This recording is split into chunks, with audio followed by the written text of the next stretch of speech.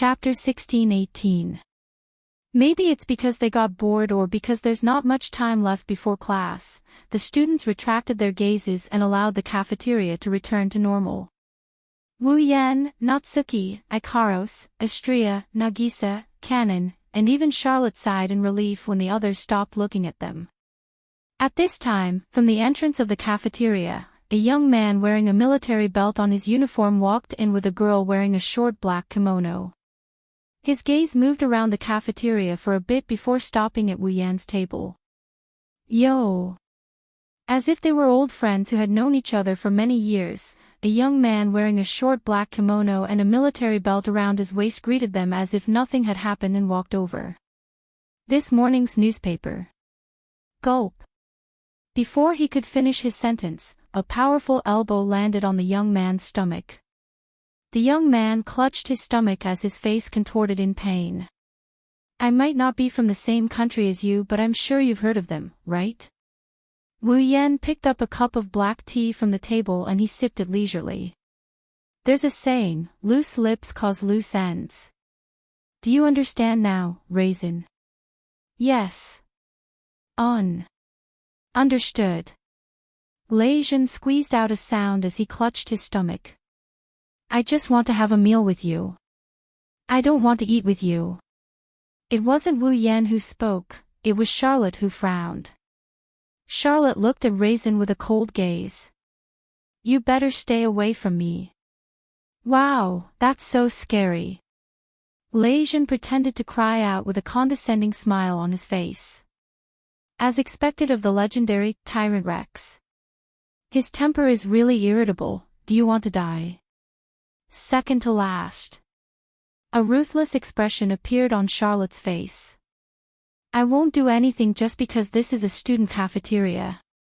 Well, I know the famous Tyrant Rex won't give face to the cafeteria, but you should give face to your friend, right? Raisin shrugged and glanced at Wu Yan. At least he didn't refuse to eat with me, right? Humph. Charlotte's beautiful face that was emitting killing intent froze for a moment. She coldly snorted and turned her head away. It seems like. He was convinced by Lei Jin. Of course, on the surface, Charlotte was still cursing under her breath. Why do I have to eat with a mad dog like you? This guy is the so-called idiot, right? Do you want to die? What a pitiful child. Humph. Lei Jin turned a blind eye to Charlotte's cold and vicious abuse. He brought Yaya with him as if nothing happened. He sat next to Wu Yan. Fortunately, the cafeteria's table was quite full. Wu Yan's group of 6, Charlotte, Yaya, and Raisin were seated. There were 9 people in total, so it wasn't crowded. Raisin sat next to Wu Yan and Yaya sat next to him. Yaya sat next to Astria, who was busy eating. She stared at Wu Yan curiously. What's wrong? Wu Yan, who was sipping his tea, noticed Yaya looking at him. He turned around and asked her about it. I don't think there's anything good about my face, right? No. And no, it's not like that. Yaya shook her head and continued staring at Wu Yan's face. She asked him a question out of curiosity. Mr. Wu Yan, did you really kiss your automaton? Cough. Cough, cough. Yaya's unscrupulous question made Charlotte and Lei Jin, who were eating, choke and start coughing violently. Wu Yan, on the other hand, smiled at the undisguised curiosity in Yaya's eyes. Why do you ask such a question? Because.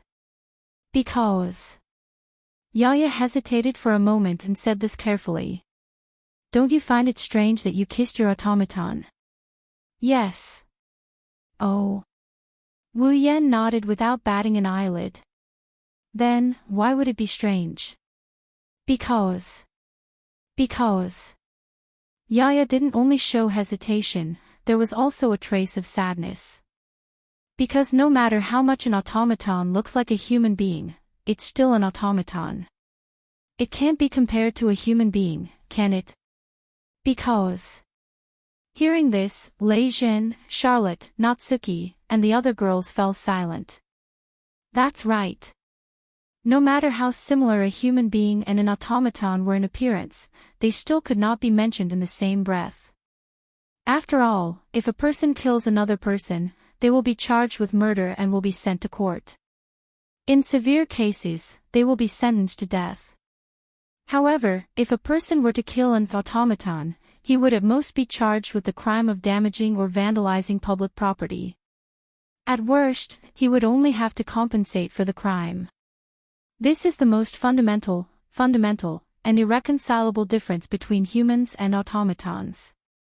No matter what other people thought about automaton, such a difference would not change as long as the current world system did not change. Automaton did not have its own rights. It may be cruel, but it is the truth. It is because of this that Yaya reacted this way. That's why everyone is against Wu Yan. However, when everyone was against Wu Yan couldn't help but laugh. Once upon a time, to those slave owners, the slaves that were bought and sold legitimately were just objects. But now, aren't humans still the same? Everyone is equal. Everyone was stunned when they heard this. Perhaps in this world, there is an uncrossable gap between humans and automaton, but automaton also has a life. This is a fact that no one can deny. Wu Yan's voice was very soft when he said this, but it was more powerful than anything in the ears of the people sitting at the same table. As long as they have a life, their status is equal. This is a principle that every human advocates, even if it's just words. Wu Yan couldn't help but curl his lips into a perfect arc. Therefore, even if there is an insurmountable gap between humans and automatons now, there will be a day in the future when humans will be able to live on equal terms with automatons. At least, that's what I think. Just like the warm breeze of the morning, sweeping away the thick fog that pervaded the world, Wu Yan's one sentence easily swept away the complicated emotions in everyone's heart. It also took away the confusion and worry of every night. Mr. Wu Yan. Yaya couldn't help but stand up and put her face in front of Wu Yan. I also believe that day will come. I also want to believe that one day. Sigmund, who was standing at the dining table, slowly opened his mouth and spoke in a relaxed tone. If I can live to see that day, then my 150 years of life will be worth it. You will see it. Charlotte showed her gentle side for the first time. She stroked Sigmund's head and looked at Wu Yan with satisfaction. All right, Yaya, don't cause trouble for others. Lei Jin waved her hand. She looked like she didn't agree with Charlotte's words, but she also looked satisfied. Let's stop talking about the future. Wu Yan picked up his teacup and looked at Lei Jin. There are so many seats here, why are you sitting here? Don't tell me you're afraid of being lonely or gossipy. The surrounding girls all turned their attention to Lei Jin, making him feel a little awkward. Did I get caught? You have something to say, right? Wu Yan pursed his lips. If you have something to say, then just say it. Well, as you know, I haven't been in this academy for long. So, I want to ask about someone. Lei Jin scratched his cheek and looked at Charlotte. Wu Yan is also a new student of this academy, so it's natural that he wouldn't know too much. This time, Lei Jin was here for Charlotte. Actually, someone tried to assassinate me this morning. Chapter 16-19. Assassinate you? Everyone sitting around the table looked at the serious Lei Jin in surprise. Someone tried to assassinate you? Charlotte frowned and waved her hand in disgust. Then why aren't you dead yet? Why do you say that? Although Charlotte said that with a mocking tone, Lei Jin had a subtle reaction to the question. I personally think that guy, no matter who he wants to assassinate, he won't succeed. No matter who he wants to assassinate, he won't succeed. What does that mean? Looking at everyone's puzzled expression, Lei Jin smiled bitterly. Actually. Just as Lei Jin was about to explain, Wu Yan suddenly laughed. He pointed at the glass wall of the student cafeteria that's only 2 to 3 meters away from him. It's as if he's trying to hold back his laughter as he said this. I think you guys should look for yourselves. Everyone followed the direction Wu Yan pointed at and looked outside the student cafeteria. Outside the student cafeteria, in the middle of the main street that connected all directions of the Walpurgis Wangli Robotics Academy, there was a person who was looking around sneakily. It was a girl with dreamy pearl-colored hair. Her long hair was tied to the right side of her head with a black hairpin that looked like a wreath. A ponytail hung down from the right side of her head, and a long scarf was wrapped around her neck. There was a slit in the front of her uniform, revealing her voluptuous breasts. The girl's eyes were red, and her skin was very white to the point of being morbid. However, that delicate face of hers, even for someone like Wu Yan who is used to seeing all kinds of pretty girls and surrounded by pretty girls all the time, he can still say that she's beautiful. Beside the beautiful girl was a large black wolf dog. When they saw the beautiful girl with pearl-colored hair, no one noticed. At the side, Ikaros, who has been quietly guarding Wu Yan, had a look of surprise in her eyes. It's her. She's the one who wanted to assassinate me. Lei Zhen's mouth was slightly agape as he exclaimed. But why did she come here? Pearl-colored hair. And he even has a dog-shaped automaton with him. Charlotte seemed to have thought of something. I remember now, she's a third-year student of the Academy's Tactical Tactics Department. She's ranked 99th in the Night Gathering, the Gauntlet. Log into Flay with the code name Quiet Noise. She's a Gauntlet. This time, it was Lei Zhen's turn to be surprised. She's ranked 99th. Doesn't that mean? Yaya said with uncertainty. That Miss Flay is our opponent in the first battle of the Night Gathering. Our opponent in the gathering. Natsuki looked directly at Flay who was looking all around outside. She spoke without turning her head around. So, only that little girl knew how to assassinate. Lei Zhen was ranked 100th in the evening party. In other words, Flay who was ranked 99th was trying to assassinate Lei Zhen because she wanted to eliminate her opponent. I understand now. Charlotte crossed her arms and glanced at Lei Zhen. Flay felt that she would definitely lose if she were to fight you openly in the Night Gathering. That's why she wanted to assassinate you and eliminate her opponent, right? She felt that she would definitely lose if she were to fight me. Lei Zhen's face was filled with confusion. Aren't you being too unconfident in yourself? I should say that you're the one who doesn't have self-awareness. Wu Yan glared at Lei Zhen in an annoyed manner. Boy, you're the one who has been madly challenging the gauntlet in order to obtain the qualifications to participate in the Night Gathering. You're the one who obtained the glorious title of Mad Dog. Although you're ranked 100th in the Night Gathering, you must have defeated quite a number of gauntlets when you were crazily challenging them, right? Natsuki explained in a bored manner. Your strength is definitely not ranked in the Night Gathering. Everyone in the academy knows that.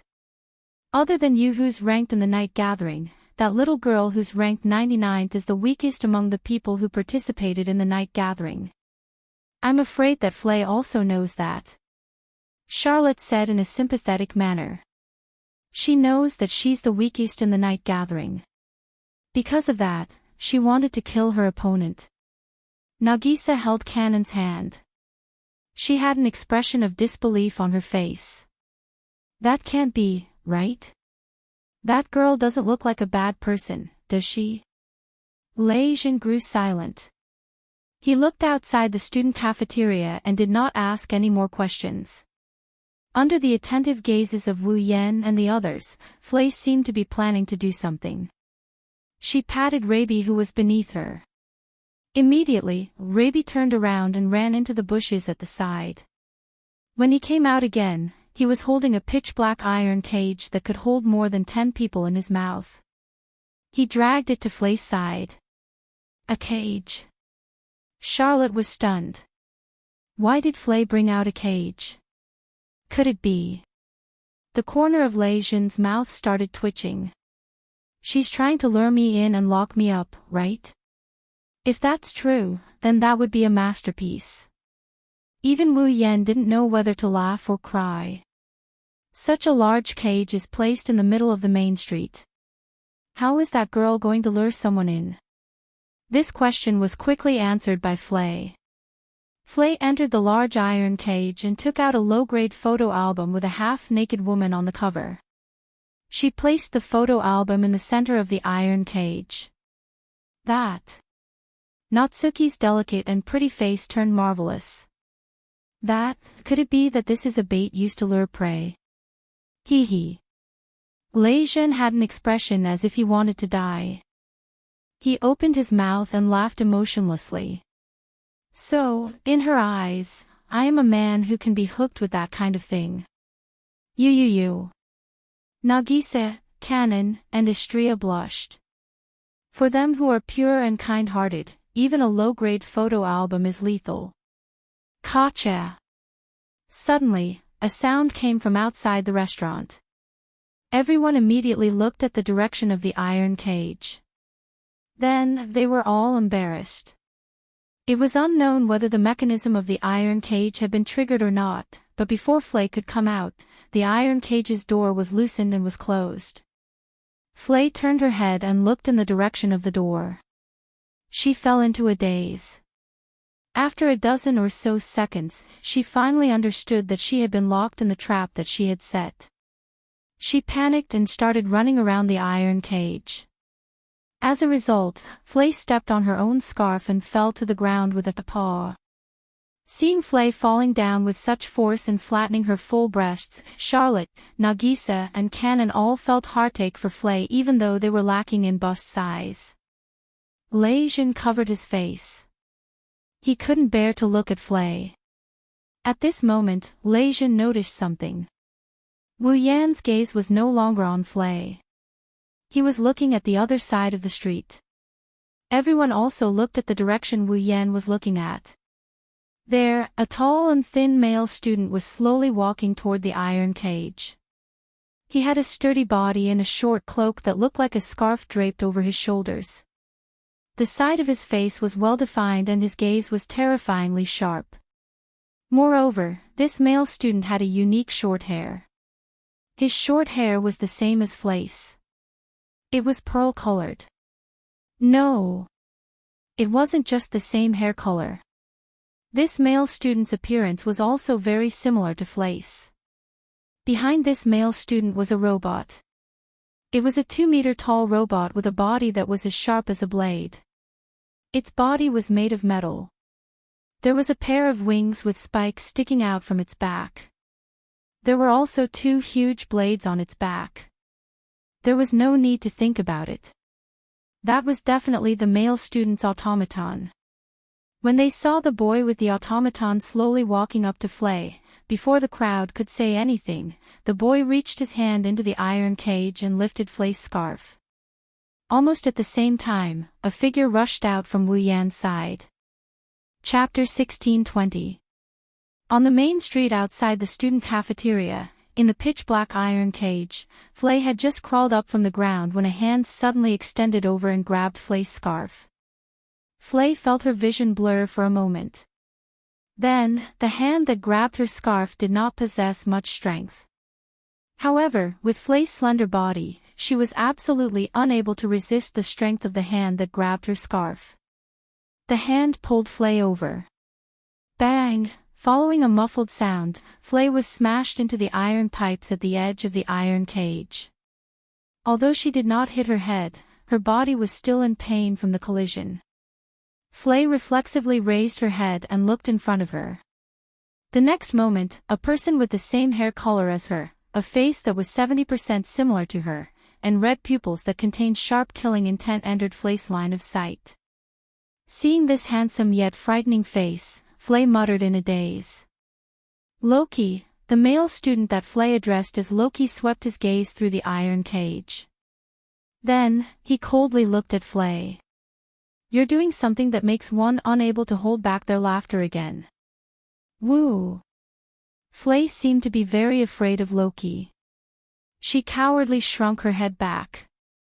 However, she still answered Loki's question with a mosquito-like voice. If I don't do that, I won't be able to win the Night Assembly. Even if you do that, you will still not be able to win against anyone in the Night Assembly. Loki spoke those cold, emotionless, and impactful words. Could it be that you still don't understand how weak you are? Do you not understand the fact that you are the weakest among all the participants in the Night Assembly? Weakest. Weakest, weakest.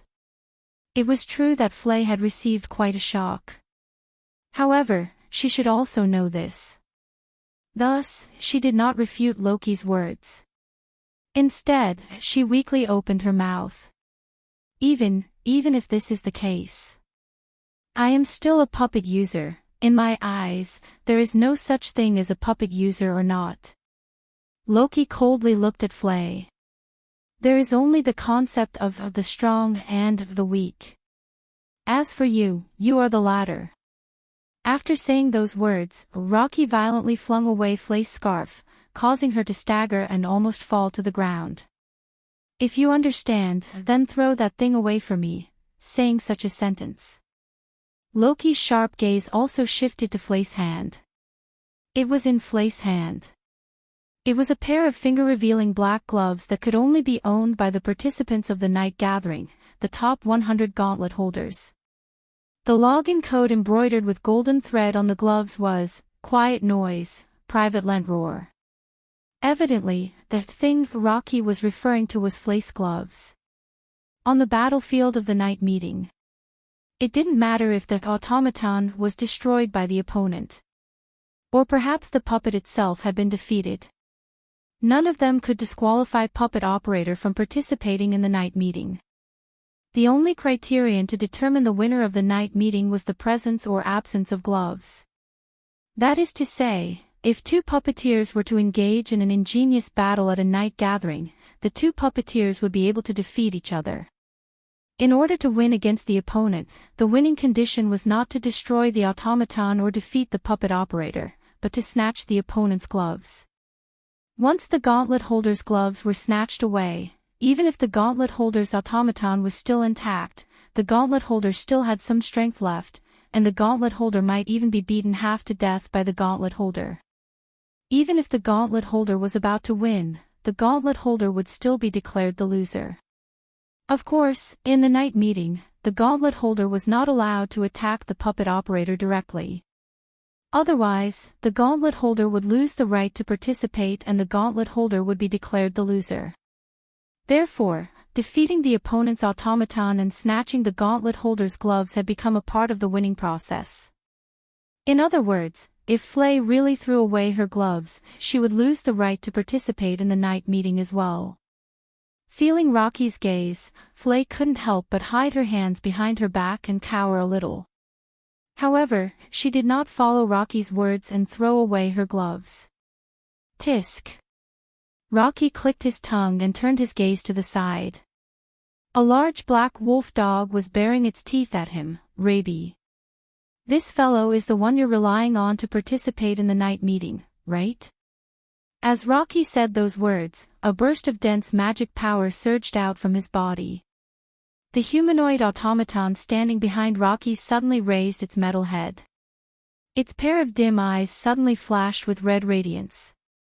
Like a machine that was activated, kacha sounds could even be heard from the inside of its body. If you don't plan to give up your right to participate in the night meeting. Rocky lowered his head. His bangs covered his expression. However, the magic power surging out from his body grew stronger and stronger. I'll destroy it. Flay turned pale with fright. She shook her head with all her might. No. Then throw away the gauntlet. Rocky revealed a ruthless expression. However, there was an undetectable anxiousness in his tone. Throw it away. But. Flay was so anxious that she was about to cry.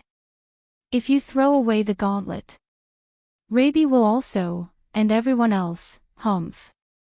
Rocky snorted coldly. He no longer bothered with superfluous words. Angel G.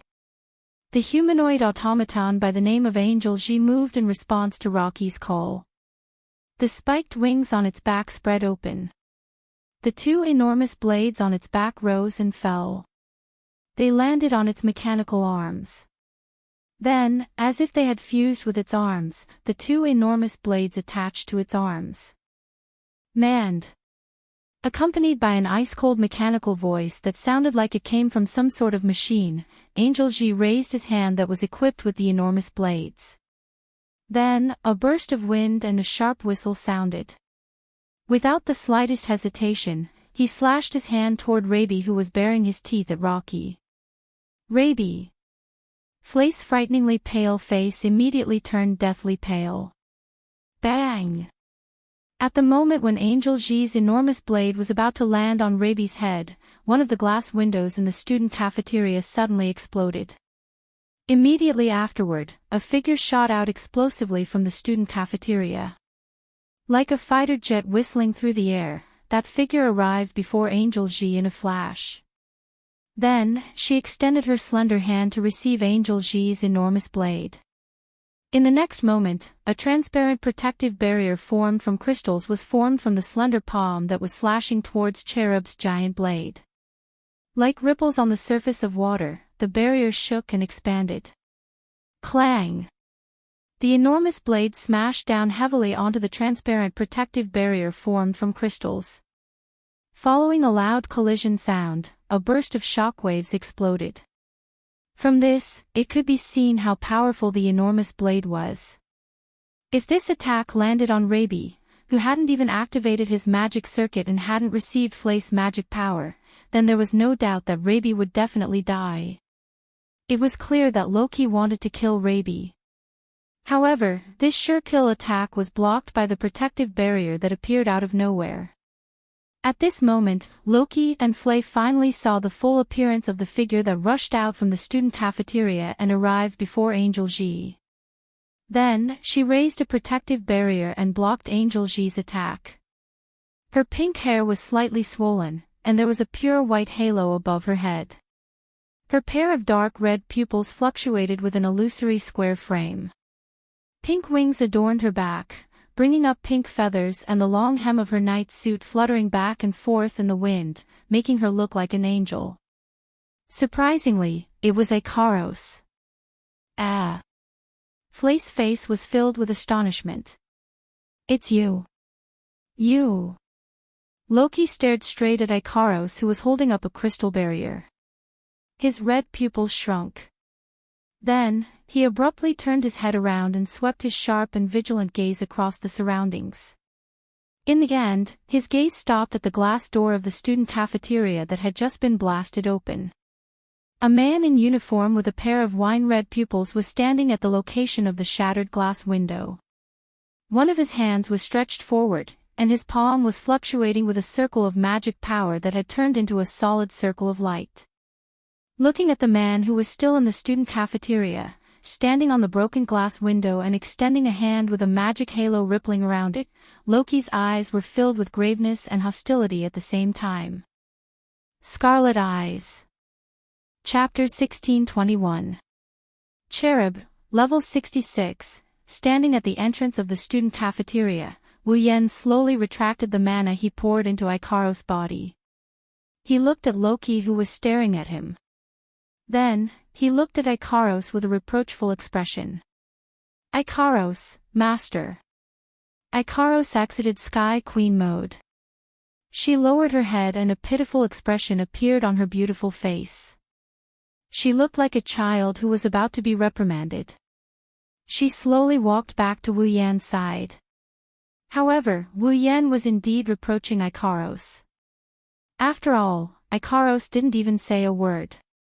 When Flay's scarf was pulled away by Loki, she rashly rushed out and rammed into the student cafeteria's glass wall. If it wasn't for Wu Yan's timely reaction and channeling mana into Icaros' body, Icaros, who has no mana and is equivalent to an ordinary person, would have rammed into the glass wall. She would have suffered a lot of injuries by now. Moreover, even in this state, Icaros would have still rushed under Cherub's greatsword to protect Robbie. At that time, Ikaros, who is equivalent to an ordinary person, would have been seriously injured by Cherub's great sword. Wu Yan didn't understand why Ikaros would suddenly rush out and protect Robbie. And to protect the rabbi, but the action itself was too reckless.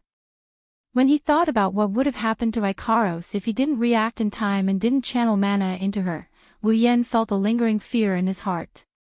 His gaze towards Ikaros became even more reproachful. Next time, at least inform me first, okay? He wanted to reprimand Ikaros, but when he saw Ikaros lowering her head, she looked so pitiful. Wu Yan's heart softened. As a result, the reproach he intended to say turned into a plea. This caused Ikaros to be stunned. She lowered her head even more. I'm sorry, Master. Wu Yan extended his hand. He rubbed Ikaros' head to comfort her. His gaze shot out like an arrow, meeting the sharp eyes of Loki, who had been staring at him all this time. Who is that guy? Lei Zhen was also observing Loki from the side. She looks just like Flay, of course. Loki is Flay's younger brother. Charlotte replied reflexively before looking at Lei Zhen in surprise. Don't tell me you don't even know Sword Emperor Loki. Sword Emperor Loki. Lei Zhen narrowed his eyes as if he remembered something. He looked at Loki. So that's how it is. He's one of the Meet 13 ranked at the top of the night party. He's a second-year student like us, but he's the Burning Flame Sword, who ranks 7th, right? Fortunately, you're not too ignorant. Charlotte looked at Loki with a serious expression. That's right, he's Loki. So far, he's never been defeated in actual combat exercises. He's known as a strong competitor who can compete with the #1 marshal, which is Magnus. An opponent who can compete with Magnus.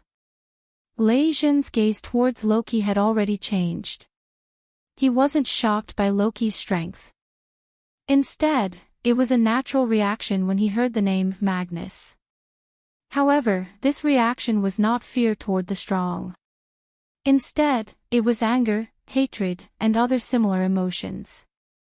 Of course, this emotion only flashed through Lei Zhen's eyes for a moment. In the next second, Lei Zhen returned to his usual arrogant tone. That guy called Loki is ranked 7th, and you're ranked 6th, but he's said to be an opponent who can compete with Magnus, but you don't. What's going on? It's the stupidest thing to do to judge an opponent's strength based on their ranking. Charlotte said with contempt. Although the top 50 of the night meeting are ranked according to their strength, that is still the judgment of the night meeting's executive department based on the strength they saw. Who knows if Sword Emperor Loki is hiding some trump cards in the dark. If the Gauntlet's ranking was based on their strength, you wouldn't be ranked in such a pitiful position. Charlotte's gaze turned towards Wu Yan. As for him, he won't just be ranked 4th. Lei Zhen didn't know what to say. During this time, Wu Yan and Loki stared at each other from afar. They didn't say anything. However, in the air, a sense of nervousness that made one's heart beat faster unconsciously filled the air. It was not until a long time later that Loki was the first to break the silence. You can't even control your own automaton. Scarlet eyes. Looks like our red blaze, the eyes of the legendary Sword Emperor, had some problems as well. Wu Yan raised an eyebrow and he chuckled. Could it be that you couldn't even see that I was transferring magic power to my automaton just now? In other words, Ikaros' attack was ordered by Wu Yan. Of course, that's not the case, but Wu Yan took it all on himself. Ikaros' indigo eyes were filled with infatuation and Loki's expression darkened. Can I assume that you're planning to resist me? Resist? Wu Yan laughed sarcastically. The so-called resistance usually refers to the weak who overestimates themselves and challenges the strong, or the inferior who intends to subdue the superior. Your Majesty Sword Emperor, do you think you're stronger than me? Or do you think you're superior? The way I see it, you're neither strong nor superior. You're just an idiot who thinks you're invincible because of a little achievement. Loki stared coldly at Wu Yen. Defeating Felix makes you so proud that you think you can defeat me. Or do you think I'm weaker than Felix? I think you're mistaken. Wu Yen sneered. To me, Felix is just an ant that I can kill with a pinch. He's not even worth mentioning. As for you, even if you're stronger than Felix, you're just a slightly bigger ant. As soon as he finished speaking, Loki abruptly raised his head. A burst of mana visible to the naked eye turned into a substantial mist that rose in spirals. Although I'm humble and forgiving, there are 3 kinds of people I can't forgive: those who order me, those who resist me, and... Loki's red eyes flashed with killing intent. His sharp gaze landed on Wu Yen. I don't know where you came from, you meddlesome eyesore. No, you're neither humble nor forgiving. Wu Yen didn't even bat an eyelid at Loki's mist-like magic power. His magic power is even stronger than Loki's. It's like a tidal wave that's exploding out of Wu Yan's body. But I have to admit, those guys who jump out of nowhere and casually swing their swords are indeed eyesores. Gazes that contained icy coldness and killing intent collided in midair. Mana that was so strong that it did not seem like an ordinary person's charged into the surroundings. An invisible wave spread through the air, causing the air to be filled with a tense atmosphere that could erupt at any moment. Looking at Wu Yen and Loki, who were confronting each other in the distance, mana continued to rise from their bodies and collided with each other in the space between them, giving rise to dense waves. Flay, Lei Jin, and Ye could not help but tremble. Even Charlotte and Sigmund revealed troubled expressions. These 2 people were both monsters: Charlotte, Flay, Ye, Sigmund, Lei Jin, and the others who had such thoughts in their hearts did not know that this was the result of Wu Yen hiding his strength. Competing in mana. Forget about a single Loki. Even if there were 10, 100, 1,000, or 10,000 Lokis, they would still not be a match for Wu Yen alone. However, it must be admitted that Loki's own mana was also extremely powerful. At the very least, in terms of mana, Charlotte felt that she was no match for Loki. Chapter 1622. As the mana collided with each other, the students who were gathered in the cafeteria and the main street all retreated far away as if they were afraid of being caught in the crossfire. Charlotte, Yaya, Sigmund, and Raisin also retreated a distance away. Natsuki, Ikaros, Astria, Nagisa, and Kanon acted as their automaton and stood beside Wu Yen without saying a word. Only Flay, who was trapped in the iron cage, had nowhere to run. She could only endure the suffocating pressure and tightly hold on to the steel pipe of the iron cage. Cold sweat dripped down her face. Raby curled up into a ball and hid behind the iron cage. As time passed, the 2 of them, who were constantly releasing their magic power, finally showed different performances. Wu Yen still had a calm expression on his face. He looked at Loki with a smile that was not a smile. His eyes were filled with curiosity. On the other hand, Loki's face started to turn red. As if he used too much strength, his face was covered in sweat. The mana rising from his body also started to weaken at a slow rate. When Charlot, Sigmund, Flay, Ye, Lei Jin, and the others saw this scene, they understood what was going on even if they didn't have good judgment. Who was the victor of this hidden battle? However, this hidden battle was fated to have no result. Flay, who was inside the iron cage, looked at Loki. Her face was covered in sweat and she looked like she was about to vomit blood. Her face was terrifyingly red. She couldn't help but call out worriedly. Loki. Fu Lei's cry did not appear to be that abrupt in this completely silent place. Instead, it clearly reverberated through the air. Ikaros, who was standing beside Wu Yen, couldn't help but stretch out her hand and pull on Wu Yan's sleeve. Master, there was no need to think about it. Ikaros wanted Wu Yen to be lenient. Wu Yen was surprised that Ikaros, who had always silently followed his orders, would take the initiative to express her will. At the same time, he had a guess. Perhaps Ikaros has some sort of relationship with Flay. That might be the case, no matter what. Wu Yen naturally wouldn't go against Ikaros's rare wish. He slowly retracted his mana. Sensing Wu Yen retracting his mana, Loki stopped. Loki hurriedly stopped the magic that was constantly gushing out. He started panting. The entire arena. It returned to silence. Charlotte, Nagisa, and Kanon, who thought the two were going to fight, immediately heaved a sigh of relief. They all gathered around Wu Yen. Let's stop here. Charlotte took a glance at Wu Yen, whose expression remained unchanged.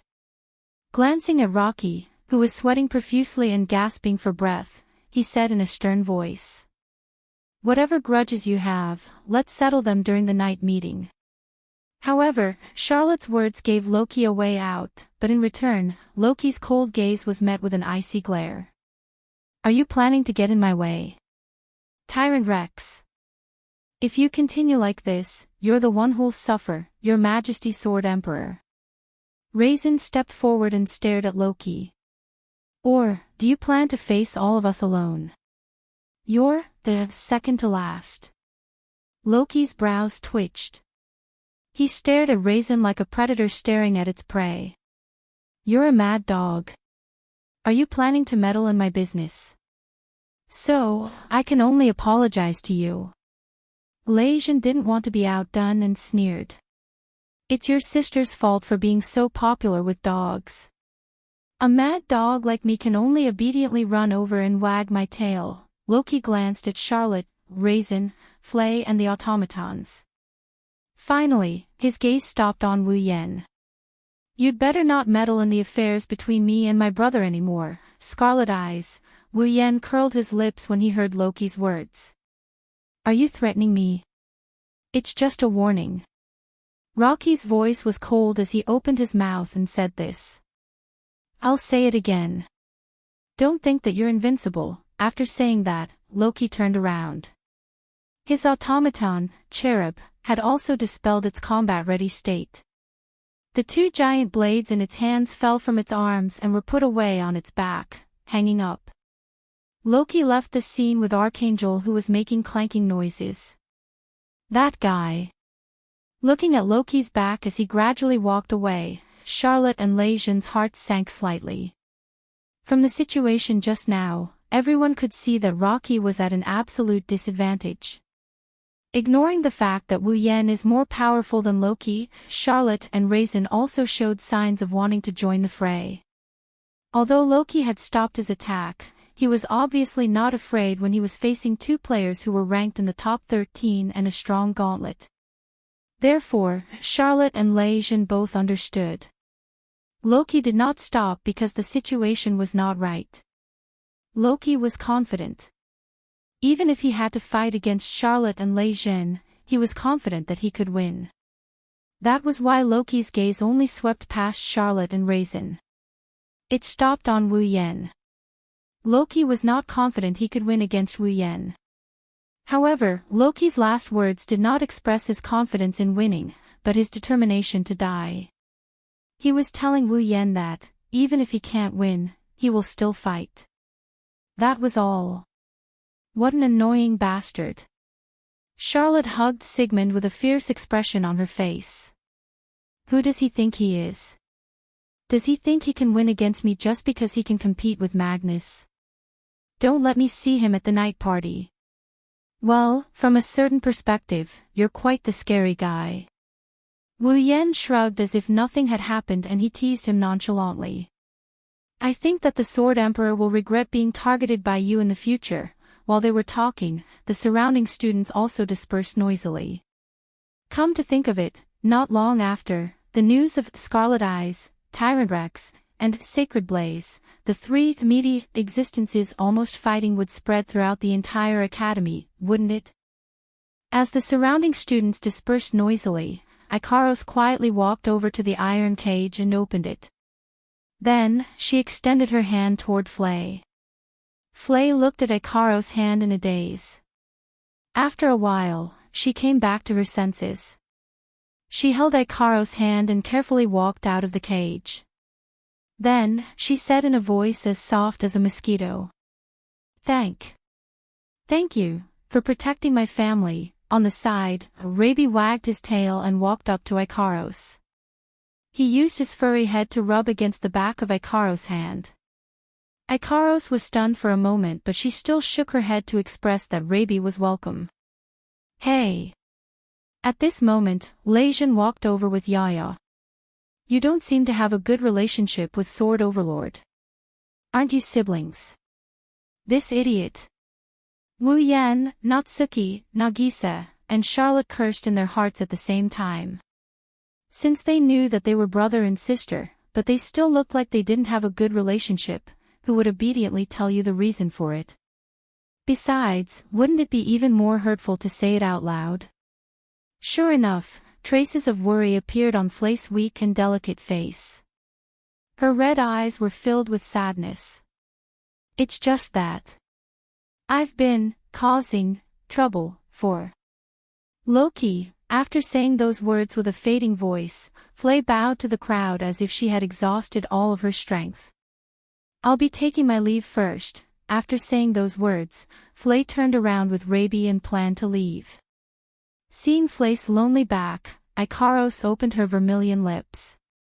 She seemed to want to say something but was unable to say anything. She could only quietly look at Flay's back without saying a word. Wu Yan, who saw Ikaros' reaction, smiled bitterly in his heart.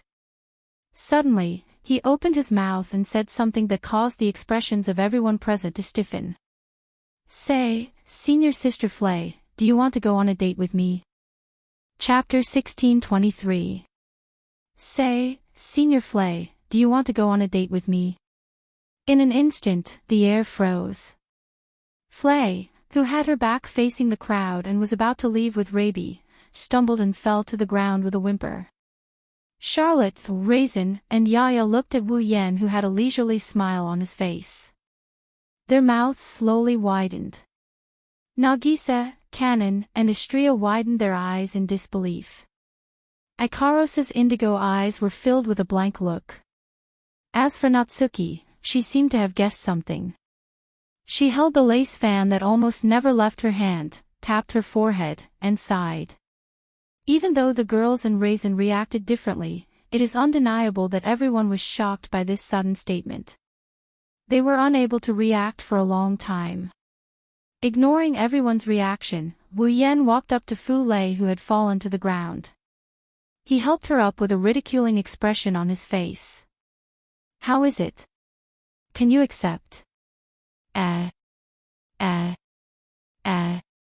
Flay could only stare blankly at the face that was right in front of her with a mocking expression.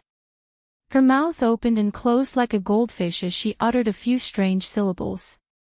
Soon after, her pretty face became rosy as she shook her head in panic. No. I can't. Oh. Wu Yan pretended to sigh in disappointment. In other words, I was rejected. No. That's not it. Perhaps it was because he was too kind. Seeing Wu Yan's disappointed expression, Flay couldn't bear it anymore. She grabbed her hand tightly and squeezed out a voice in panic. I can't leave the academy without permission. Permission? Wu Yan blinked his eyes. You're talking about your family members? Flay grew silent. After a while, she nodded with difficulty. Lord Father doesn't allow us to run around. I'm just strolling around the city. Wu Yan said with a smile. It should be fine, right? But. Flay was still flustered. I won't, no. Wu Yan was slightly startled and asked with uncertainty. You mean you don't know how to date? Flay nodded timidly and embarrassedly. This made Wu Yan laugh out loud. It's okay. She could leave this part to the man. Miss Flay, you only need to look forward to it. Oh. Fry immediately had a troubled expression. Clearly, not only had she never accepted such an invitation before, she was also not good at dealing with such matters. Average. If a girl behaved like this. In that case, there was most likely no chance for a date. However, Wu Yan had a look of victory on his face as he threw out a trump card. If you promise me, I can tell you that the target you want to assassinate is Lei Zhen's weakness. When Flay heard this, the troubled look on her face immediately turned into one of interest. Ha! Lei Zhen, who didn't know what was going on, let out a confused voice. How about it? At this moment, Wu Yan was like a big bad wolf luring a big white rabbit to open the door. In the eyes of the crowd, the expression on his face was simply evil to the extreme. All you need to do is follow me to the ingenious city and you will be able to obtain a method to fulfill your wish. Isn't it very worthwhile? I. Flay had a nervous and conflicted expression on her face as she twisted her hands. She seemed to be in a difficult position. However, when she saw Robbie looking at her with round eyes and wagging his tail, Flay's heart immediately calmed down. I understand. Flay stood up and bowed as if she didn't dare to look at Wu Yan's face. Please let me have a date with you, she agreed. Everyone, who had been confused by the sudden development, was once again confused. Thank you very much. Wu Yan revealed a bright smile. In that case, at this time tomorrow, please invite Senior Flay to the entrance. We will meet there. Yes. Flay's entire body trembled as she replied in panic. Soon after, she hugged Robbie at a loss as to what to do. Robbie carried her on his back and they ran away as if they were escaping. Lei Zhen and the group of girls could only stare blankly as Fry was carried on Raby's back and gradually disappeared into the distance. It was only after a long time that they finally reacted. You. Charlotte pointed at Wu Yan with a trembling hand. You bastard, did you fall for that big-breasted woman? Teacher. Nagisa is so angry that she even called Wu Yan by the way she used to address him. One can only imagine how angry she is right now. How dare you invite another girl to a date in front of Nagisa? Even Nagisa won't forgive you. Master. Idiot. You're so bad. Womanizer. Astria spat out all the insults she could think of in her pitiful brain. She looked at Wu Yan with disdain. My big sisters are beside you. Wu Yan-san, Yaya misjudged you. Yaya also yelled out. I can't believe that he abandoned his automaton to go on a date with a human woman. This is too abnormal. What you said is the most abnormal. Lei Zhen couldn't help but complain, and then he slapped his own mouth. No, that's not the point. The point is, why did you use my weakness as a condition for a date? When did you find out about my weakness? What weakness do I have? While Charlotte, Nagisa, Astria, and Yaya were exhilarated, Natsuki closed her lace fan. She held Cannon's hand and retreated to the side. She was watching the show from afar. The agitated Charlotte, Nagisa, Astria, and Yaya knocked Lei Zhen away. They closed in on Wu Yan with vicious expressions. Here. Release. 1. Down. Now. Seeing the four girls closing in on him and looking like they're going to swallow him whole, Wu Yan almost got scared but he could only bitterly laugh. What are you thinking? I just met Flay today, didn't I? Do you think we really went on a date? Then what's with the invitation? Charlotte continued to press him relentlessly. Are you going to say that it's just an excuse? It really is an excuse. Wu Yan shrugged. I just have some questions I want to ask, questions. Astria tilted her head to the side. What questions? Well, Wu Yan glanced at Ikaros, who was staring at him blankly, and gave a perfunctory answer. It's just that she looks like she has something that she can't say. That's why I wanted to ask her. Didn't Nagisa say that Flay isn't the kind of person who would kill others just to obtain victory in a night gathering? NN. Nagisa nodded in agreement with Wu Yan. Nagisa thinks that Miss Flay isn't a bad person. So, you really want to stick your nose into other people's business? Charlotte sneered. It's best if you don't get involved in that kind of thing, that's Charlotte's thought. It's not that Charlotte is a cold-hearted person who doesn't want to help those in trouble. She might look fierce on the surface, but she has her own concerns. After all, if Flay really had some sort of indescribable or even tragic reason that was known by everyone, then when they fought in the night gathering, it would cause a fatal hesitation due to the fact that they did not have the heart to do so. This would drag her down and cause her to be defeated in the end. Therefore, it's not that Charlotte is cold-hearted. Instead, it's the opposite. It's because Charlotte is kind-hearted that she's certain she won't be able to defeat Flay if she knows about her indescribable reason. However, Charlotte has a reason why she must survive until the end of the night gathering and become the Demon King. Because of that, she might as well not ask about it and not know anything. That way, she won't have to burden herself too much. Lei Jin seemed to know the reason behind Charlotte's words. His expression became gloomy. That's only natural. From the very beginning, Lei Jin felt that Flay might have an indescribable reason for coming to assassinate him.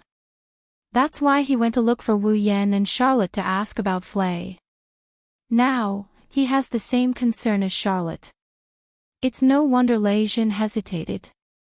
Only Wu Yan had a carefree smile on his face. Unfortunately, I don't have any extravagant desire for the throne of the Demon King. That's useless to me. After saying that, Wu Yan turned his gaze toward the direction Flay left. A thoughtful expression appeared on his face. Chapter 1624. Please tell me what you really think. Sensei. Nighttime, in one of the rooms in the Kamehameha dormitory, Nagisa and Estrella surrounded Wu Yan on the bed in an aggressive manner. The one who spoke was Nagisa. She had her hands on her hips as she glared at Wu Yan with her bright red eyes. Are you serious? Are you serious? Are you sure you won't do anything to Miss Flare? Under Nagisa's relentless questioning, Wu Yan could only lean against the edge of the bed. He looked like he just ate something bad.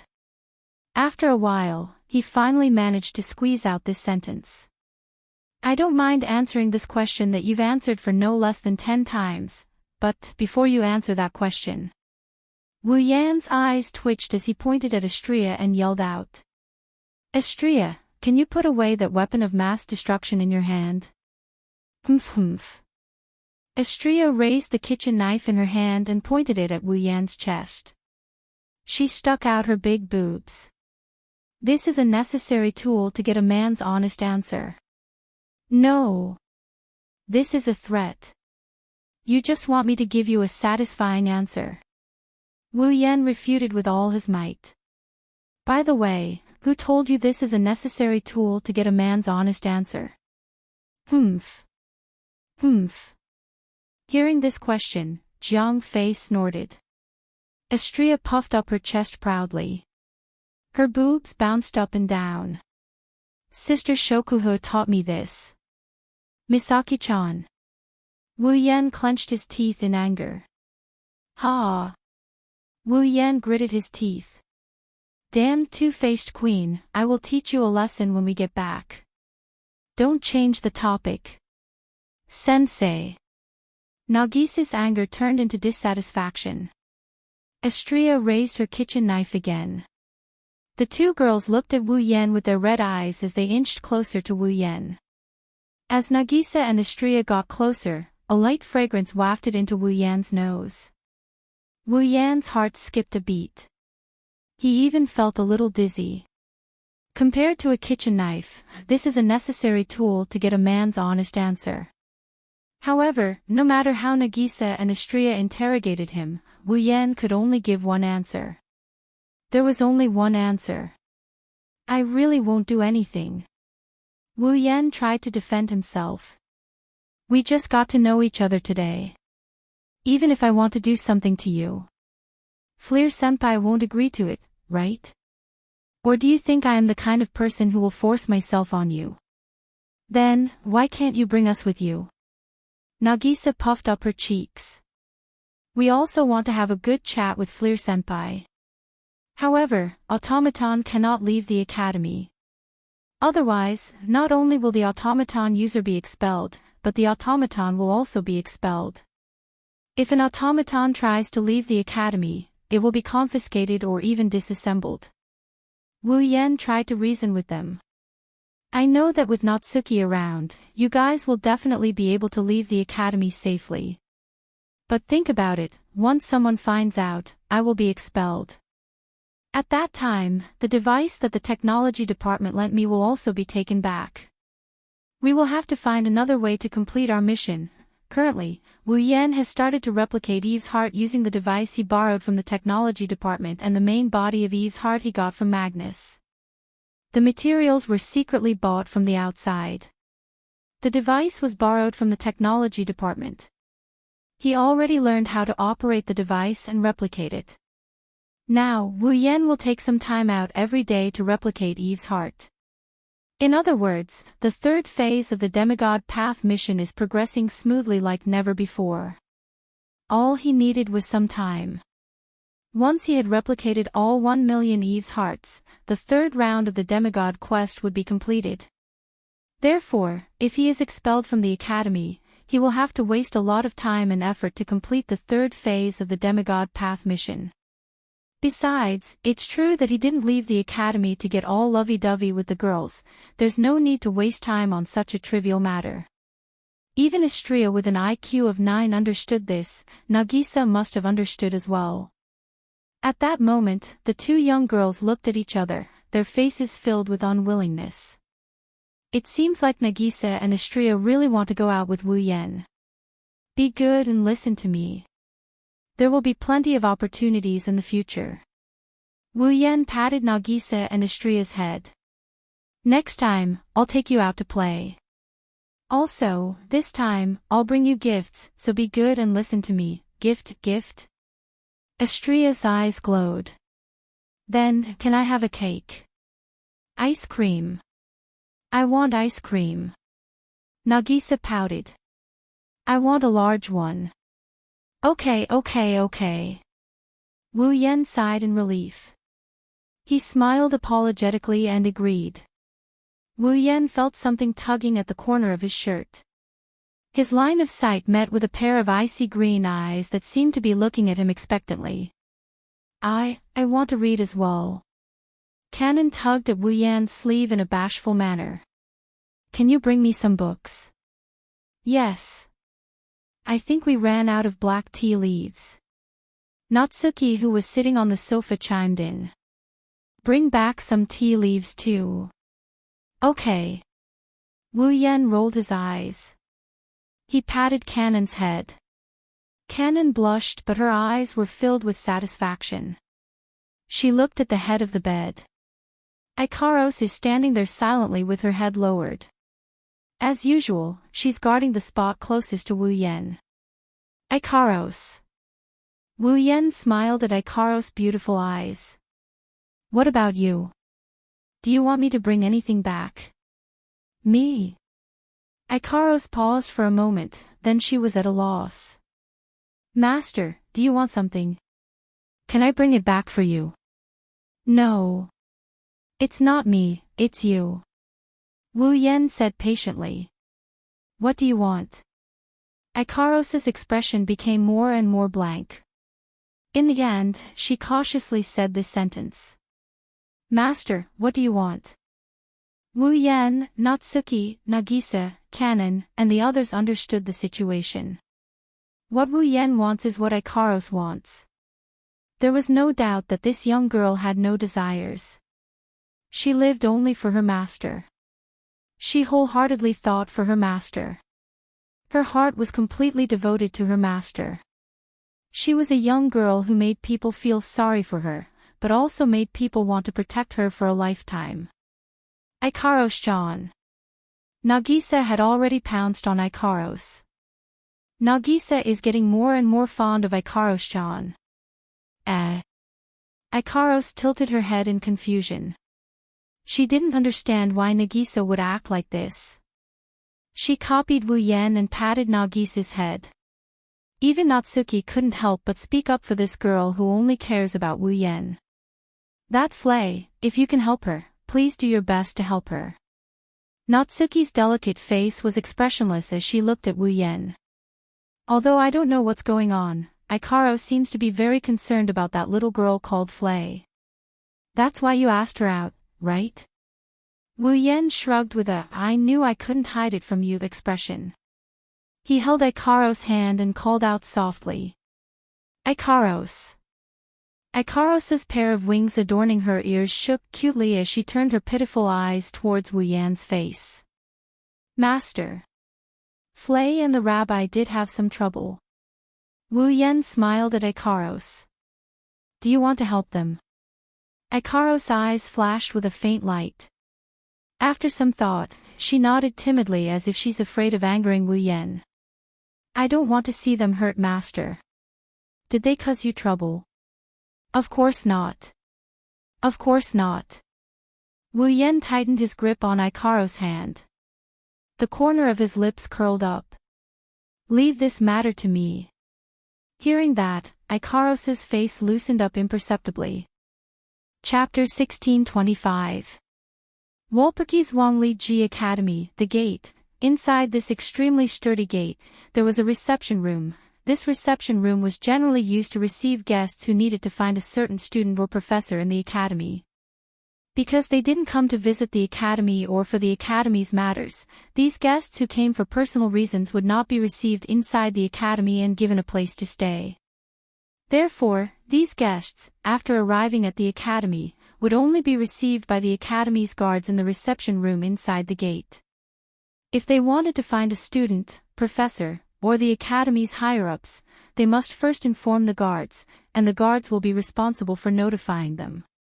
To put it bluntly, these guests were like visiting a prison. Their movements would be restricted, and they could do nothing but sit in the reception room and explain the situation to the guards. This was a very apt metaphor. After all, the walls of the academy were too similar to the walls of a prison, and the rules and regulations were very restrictive to the students. The student's automaton could even be directly treated as a prisoner, and they couldn't freely enter and leave the academy. At this time, in this reception room, there was a person sitting. It was a person wearing a plush coat. His clothes were quite gorgeous, and he had a slender body, but his physique was very sturdy, and he looked like a gentle researcher, very elegant, about 30 or 40 years old gentleman. This dignified gentleman was sitting on a rather luxurious chair, holding a cup of black tea in his hand, but he didn't even take a sip. He just held it in his hand, and his eyes were looking through the window of the reception room. Looking at the night sky outside. No. To be more precise, the gentleman was not looking at the night sky, but at the night view of Wolperke's Wangli Ji Academy under the night sky. In his eyes, there was actually a little nostalgia. Nothing has changed, saying such a sentence. The nostalgia in the gentleman's eyes. It suddenly turned into disgust. There is no improvement, no matter where it is really annoying, fortunately. There were no academy guards in the reception room. Otherwise, with this sentence alone, the gentleman would definitely arouse the hostility of the guards. Knock, knock. At this moment, a series of knocks sounded from the door of the reception room, attracting the attention of the gentleman who had been looking at the night view of the academy through the window. At the same time, a guard pushed open the door, and brought in a young girl with pearl-colored hair tied into a ponytail on the right side of her head, and a wolfhound-type automaton. The instant the gentleman saw this young girl, he didn't conceal his surprise. Flay. Oh. Flay lowered her head and looked at her feet, and spoke in a timid manner. Lord Father, it's really you." The gentleman seemed to be very surprised by Flay's arrival. "What are you doing here?" "Sir Bronson," the guard at the side said sternly. "It's Miss Flay's request, Flay." "I see me." The gentleman called Bronson, who was addressed as Lord Father by Flay, looked at Flay with astonishment. "You took the initiative to ask to see me. This seems to be the first time since you became my adopted daughter, right?" "Oh." Flay's delicate body trembled slightly. She lowered her head more and more. She nearly buried her head into her bosom. Evidently, to Flay, this adoptive father called Bronson seemed to be able to stimulate the cowardice in her heart more easily than ordinary people. "I am very happy, Flay." Bronson placed down the teacup in his hand. An amiable smile appeared on his face. "In that case, let me hear why you've come to find me, great father." Flay carefully observed Bronson's expression. When she saw the warm smile on the other party's face, she finally gathered a thread of courage and used a voice that was about to disappear to say these words. There is one thing that I wish to obtain Lord Father's permission for." Bronson did not say anything. Instead, he continued to maintain his gentlemanly smile and silently urged Flay to continue. Flay glanced at Bronson with a somewhat uneasy expression. She was very hesitant, or perhaps it could be said that she was afraid. After a long time, she spoke. "Tomorrow. I wish to leave the academy. This time around, Bronson was not only shocked, he was also stunned. Even though Flay was only his adoptive daughter, Bronson was very familiar with this adoptive daughter of his. To put it simply, Flay was a timid young girl who would always display a cowardly side to her regardless of whether it was facing someone or something. Bronson still remembered the day he first met Flay when he adopted her. This daughter of his was afraid of even the food he prepared for her. She sat at the dining table for a long time and only dared to pick up the utensils and carefully take a bite when she was so hungry that she could not take it anymore. Such a cowardly person actually wanted to leave the academy.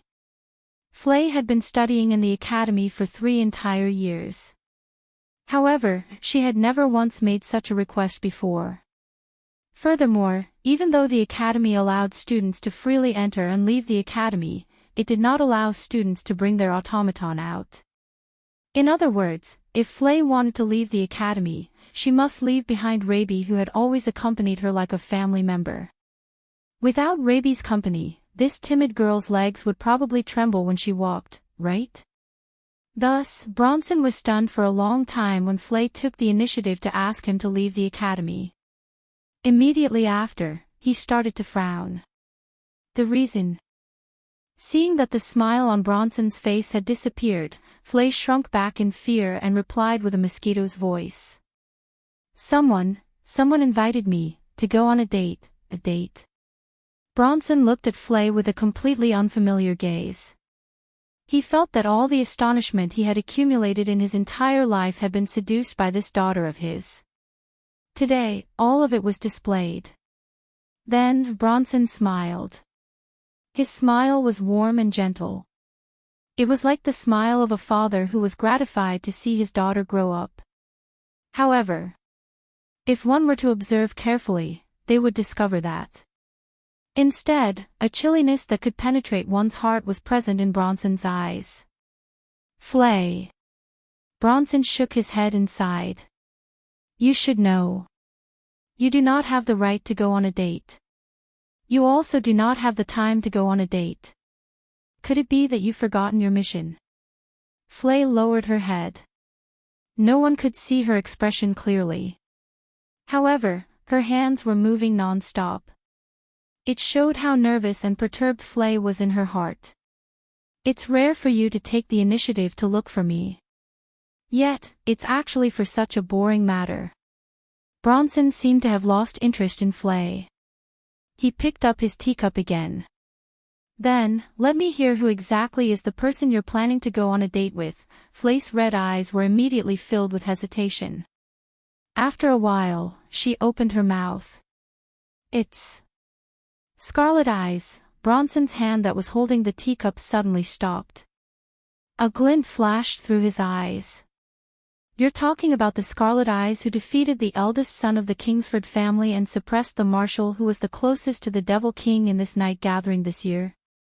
Yes. Yes, after obtaining Flay's confirmation, Bronson smiled. Furthermore, this time around, his smile was filled with delight. I'll grant your request. Bronson, who was clearly against Flay's request a moment ago, agreed to it without hesitation. This caused Flay to be stunned on the spot. However, Flay, there's something I need you to do. Bronson stood up and walked over to Flay. He gently placed his hand on Flay's shoulder. For tomorrow's date, I need you to find out what kind of magic circuit each of the 5 automaton around Scarlet Eyes has. Flay looked at Bronson, who had a smile on his face with astonishment. Find out about magic circuit? That's right. A cordial smile once again appeared on Bronson's face. If it's you, you should be able to do it, right? But... Flay hesitated with an uneasy expression. Why? As the president of the mechanical workshop that develops automaton magic circuits, it's impossible for me, the president of the mechanical workshop, to not be interested in the magic circuit that can suppress the automaton who is the closest to the Demon King, right? Bronson said without trying to avoid arousing suspicion. Fortunately, he found you. As for you, you possess a good face and a good body. If necessary, it's not impossible for you to use some special methods. Flay immediately trembled when she heard the meaning behind Bronson's words. What did he mean? Was he telling her to seduce others and even sell her body? Bronson narrowed his eyes as he looked at the stunned Flay. He extended his hand into his bosom and took out a photograph. On the photograph, there were over a dozen hounds and small hounds of various sizes. Some parts of their bodies were covered in armor. When Flay saw the photograph, she was stunned for a moment. Her expression turned gloomy. You can go and complete your mission at ease. Bronson smiled eerily. As long as you obtain information that satisfies me, you will be able to live together with everyone again. Flay no longer had any hesitation in her red eyes. Yes. Lord Father. Chapter 1626. Walpurgis King Mecha Academy, Tortoise House. Early in the morning, Wu Yan got up from his bed. He stood in front of a mirror that could reflect his entire body and adjusted his uniform. Today is a rare day off. The professors and students of the academy are all on leave. They cancelled all classes. Other than the students who need to be tutored, no one else has to go to class today.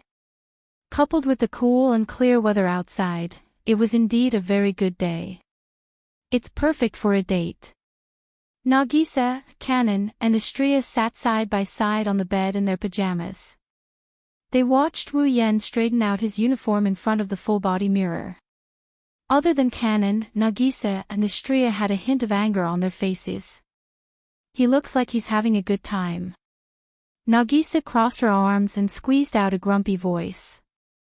Onie-chan, are you looking forward to your date with Miss Flay? A date? Kanon looked at Wu Yan with a longing look. Her cheeks blushed a little. I also want to go on a date with Onie-chan. You. Astria looked listless. The color of her white wings seemed to have dimmed a little. I really want to go out with Master.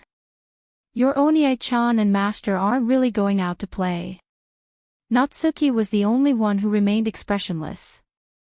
She looked at Nagisa, Kanon, and Astria. Do you want to cause trouble for him? You.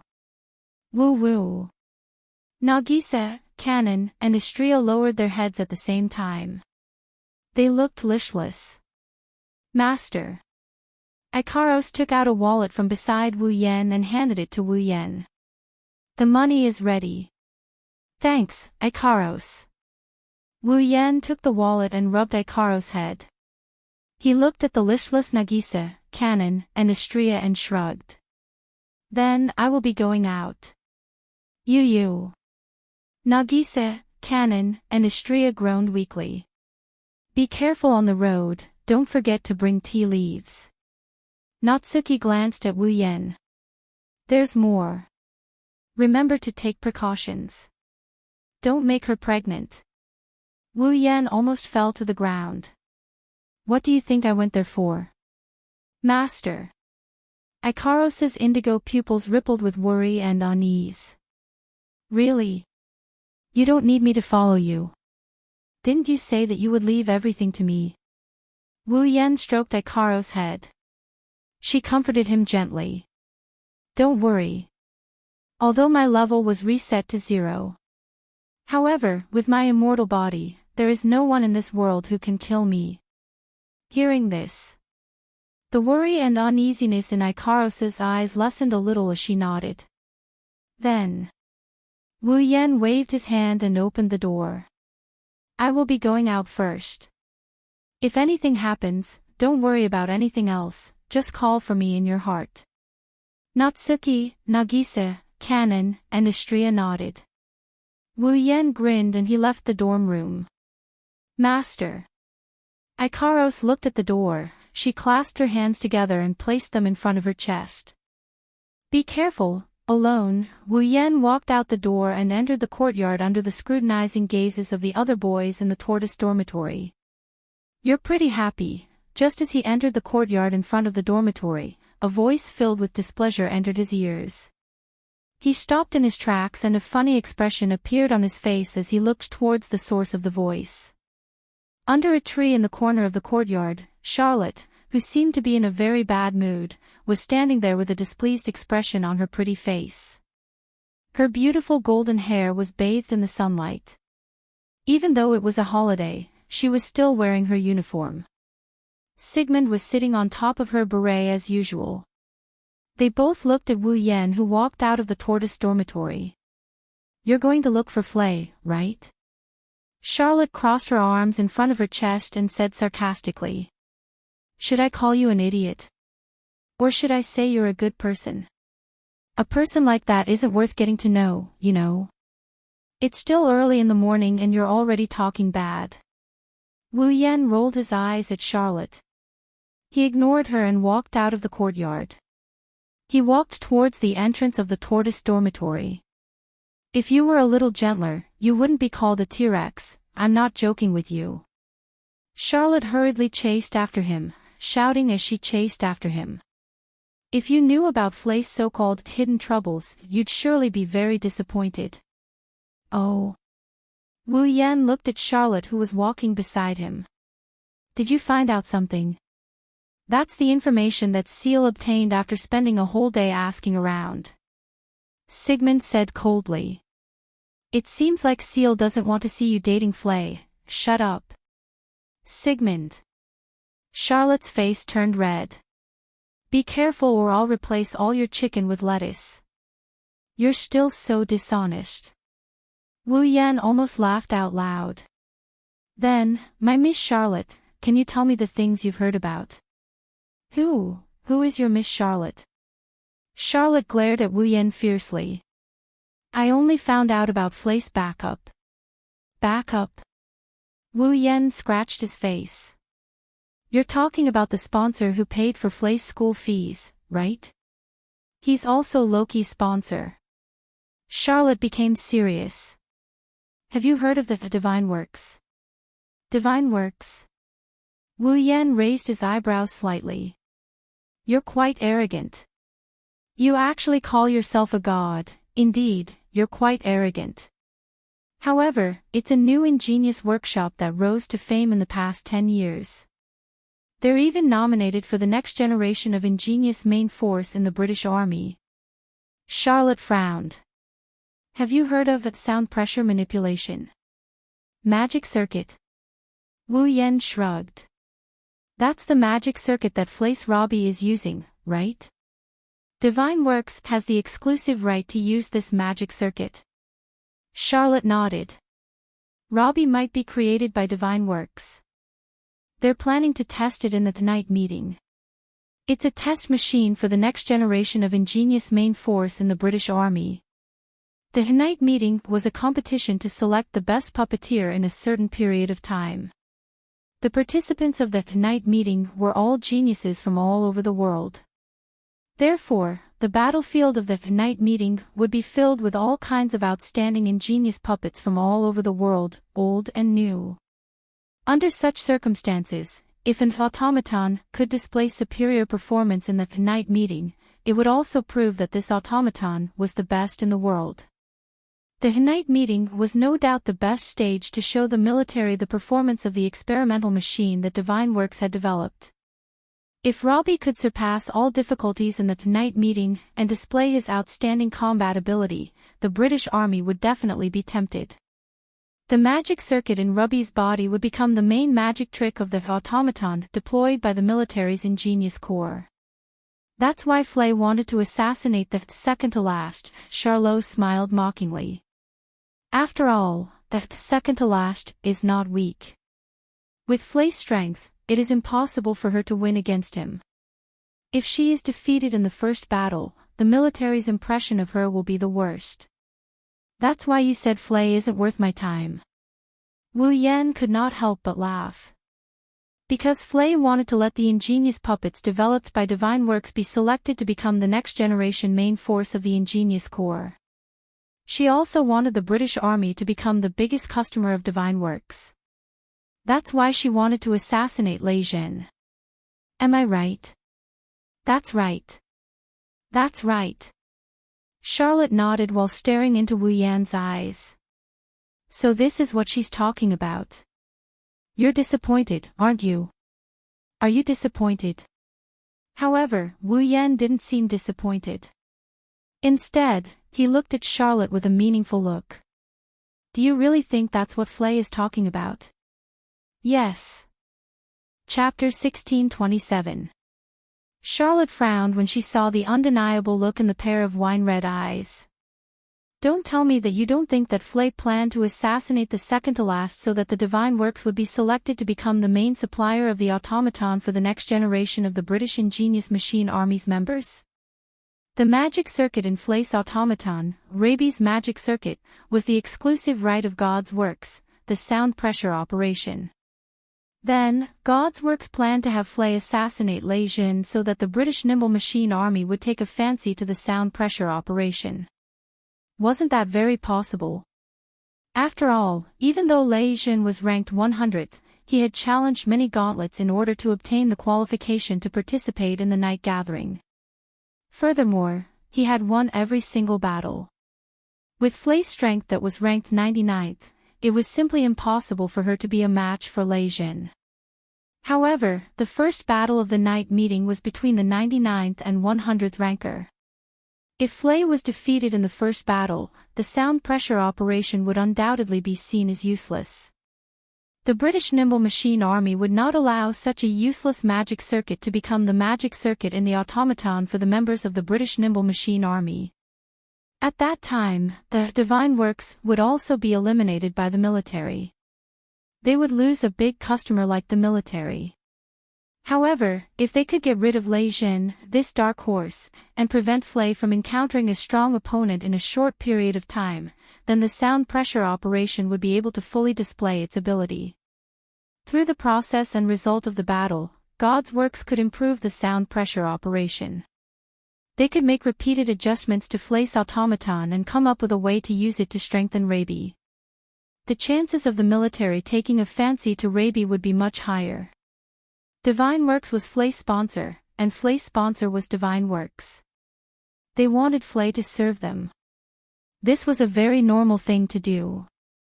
In other words, Charlotte believed that Divine Works had instructed Flay to assassinate Lei Jin. This was the way for God's Works to obtain the greatest benefit. But Charlotte. Wu Yan patted Charlotte's shoulder. Have you forgotten Loki's Angel of Wisdom? Charlotte was stunned. I think so. The magic circuit installed in Loki's cherub wasn't a sound pressure operation. It's another magic circuit developed by the Divine Works. Wu Yan's tone was full of confidence when he said this. If the purpose of Divine Works is to let the British government take a fancy to the magic circuit or even the automaton that they have developed and sell it to the military, then Loki's cherub was completely qualified, wasn't it? Charlotte was speechless. This was indeed the case. Loki was one of the members of the 13, so his automaton definitely wouldn't be weak. In the entire night meeting, Loki was one of the top people.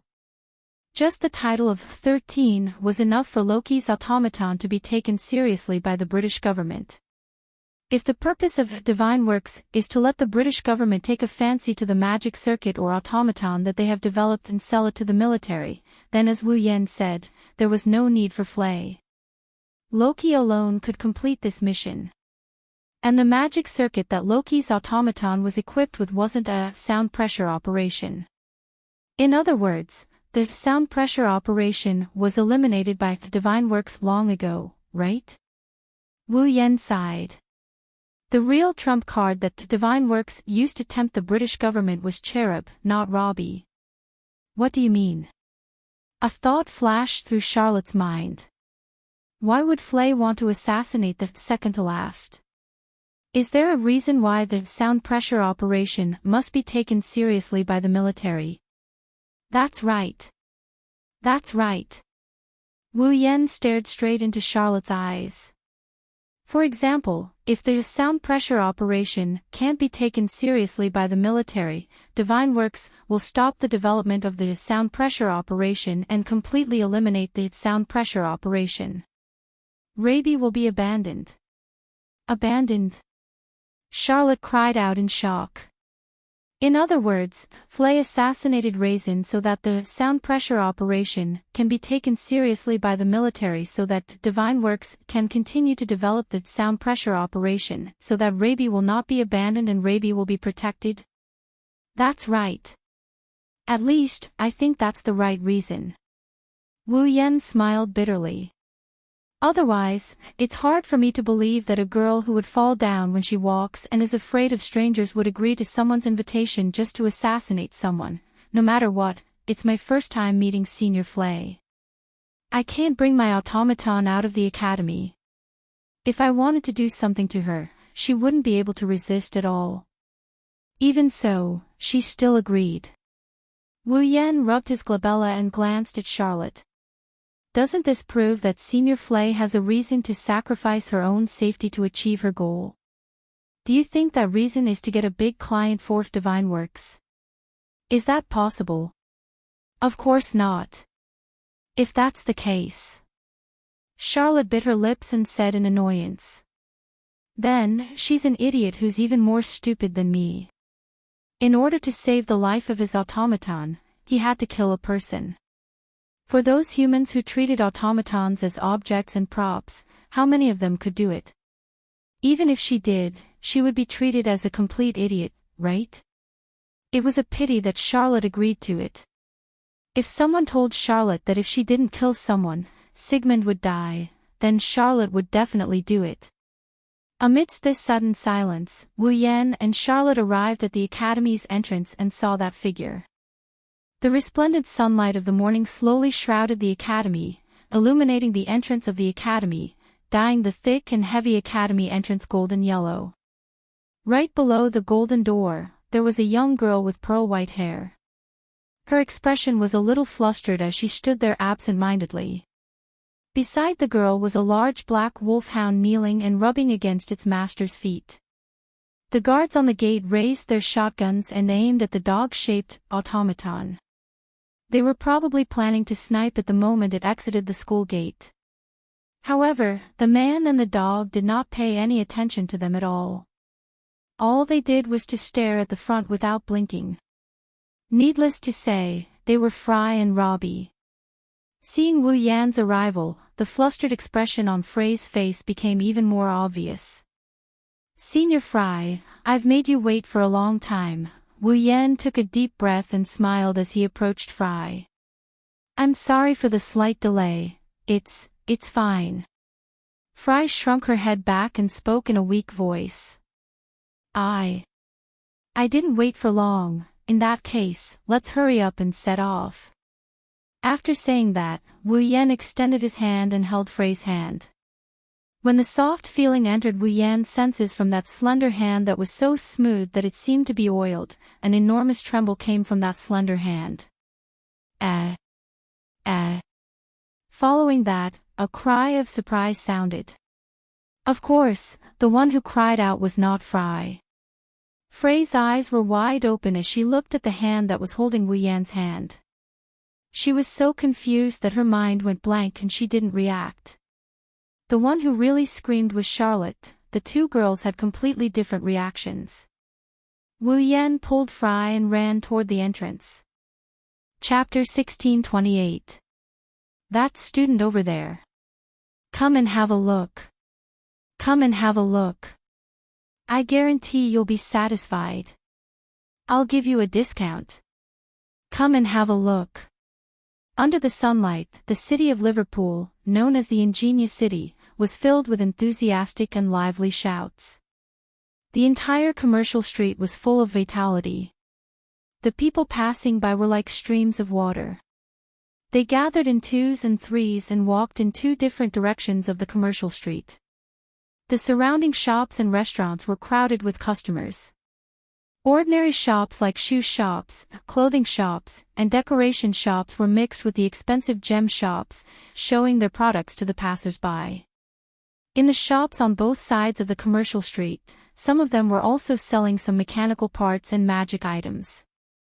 There were even some cheap and weak magic circuits and some automaton with lower performance for sale. This was a scene that could not be seen in ordinary cities.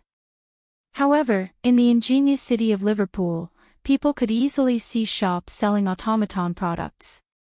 Walking on such streets, people could see glass cabinets filled with various parts every once in a while. There were also some rare shops with spheres on display. Those parts were all used to assemble the automaton. As for those spheres, they were stored away. They had not been activated, nor were they equipped with magic circuits. Of course, the parts and magic circuits that could be sold in the shops on the street were the ones that could only be used to build the lowest level automaton products. In the eyes of the truly powerful puppeteers, these things were valuable. Not a single one was valuable. However, it was still much better than those cities that did not even sell the parts and magic circuits of automaton. Listening to the shouts coming from the shops on both sides of the street and the enthusiastic greetings from the shop owners, Wu Yan couldn't help but exclaim as he walked along the commercial street. The people in the ingenious city are really enthusiastic. That's because you're wearing the student uniform of the Walpurgis Kingly Tactical Academy. By the side, Charlot, who had a straight face, spat out his words with a sarcastic tone. The students who are able to study in the Walpurgis Royal Ingenious Academy do not come from wealthy families. They must have sponsors behind them. They must be very rich. That's why these shop owners are so enthusiastic. Og. When Flay, who was walking on the other side of Wu Yan, heard Charlot's words, she immediately sobbed. Other than my living expenses, I don't have any money. I am talking about ordinary circumstances. Under normal circumstances. Charlotte began to stammer. I am not in a good financial situation recently. How would these shop owners know about it? That's because you used all your money to buy the hearts of your family members. Wu Yan replied nonchalantly. Otherwise, with the scholarship the academy gave you, you must be very rich as well. Charlot snorted and turned his head away. Flay, on the other hand, looked at Charlot with a slightly surprised expression. Family's hearts. Those are the hearts of the automaton that used to live with Charlot. Wu Yan explained. Due to certain reasons, those automaton that used to live with Charlot were disintegrated. Right now, Charlot is slowly retrieving those hearts. To Charlot, those automaton that used to live with her are like her family. Having her secret exposed, Charlot's face turned red as he angrily shouted at Wu Yan, what are you talking about by yourself? Don't act as if you know me very well. I still haven't asked you how you know about this matter. Those automaton that used to live with you, are your family. Flay couldn't help but turn her gaze to Charlot. A trace of joy could be seen in her red eyes as she saw her own kind. I also consider Raby as my family. You. Charlot looked at Flay with a complicated expression. She recalled the reason Wu Yan gave Flay to assassinate Lei Jin back at the academy. Now, after hearing what Flay said and seeing the heartfelt joy in Flay's eyes, Charlot couldn't help but trust that reason a bit more. Speaking of which, at the moment when Charlot had a complicated expression and Flay was overjoyed, Wu Yan turned his gaze to Charlot. The corner of his eyes twitched slightly. Why did you not only come with us, you even blended in so naturally? I just happened to be free. Charlot had a panicked expression. She glared at Wu Yan as if she was trying to cover it up. Who knows what a pervert like you might do to Flay? I don't mind you finding an excuse to come with us. After all, I don't plan to drive you away. Wu Yan held his head as if he had a headache. Can't you find another reason? Am I that untrustworthy in your heart? Isn't there a saying that one may know a person for a long time without understanding their true nature? Charlotte sneered. Besides, you're a person who can even lay your hands on your own automaton. What else can't you lay your hands on? All right. Wu Yan took a deep breath. I'll tolerate you. Suddenly, Charlot and Flay, who were walking on either side of Wu Yan, revealed a panicked expression. They shrunk their necks and quietly hid behind Wu Yan.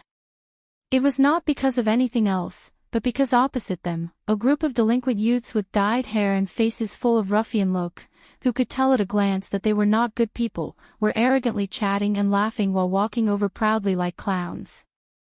Amen. Wu Yan continued to walk forward while questioning the two girls hiding behind him. What's wrong? No. Nothing. Charlot and Flay said so. However, as the group of delinquents gradually approached them, an expression of fear gradually appeared on their faces. It was only when the group of delinquents brushed past them that the two girls finally heaved a sigh of relief. It was one thing for a timid person like Flay to have such a reaction. However, he did not expect the fierce T-Rex to have such a girly side.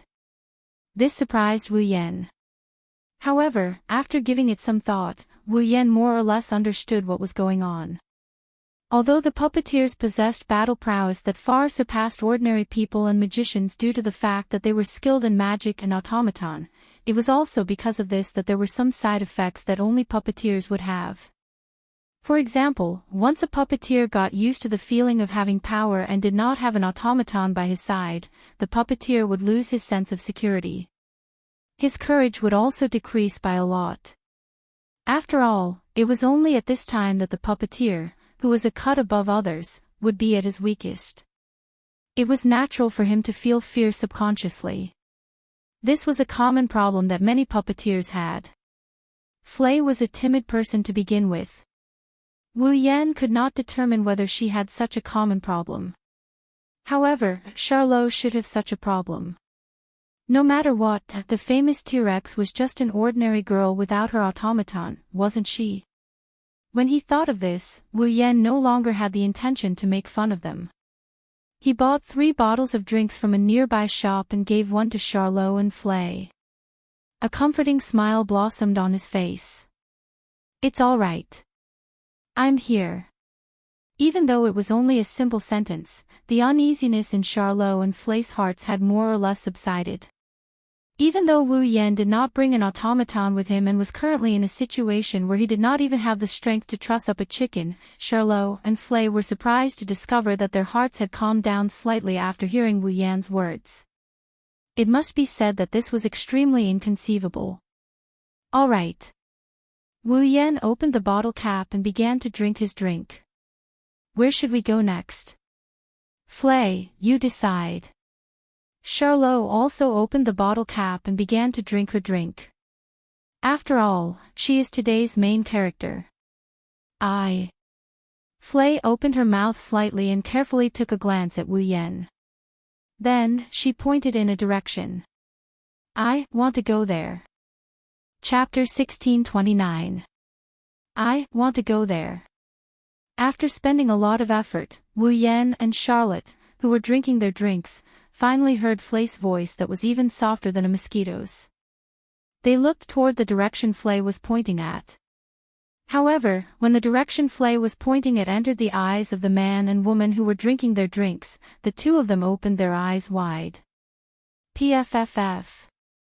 Without any hesitation or concern for their image, Wu Yan and Charlotte, under the strange gazes of all the pedestrians on the commercial street, sprayed the drinks in their mouths onto each other's faces.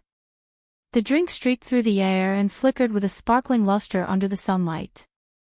Soon after, not a single drop of the drink was spilled onto each other's faces. Whoa! Charlot was stunned for a moment before his cheeks exploded with a bang and turned fiery red. He let out a strange cry. What are you doing? Don't blame me. Wu Yan's face also received the drink full of Charlotte's saliva. There's an indescribable aroma on his wet face. His heart couldn't help but waver as he stuttered out a reply. Didn't you also spit on my face? Don't use those strange words on me. Who spat on your face? Charlotte's face was so red that it seemed as if someone had smeared fuel on it. Her eyes were also filled with wavering. There was also shame and indignation. Whoa, smell, there's a smell, a man's smell, furthermore, it's that guy's smell. Charlotte quickly took out a handkerchief and began to wipe her face. It was unknown if she was sobbing because she was humiliated or if she was sobbing out of shyness. Unknown if it was Wu Yan's misconception, but before she wiped her face, a trace of reluctance and disappointment seemed to have flashed through her eyes. It should be a misconception, right? With this thought in mind, Wu Yan began to wipe away the fragrant drink that contained Charlotte's saliva with a heartfelt reluctance and disappointment. After wiping the liquid off their faces, Wu Yan and Charlotte tacitly looked at Flay. Without saying a word, he stood up. In that state of relative silence, Flay seemed to be a little scared. She curled her body into a ball. He looked at Flay, who had curled her delicate body into a ball. Her face was filled with fear, and she appeared exceptionally pitiful. This time, Wu Yan and Charlotte didn't feel the slightest bit of sympathy. He silently turned his head and looked in the direction that Flay had pointed at. It was a hotel. Of course, it was not a normal hotel. The sign of the hotel was pink. The surroundings were decorated with pink paint. Pink hearts were faintly embellished on the signboard, and right above the signboard was a carving of a man and a woman. A man and a woman were hugging each other passionately. Although such a hotel didn't seem to fit in with the surroundings, Wu Yan and Charlotte had heard of its existence. It was said that this hotel was specially built for those who planned to do shameful things between men and women. To put it simply, this was an erotic hotel. Although I don't think it's very likely, I might as well ask. Charlotte forced out a smile. Flay, you couldn't have pointed at the wrong place, right? Whoa. Flay shook her head and let out an unclear cry. Although I also don't think it's very likely, I might as well ask. The corners of Wu Yan's eyes twitched. With an extremely uncertain tone, he asked. Could it be that you want us to go in and play? What exactly did she mean by play? Presumably, smart people would know. Even those who weren't smart would be able to understand what she meant by play. His choice of words caused Charlotte and Flay, the two girls, to blush deeply. Then, in this sort of situation, Flay weakly raised her hand. Of course not, Hearing those words, Wu Yan and Charlotte both heaved a sigh of relief. However, before they could finish heaving a sigh of relief, Flay's following words caused the two of them to choke on their breaths. I only need to go in with scarlet eyes. As for a Tyrant Rex, there's no need for us to go in, cough, cough, cough, cough. Wu Yan and Charlotte immediately started coughing violently. What did she mean by that? Was she saying that Flay did not have the intention to play with everyone? Instead, she only wanted to play with Wu Yan by herself. You. Charlotte was so emotional that she was unable to complete her sentence. Do you know what you're saying? As if she didn't dare to believe her eyes and ears, Charlotte took a glance at Wu Yan and then at Flay. Then, she pointed at Wu Yan and shouted. You're saying that you want to go in and play with this pervert? Ugh. Faced with the emotional Charlotte who was even emitting a vicious aura, Flay looked as if she was about to cry. After a long time, she squeezed out those words. Tyrant Rex, do you also want to come in? Who wants to go with you? Charlotte ignored the surrounding pedestrians who were pointing at her and giving her strange expressions. She turned her head around with all her might and glared at Wu Yan. Her eyes were moist. Then, she began to vent her anger. Pervert. Terrible. Shameless. You bastard who only knows how to think with your lower body. You're the one who doesn't use your head to think. Wu Yan shouted in exasperation. Am I wrong? Am I wrong? I'm not the one who suggested it. It's one thing for you to attack your own automaton, but you actually tricked us into coming out. Do you really want to play with us that much? Let's not talk about whether or not you've attacked your automaton. What do you mean by tricking you out? You clearly followed us here on your own accord, didn't you? What?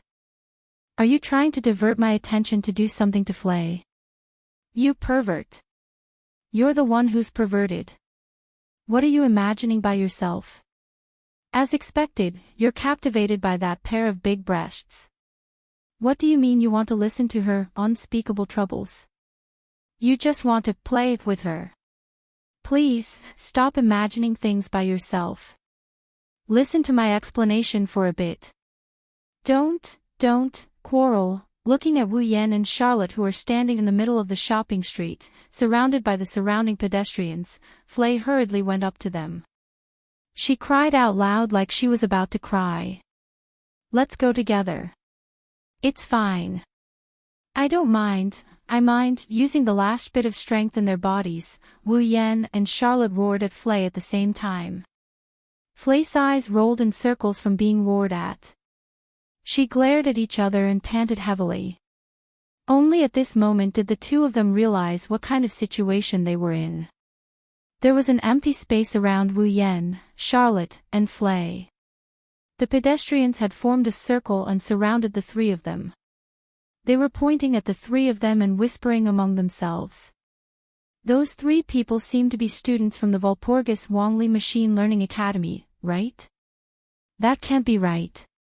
Would the outstanding puppeteers of the magic world's highest academy talk about three people going to a hotel to play together on the street? Aren't puppeteers human? As long as they're human, they'll more or less have some thoughts, right? I've also heard that some powerful and influential students from the Walpurgis Royal Mechanic Academy would sometimes bring students from the same academy to play here. The youngsters these days are truly outrageous. Should lower your voice. Perhaps they're people from some powerful and influential family. If you're accidentally heard, you'll be screwed. After those words were spoken, the whispers and whispers in the surroundings immediately weakened by a lot. However, Wu Yan, Charlotte, and Flay heard everything that was said earlier. Wu Yan immediately covered his face. He could not bear to continue watching. Flay hid behind Wu Yan. She seemed to be very afraid of the surrounding people pointing at them. As for Charlotte, her delicate body was shivering and her pretty face was completely red. However, this time around, her face was not red from shyness. Instead, it was red from anger. "I am Count Bilo's Charlotte." Charlotte's face was completely red. She roared at the surrounding people. As a noble person, who would do such a shameless thing? Hearing that roar, the surrounding pedestrians were all terrified.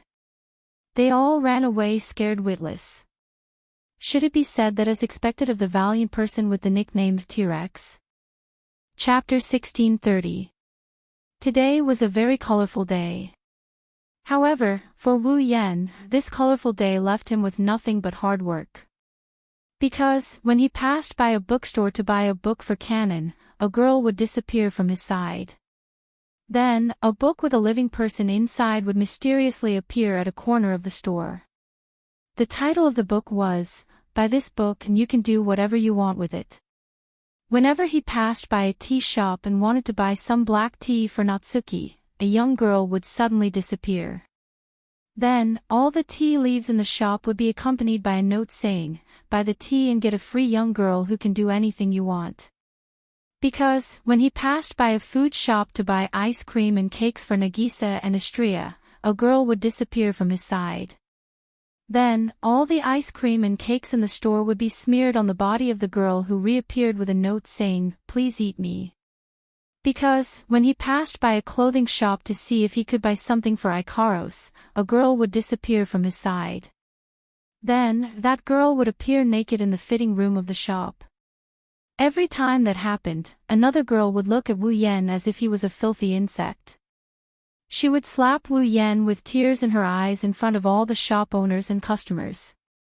Wu Yan's body was tired just by dodging Charlotte's continuous slaps.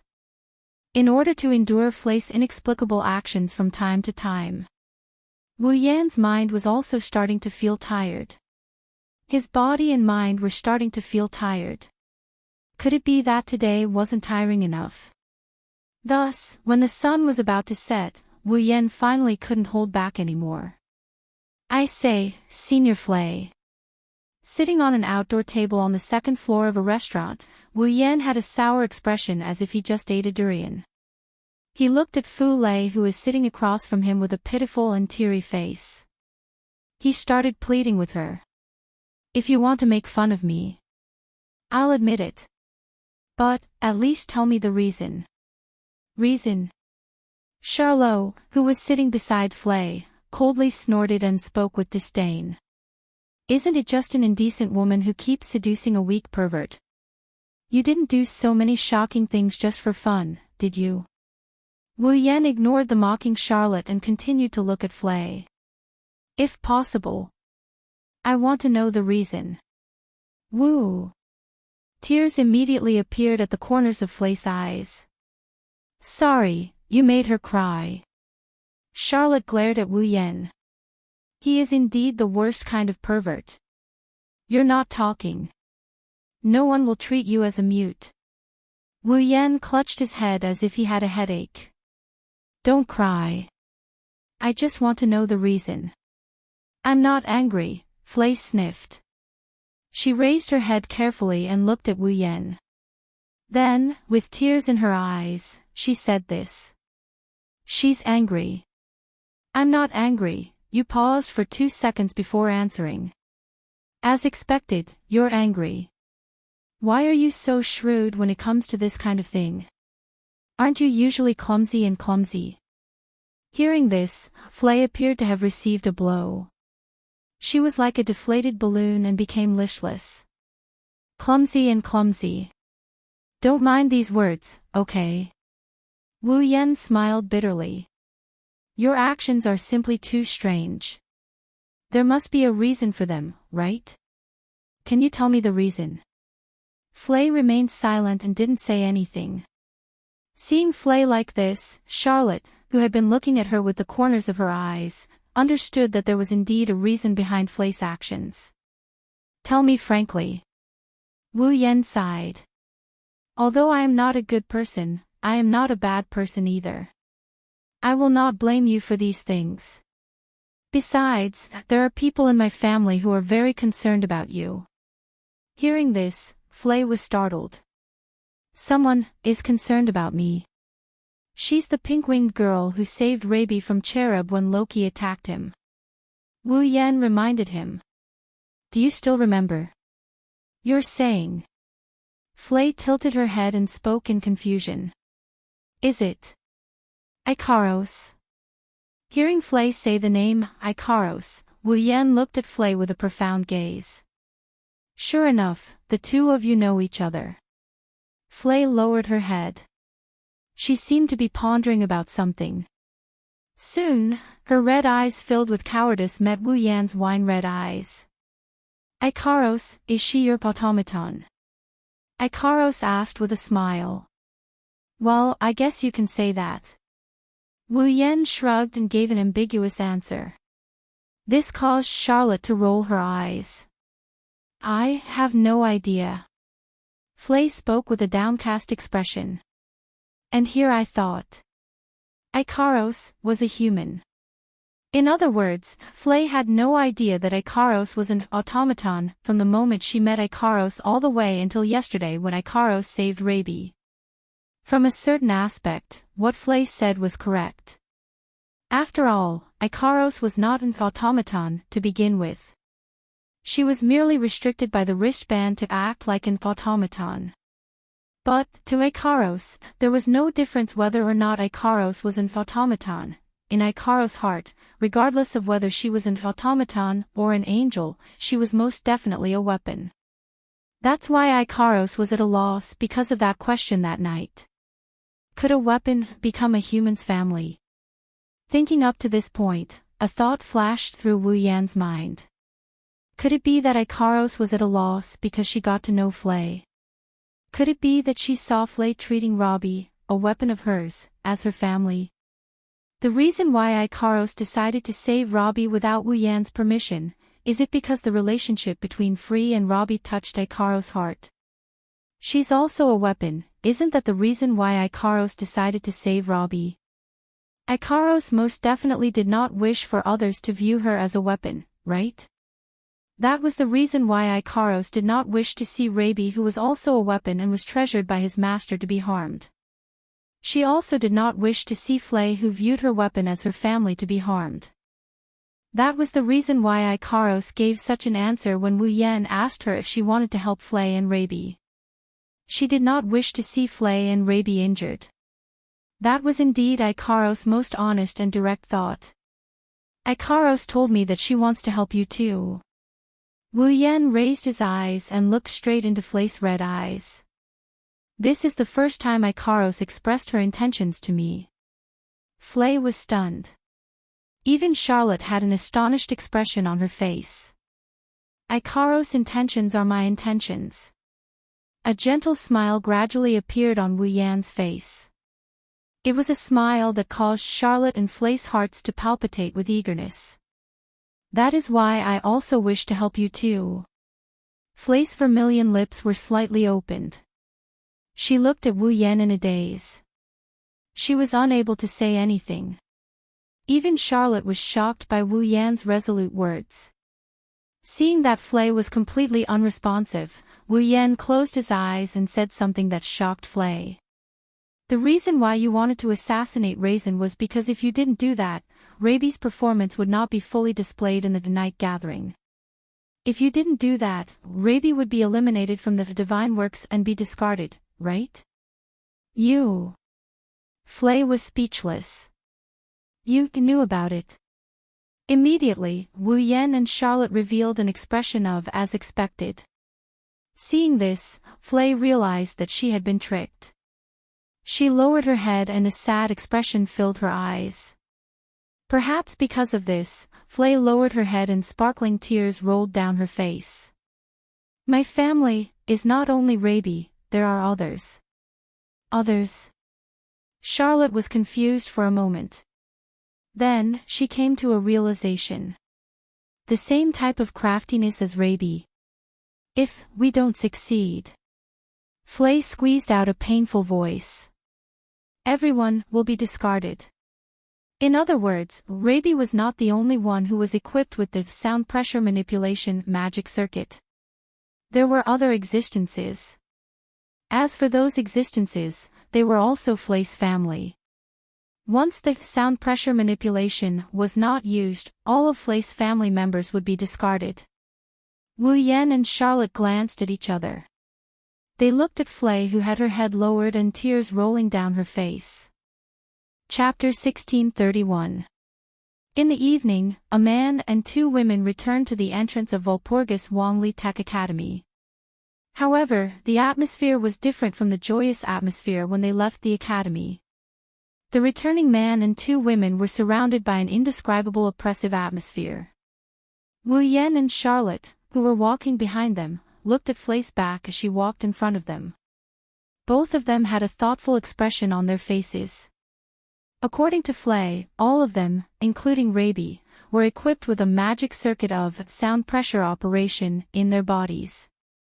Their appearance was reflected as a dog-shaped automaton, and they were collectively known as the Garm series. They were the bandoliers developed by God's works. The sonic manipulation magic circuit was an excellent magic circuit. It could control sound. The automaton that was equipped with the sonic manipulation magic circuit could use the control of sound to perform detection functions similar to ultrasonic waves. It could also perform a concealment function that could eliminate sound. It could even transform sound into invisible sharp blades to attack. Regardless of whether it was detection, concealment, or attack, the sonic manipulation could take care of all of them. Therefore, it had a wide range of uses.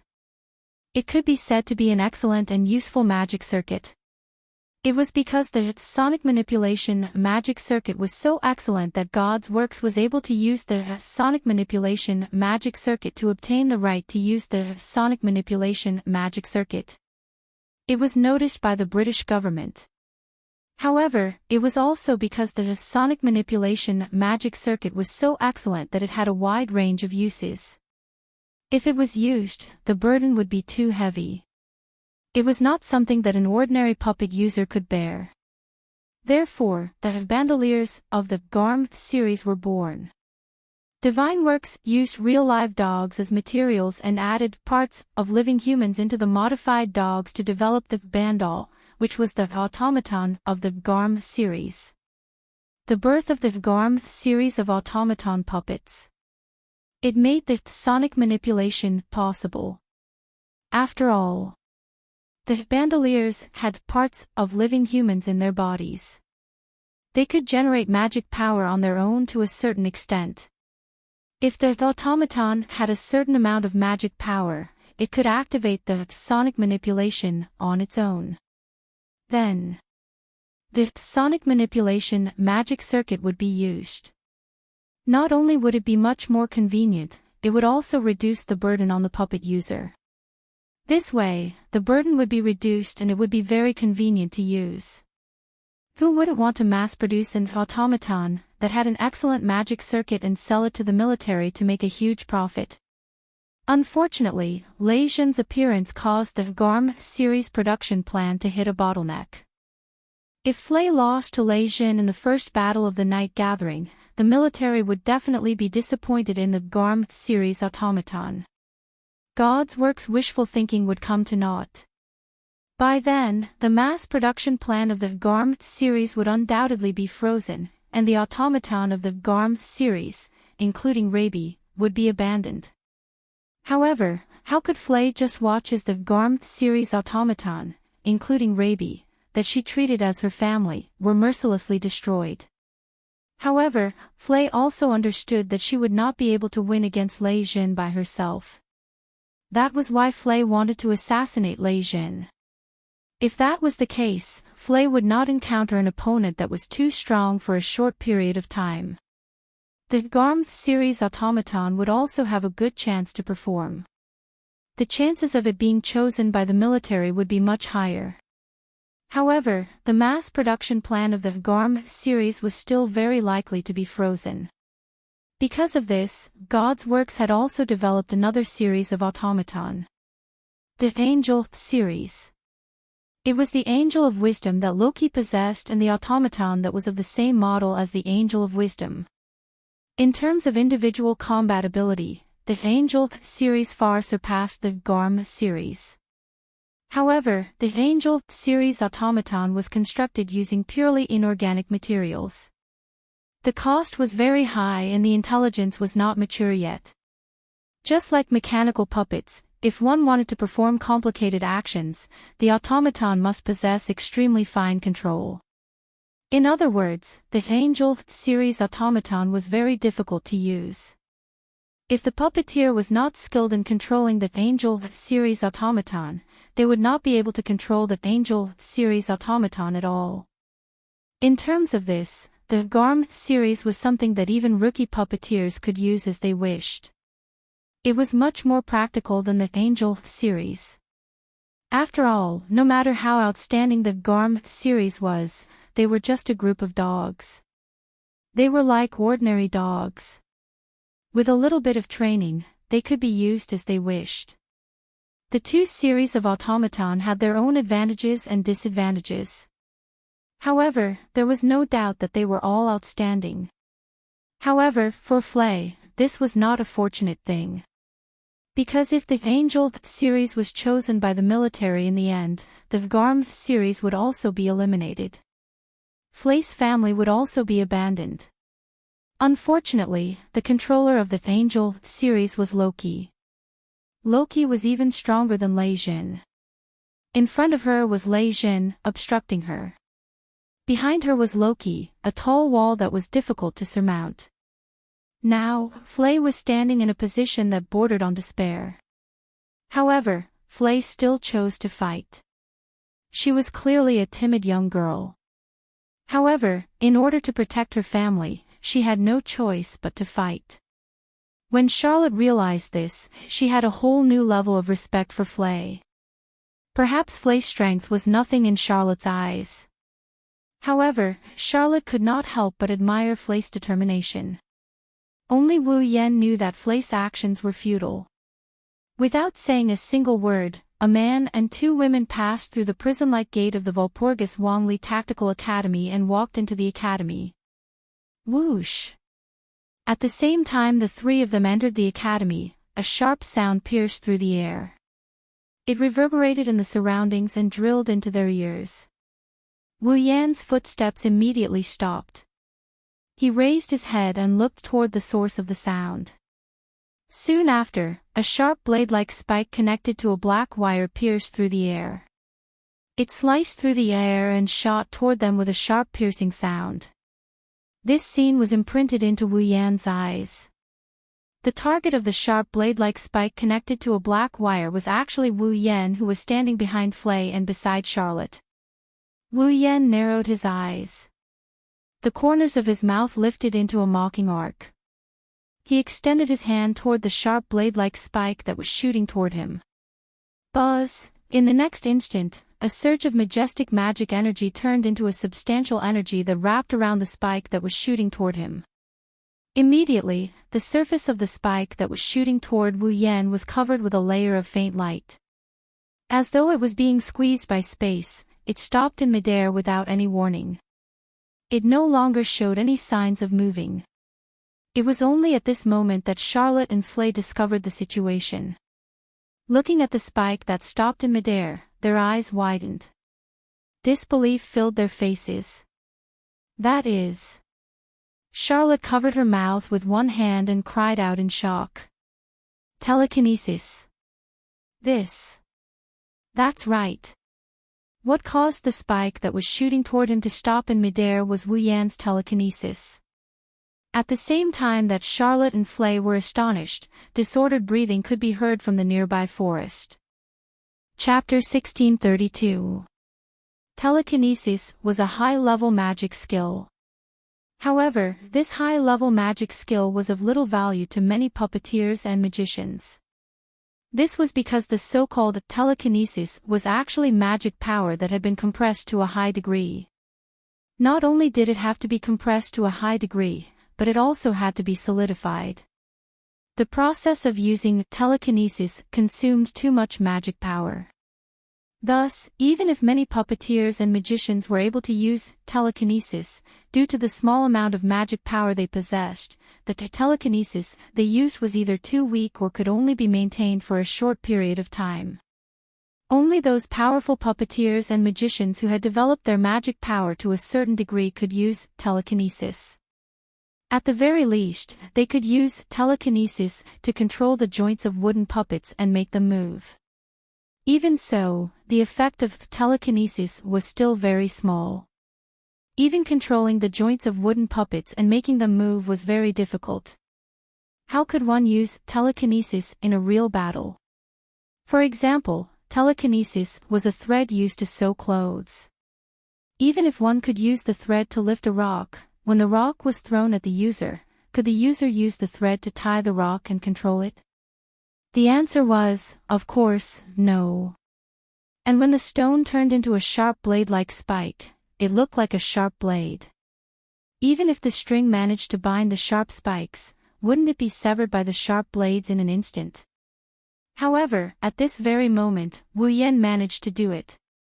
In the end, telekinesis was magic power compressed to a high degree.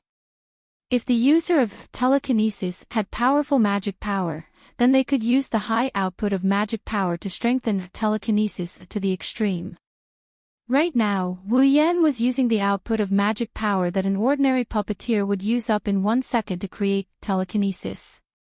He had strengthened the thread of telekinesis to a degree that even steel threads couldn't compare to. Not only did he successfully bind the sharp blade-like spike, he even controlled it. This was the reason why Charlot and Flay were so shocked.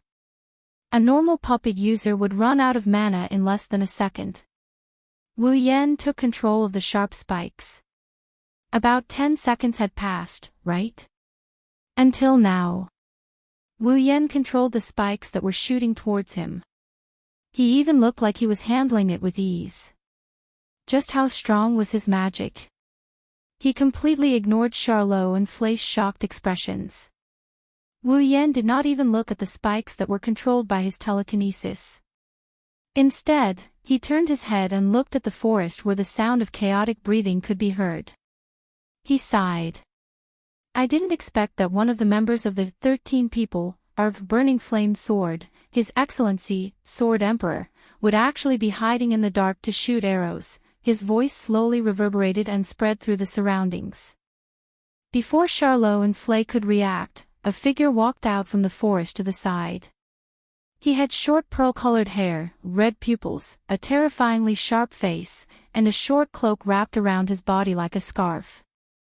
Behind him was a humanoid robot called Automaton. Who else could it be other than Loki? Sword Emperor Loki. Charlot looked at Loki with great astonishment. The burning flame sword that was reputed to be able to fight against a marshal would actually do something like a sneak attack. This caused Charlot to be extremely astonished. Loki. Flay was also stunned as she looked at Loki, who walked out from the forest. She seemed to be slightly flustered. Loki first glanced at Flay. When he saw that she was fine, his expression couldn't help but relax a little. However, his expression immediately tensed up again. He looked at the sharp spikes that were controlled by his telekinesis in midair. The other end of the black wire connected to the tail end of the blade-like spike was connected to the automaton behind Loki. In other words, the person who attacked Wu Yan earlier was, without a doubt, Loki. Angel Ji. As Loki called out in a deep voice, a red light flashed through Angel Ji's eyes. Traces of magic power surged out from her body. Then, an extremely unnatural wind blew from the sharp blade-like spike that was controlled in midair. That was a hot wind that contained an extremely high temperature. Under the burning of this hot wind, the air around the sharp spike started to distort abnormally. The spikes also seemed to have an ejector installed on them. They trembled violently and burst apart the telekinesis. The scorching hot wind blew through the air and caused the spikes to spin in midair. They drew a beautiful arc in the air. Then, the black wire connected to the end of the spikes returned to Angel Ji's body. They returned to the wings that were pierced with spikes. Oh! Sensing the faintly visible hot wind erupting from Angel Ji's body, Wu Yan spread out his hands. This is the magic circuit installed on the Angel series automaton developed by Divine Works, the hot wind control. It can freely create hot wind that contains an extremely high temperature and control it like wind. Not only can it be used to enhance the spikes and shoot, it can also be used to concentrate the high temperature and use it to enhance the blades like melting steel. It can be used to cut through everything. Wu Yan curled his lips. That's a pretty good magic circuit. No wonder our Lord Sword Overlord has a login code name like Burning Flame Sword. Loki ignored Wu Yan's sarcastic words. He stared at him and spat out a sentence. Where did you bring Flay to? What? Wu Yan looked at Loki with a chuckle. As her younger brother, you can't bear to see your beautiful older sister go out with another man. Answer me. Loki's body erupted with a dense amount of magic. His eyes were filled with ruthlessness. Don't forget that you don't have an automaton by your side. If I want to deal with you, it'll be as easy as flipping my hand. Is that so? Wu Yan sneered. If by as easy as flipping your hand you're referring to the attack just now, then I'm really disappointed, don't worry. Loki took a deep breath. The magic on his body flowed into Angel Ji's body. I won't disappoint you. After saying that, Angel Ji's spiked wings spread open.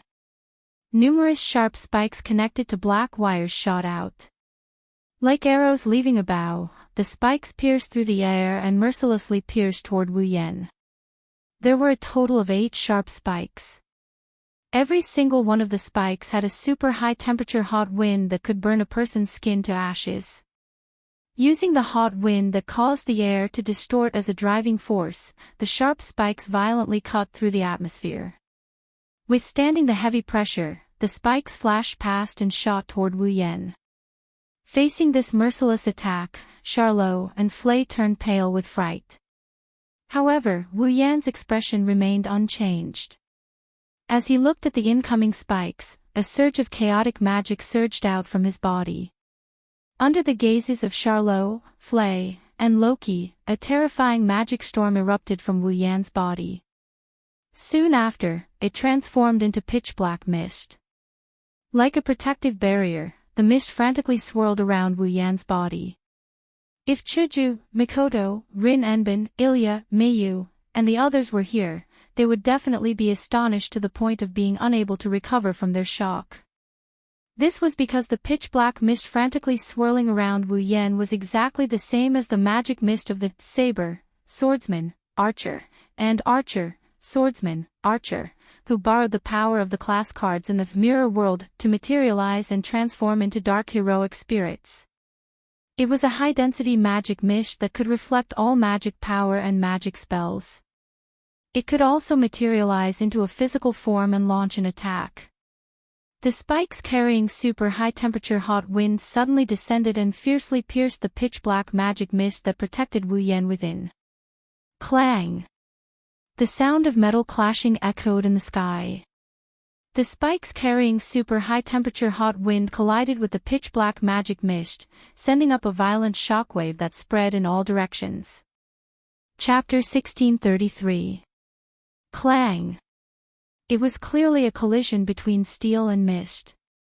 Logically speaking, the mist should have been dispersed in an instant. However, the collision between steel and mist here violated the entire laws of physics and produced a crisp sound of collision. The pitch-black mist of magic power and the spikes carrying super-hot winds collided fiercely, stirring up a layer of airwaves and scattering the pitch-black mist like sparks. But not long after, Loki, who was controlling Cherub to attack, was stunned.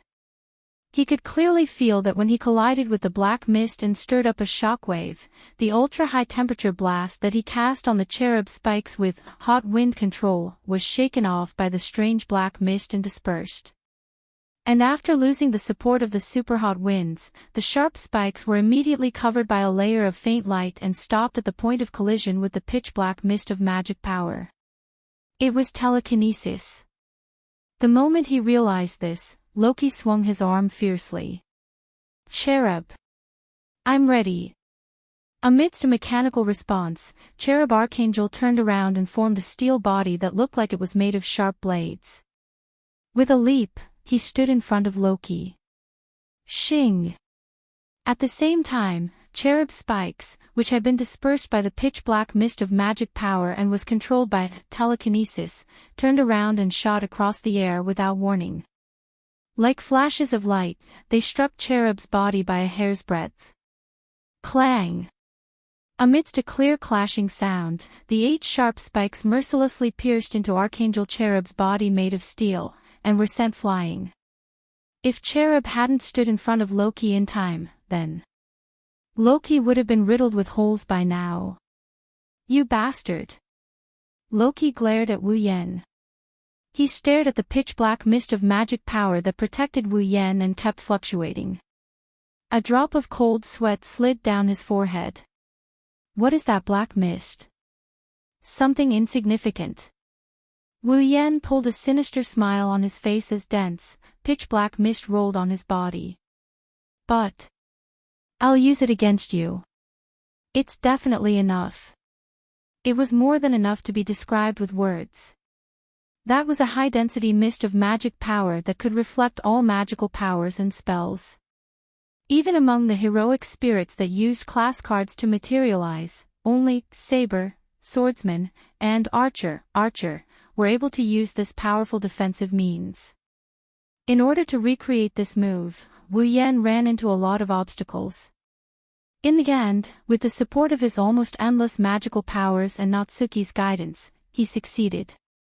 With this, at least before his magical powers were exhausted, Wu Yen didn't have to worry about being threatened by magical attacks and spells containing magical powers.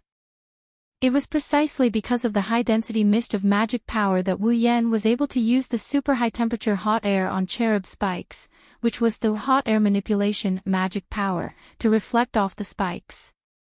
Otherwise, there was no way to control the spikes that were enchanted with magic power alone.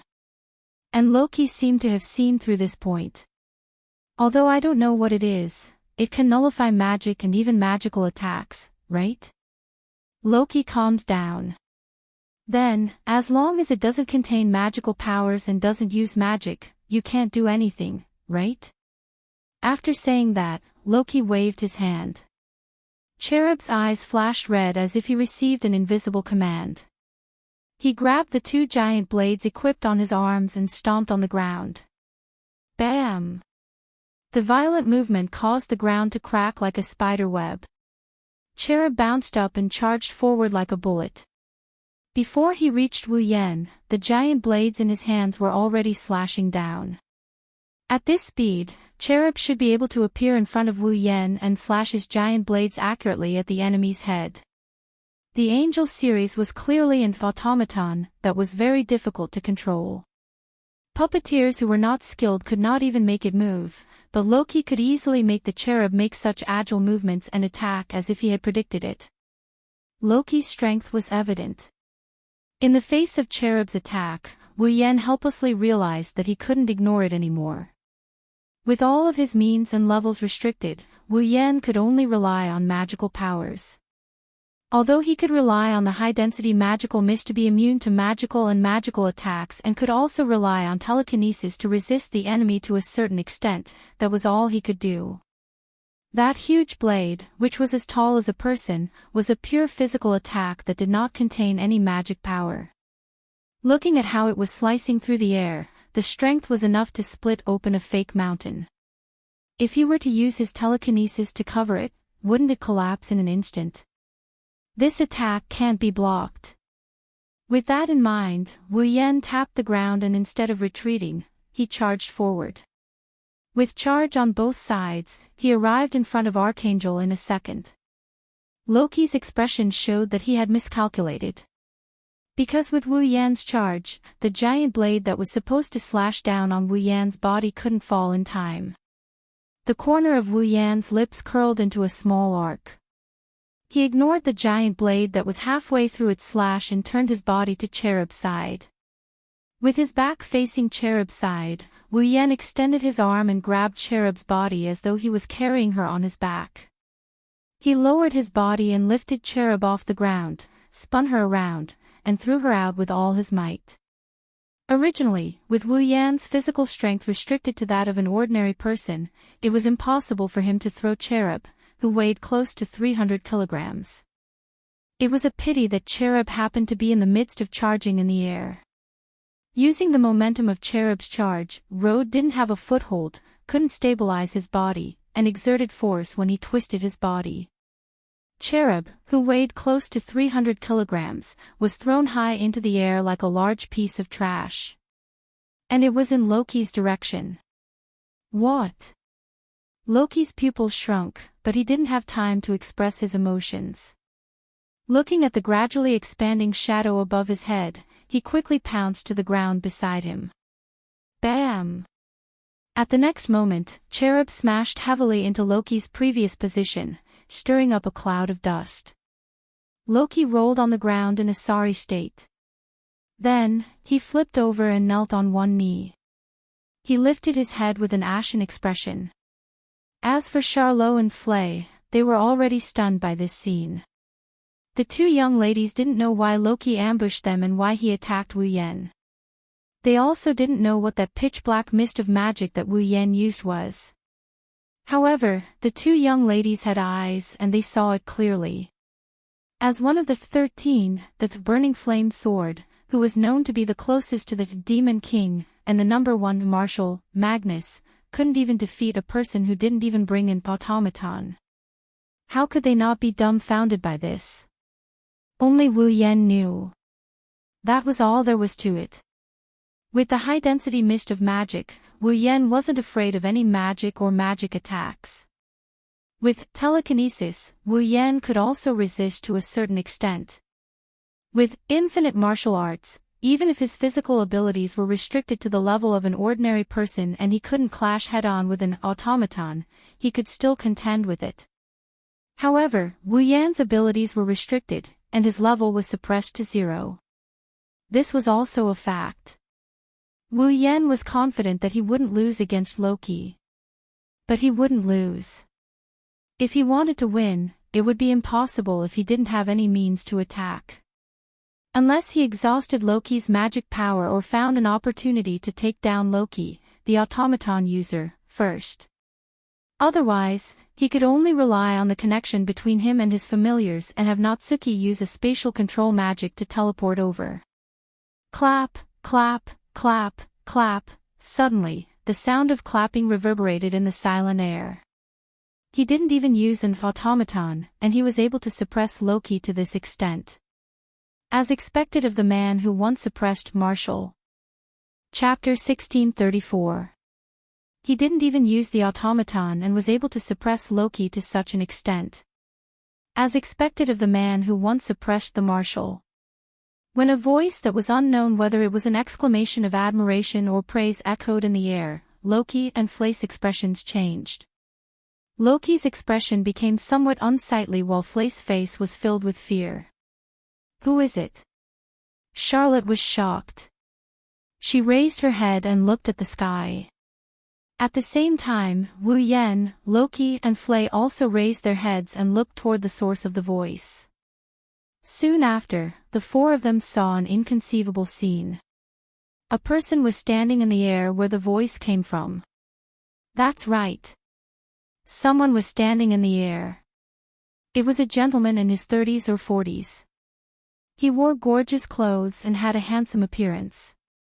He looked like a researcher who had immersed himself in the sea of knowledge for many years. The gentleman's body floated in the air. He lowered his head and looked down at Wu Yan with a gentle smile on his face. While clapping, he released an extremely strong sense of existence. He was telling others that he was not an ordinary person. Around the gentleman's body was a layer of light that was exactly the same as the layer of light that covered the cherub spikes. It enveloped the gentleman's entire body. Without a doubt. That was telekinesis. This gentleman who was floating in mid-air was using his telekinesis to hold his body up, allowing him to float in mid-air. Without a doubt, that was the same level of inconceivability that Wu Yan had used telekinesis to control the automaton's hidden weapon. The magical power of the gentleman who floated in the air was at least 10 times higher than that of an ordinary automaton user. It might even be higher. Looking at the figure of the gentleman who was looking down at the ground, Wu Yan narrowed his eyes. He seemed to have understood something. He smiled. So that's how it is. It's no wonder that the guards inside the gate didn't do anything when the students were fighting in front of the gate. What he meant was that this person was the one who had secretly tampered with it. It's nothing. He only told the guards that the Divine Works was testing the mech. I was just watching from the side. Nothing will happen. Those fellows who are afraid of trouble will naturally not care too much about it. Since something has happened, it will happen. They can just push the blame to me. The gentleman smiled. His body slowly descended to the ground, and he stood upright. Loki clenched his fist and then exhaled deeply. He withdrew his magical power and bowed to the gentleman with cherub. Lord Father, Lord. Lord Father. Compared to the straightforward Loki, Flay was much more uneasy. It would be better to say that she was afraid. She bowed to the gentleman. Lord Father. Charlotte looked at the smiling gentleman in surprise. He is the president of the Divine Works to be. Lord Father. Wu Yan to look to the others assessed. You're Bronson. It is my honor to be remembered by the Scarlet Eyes. Bronson did not even bother to look at Loki and Flay. He merely looked to Wu Yan and smiled. Ever since I came to this academy, I have been hearing rumors about your distinguished self. Today, I finally got to meet you. Furthermore, you even managed to suppress my most complacent son with your bare hands. You did not even use your automaton. It would appear that this year's Demon King's throne will be yours. Hearing those words, Charlotte smiled wryly. Flay took a glance at Wu Yan. Loki clenched his fist even tighter. He stared at Wu Yan. It was as if he wanted to use his gaze to cut off a layer of flesh from Wu Yan's body. Although there was no hatred in his gaze, it was filled with hostility. Let's stop with the pleasantries. Only Wu Yan smiled mockingly as he looked at Bronson, who was praising him. In that case, the president of the renowned Divine Works, the Sword Archangel, who once won the Night Gathering and almost obtained the Demon King's throne. Your Excellency Bronson, may I ask, why did you ask Loki to attack me? He once won the Night Gathering and almost obtained the Demon King's throne. Charlotte stared at Bronson in a daze. Oh. Bronson raised his eyebrows slightly. Your distinguished self seems to understand me quite well. However, there is one thing that you have misunderstood. I did not ask Loki to attack you. That was purely Loki's own intention. Please forgive me if I have offended you. Didn't I say that we will stop with the pleasantries? Wu Yan curled his lips. Your Excellency Bronson, you are not an idiot, and neither am I. Your Excellency Bronson, this is equivalent to tacitly agreeing and aiding the evildoer. If you can do it, then don't do it half-heartedly. Not only will it be meaningless, it will also cause others to look down on you. His impolite words caused Charlotte, Flay and even Rocky's hearts to rise to their throats. Bronson still had a smile on his face. Unfortunately, there was no smile in his eyes. That is truly rude of me. I merely wanted to experience your distinguished self-strength. If I have offended you, before he could finish his sentence, Bronson was met with Wu Yan's sarcastic gaze. He stopped talking and his smile disappeared. His expression turned apathetic. Since your distinguished self has already said so much, I will no longer embarrass myself. However, it is true that I wanted to experience your distinguished self-strength. Unfortunately, I did not get to see your distinguished self's automaton. To put it simply, compared to me, you wanted to see the strength of my automaton more. Or perhaps, to be more direct, you wanted to see the performance of my automaton, right? Wu Yan sneered. As expected of the president of the mechanic workshop. You are only interested in mechanics. No, no, no. I am also very interested in your distinguished self. Bronson nodded sincerely. Even now, I still find it hard to believe that your distinguished self is able to suppress Loki, who has an automaton with his own strength. Furthermore, I am also very interested in that pitch-black mist formed by magic power. May I know if there is any room for discussion between us? The silent Charlotte, Flay, and Loki were at a loss for a moment. It took them a while before they understood what Bronson meant. Bronson wanted to discuss, or perhaps trade, with Wu Yan. He wanted to obtain the method to use that pitch-black mist of magic power. No. It wasn't just that pitch-black mist of magic power. Bronson also said that he was very interested in Wu Yan's automaton. He was also interested in Wu Yan himself. Come to think of it, he wants to get his hands on Wu Yan's automaton. He might even want to recruit Wu Yan into his divine works. It wasn't strange at all. Let's not talk about the fact that he's a magician. He's bound to think of unknown magic and powerful means to use magic. Let's not talk about the fact that he's the president of a mechanical workshop. It's normal for him to be interested in an excellent automaton. Wu Yan himself is also very valuable. After all, Wu Yan was very strong. He was so strong that Bronson had given him the title of Demon King. If Bronson could rope in such a person, and if such a person won the Night Gathering and obtained the title of Demon King, he would have the right to come into contact with forbidden knowledge. In that case, the divine works that he was loyal to would be able to use this opportunity to conduct research on forbidden knowledge. For example, forbidden bandoliers. Bronson must have noticed this, that's why he said something that piqued Wu Yan's interest. In just a few short sentences, Charlotte, who didn't know much about Bronson, had a clear feeling about him. This seemingly polite gentleman was definitely an existence similar to Felix. In other words, Bronson was a hypocrite. He was a mercenary. To be more precise, he was an unusually cold and emotionless person. Charlotte instinctively felt disgusted by Bronson. Wu Yan, on the other hand, laughed heartily. Before that, can I make a request? A request? A request? Yes. That's right. Wu Yan stared at Bronson. Can you hand over the Garm series? Yes. Chapter 1635. Can you hand over the Garm series? The moment those words were spoken, the air in the room froze slightly. Like a swamp, even the wind became viscous. Charlotte and Loki were silent. They didn't want to say another word. That was because the two of them knew who Wu Yan was asking for. Flay blanked out for a bit. It took her quite some time to comprehend what happened. She looked at Wu Yan and then at Bronson. Her face carried a bit of panic, a bit of nervousness, and a bit of hope.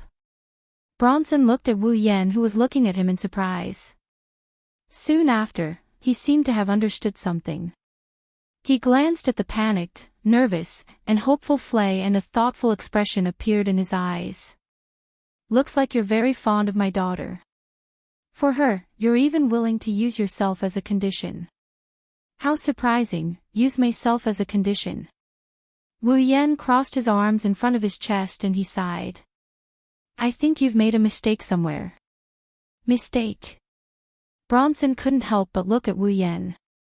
Sir, didn't you intend to join my divine works in exchange for the freedom of the Garm series of automaton? That's why I said you've made a mistake. With a calm expression, Wu Yan said something that shocked everyone present. I only want you to hand over the Garm series automaton. I don't have any intention of paying you anything. What do you mean? Bronson narrowed his eyes. You don't want to pay me anything. You want me to hand over the Garm series automaton to you. If Wu Yan really had such an idea, everyone who knew about it would definitely laugh out loud. He didn't want to pay anything and only wanted to obtain a group of automaton with decent performance that would not burden the puppeteer and could be controlled by a rookie puppeteer. What was the difference between this and not wanting to pay for a house? However, in the face of this question that would make everyone laugh, Wu Yan gave a calm answer. That's right. This time around, it was not only Charlotte, Flay and Rocky that were stunned. Even Bronson was stunned. He started to frown. He frowned and said in a displeased manner. What do you think, sir? If it was someone else, would they agree to such a request? You will agree to it. Wu Yan smiled confidently before he continued. This caused everyone who was still in shock to be greatly shocked. In any case, you didn't intend to let the Garm series of automaton continue to survive in the first place, did you? Charlotte and Loki were shocked. Flay's beautiful face changed drastically and she became dumbstruck. Bronson's gaze toward Wu Yan was no longer filled with emotions. There was only coldness and a hint of sharpness. Sir, what do you mean by this? Do you need me to make it clearer? Wu Yan acted as if he didn't care about this powerful enemy who had once seized the throne of the Demon King. He didn't even bother to be polite when he spoke. Comparing the performance of the automaton of the Garm series and the automaton of the Angel series at the night meeting, choosing the one with superior performance and selling it to the military. As if he was amused by his own words, Wu Yan chuckled and shook his head. You don't have such thoughts at all. You've decided from the very beginning that the automaton to be used as the main force of the British Army would be the Angel series, and the Garm series of automaton would be discarded, right? What do you mean by this? Charlotte couldn't help but take a step forward and questioned Wu Yan. You're saying that he deceived Flay. Contrary to Charlotte, Flay took a step back and looked at Bronson. She shook her head repeatedly. It seemed like she hoped that her adoptive father would give a negative answer. However, Bronson didn't even look at Flay. His gaze remained fixed on Wu Yan. I've been expressing my goodwill all this time. Yet, you slandered me like this. Do you think that I, Bronson, am easy to bully? While speaking, a wave of magic power gradually emerged from Bronson's body. It spread out like a ripple. Although the wave of magic power was very obscure, it seemed to have added weight to the entire space. It created an abnormally heavy pressure. Charlotte and Loki felt their shoulders sink. Their hearts also sank. Flay, who was weak, felt even more exaggerated. It was as if she was hit by an invisible force. She was forced to take a few steps back. What a heavy magic power. Charlotte's expression was a little uncertain. If this Bronson were to participate in the night gathering now, apart from Wu Yan and Magnus, no one in the academy would be a match for him. Charlotte had such a feeling when she sensed Bronson's magic power. Even though Bronson was eliminated in the night gathering in his year and hasn't made any progress in the past 10 to 20 years, his strength still couldn't be underestimated. However, to use magic power to compete with Wu Yan, wouldn't that be showing off before an expert? Didn't I tell you not to do it half-heartedly? That would make others look down on you. Even Charlotte and Loki felt that the wave of magic power was heavy. Wu Yan's expression remained unchanged. He turned his head and looked at Bronson. Actually, if you think about it for a bit, you'll understand. Even if you almost obtained the position of Demon King, you're still not a Demon King. The Magician Association has a rule that only Demon Kings have the right to come into contact with taboos. Apart from Demon Kings, anyone who comes into contact with taboos will be wanted. Wu Yan had a faint smile on his face. Sir Bronson, the automaton of the Garm series is a bandol, isn't it? No matter how dumb Charlotte, Flay, and Rocky are, they understood Wu Yan's intention when they heard him. The automaton of the Hellhound series is a forbidden doll. In other words, the materials used to create the automaton of the Hellhound series will definitely include a part of a living person's body. Using a human body is a taboo among taboos. If the fact that the automaton of the Hellhound series is a forbidden doll is exposed, then the creator of the automaton will definitely be arrested. In serious cases, they might even be sentenced to death. In other words, no matter how good the automaton of the Hellhound series is, it is impossible to sell them in large quantities, let alone to the military. If the Magician Association finds out, Bronson will definitely suffer. Under such circumstances, would Bronson really allow his workshop to mass-produce the Hellhound series? The answer is, of course, no. In fact, it is more likely that Bronson will abandon the Hellhound series to cover up his crimes. Charlotte was right. Bronson has been deceiving Flay from the very beginning. Father. Lord. Flay's pretty face started to turn pale. Lord Father is deceiving me. Bronson did not answer. Instead, he coldly glanced at Flay. You were the one who exposed the fact that the automaton of the Hellhound series is a forbidden doll, right? I see. Bronson shook his head and sighed. I didn't expect that. Not only did you not do anything, you even went to another direction. Bronson raised his head and he looked at Wu Yan, who was standing in front of him. If you want the Hellhound series automaton, I can give it to you. Chapter 1636. In an instant, Frey's originally deathly pale face regained its rosy color. Her red eyes revealed a joyous expression. But Wu Yan, who sensed the tension in the air, Rocky, who knew Bronson's character very well, and Charlotte, who had a bad premonition, did not feel happy because of this. That was because this matter was not as simple as it seemed. Sure enough, in the next second, Bronson spoke with a tone as if he was talking about business. Divine Works is willing to give you all of the Gorm series of automatons. However, my condition is that you must give me one of your automaton in exchange. Boom! Right after Bronson said those words, a berserk magic whirlwind suddenly erupted. Like a typhoon, it exploded in all directions. The shock waves surged through the entire area. The magic whirlwind whistled through the air. Everyone present felt as if their hearts had been struck by a heavy hammer. Before they could even react in shock, the magic whirlwind that had transformed into a magic whirlwind assaulted their bodies. Immediately, regardless of whether it was Bronson, Rocky, Charlotte, or Fry, all of them were struck by this apocalyptic apocalypse. They were all hit by this sudden apocalyptic disaster. Their hair and clothes fluttered wildly in the wind. Their bodies were also pushed back a few steps by the impact. Their chests felt stuffy, as if they were about to vomit blood. It was extremely uncomfortable. Like leaves in a storm, everyone present ignited the magic power in their bodies with all their might to resist the incoming magic whirlwind. At the same time, they raised their hands to block their bodies. At the same time, they raised their heads. Looking forward, there was only a single emotion in their eyes and faces. Astonishment. Impossible. Being in the midst of the magic whirlwind, Rocky was astonished. With great difficulty, he spat out those words. How could a human possess this level of magic power? That guy. Charlotte raised her hand. She raised her hand to block her eyes. However, she did not close her eyes. She stared at the figure in the center of the magic whirlwind with a complicated expression on her face. So he's actually this powerful. Who is he?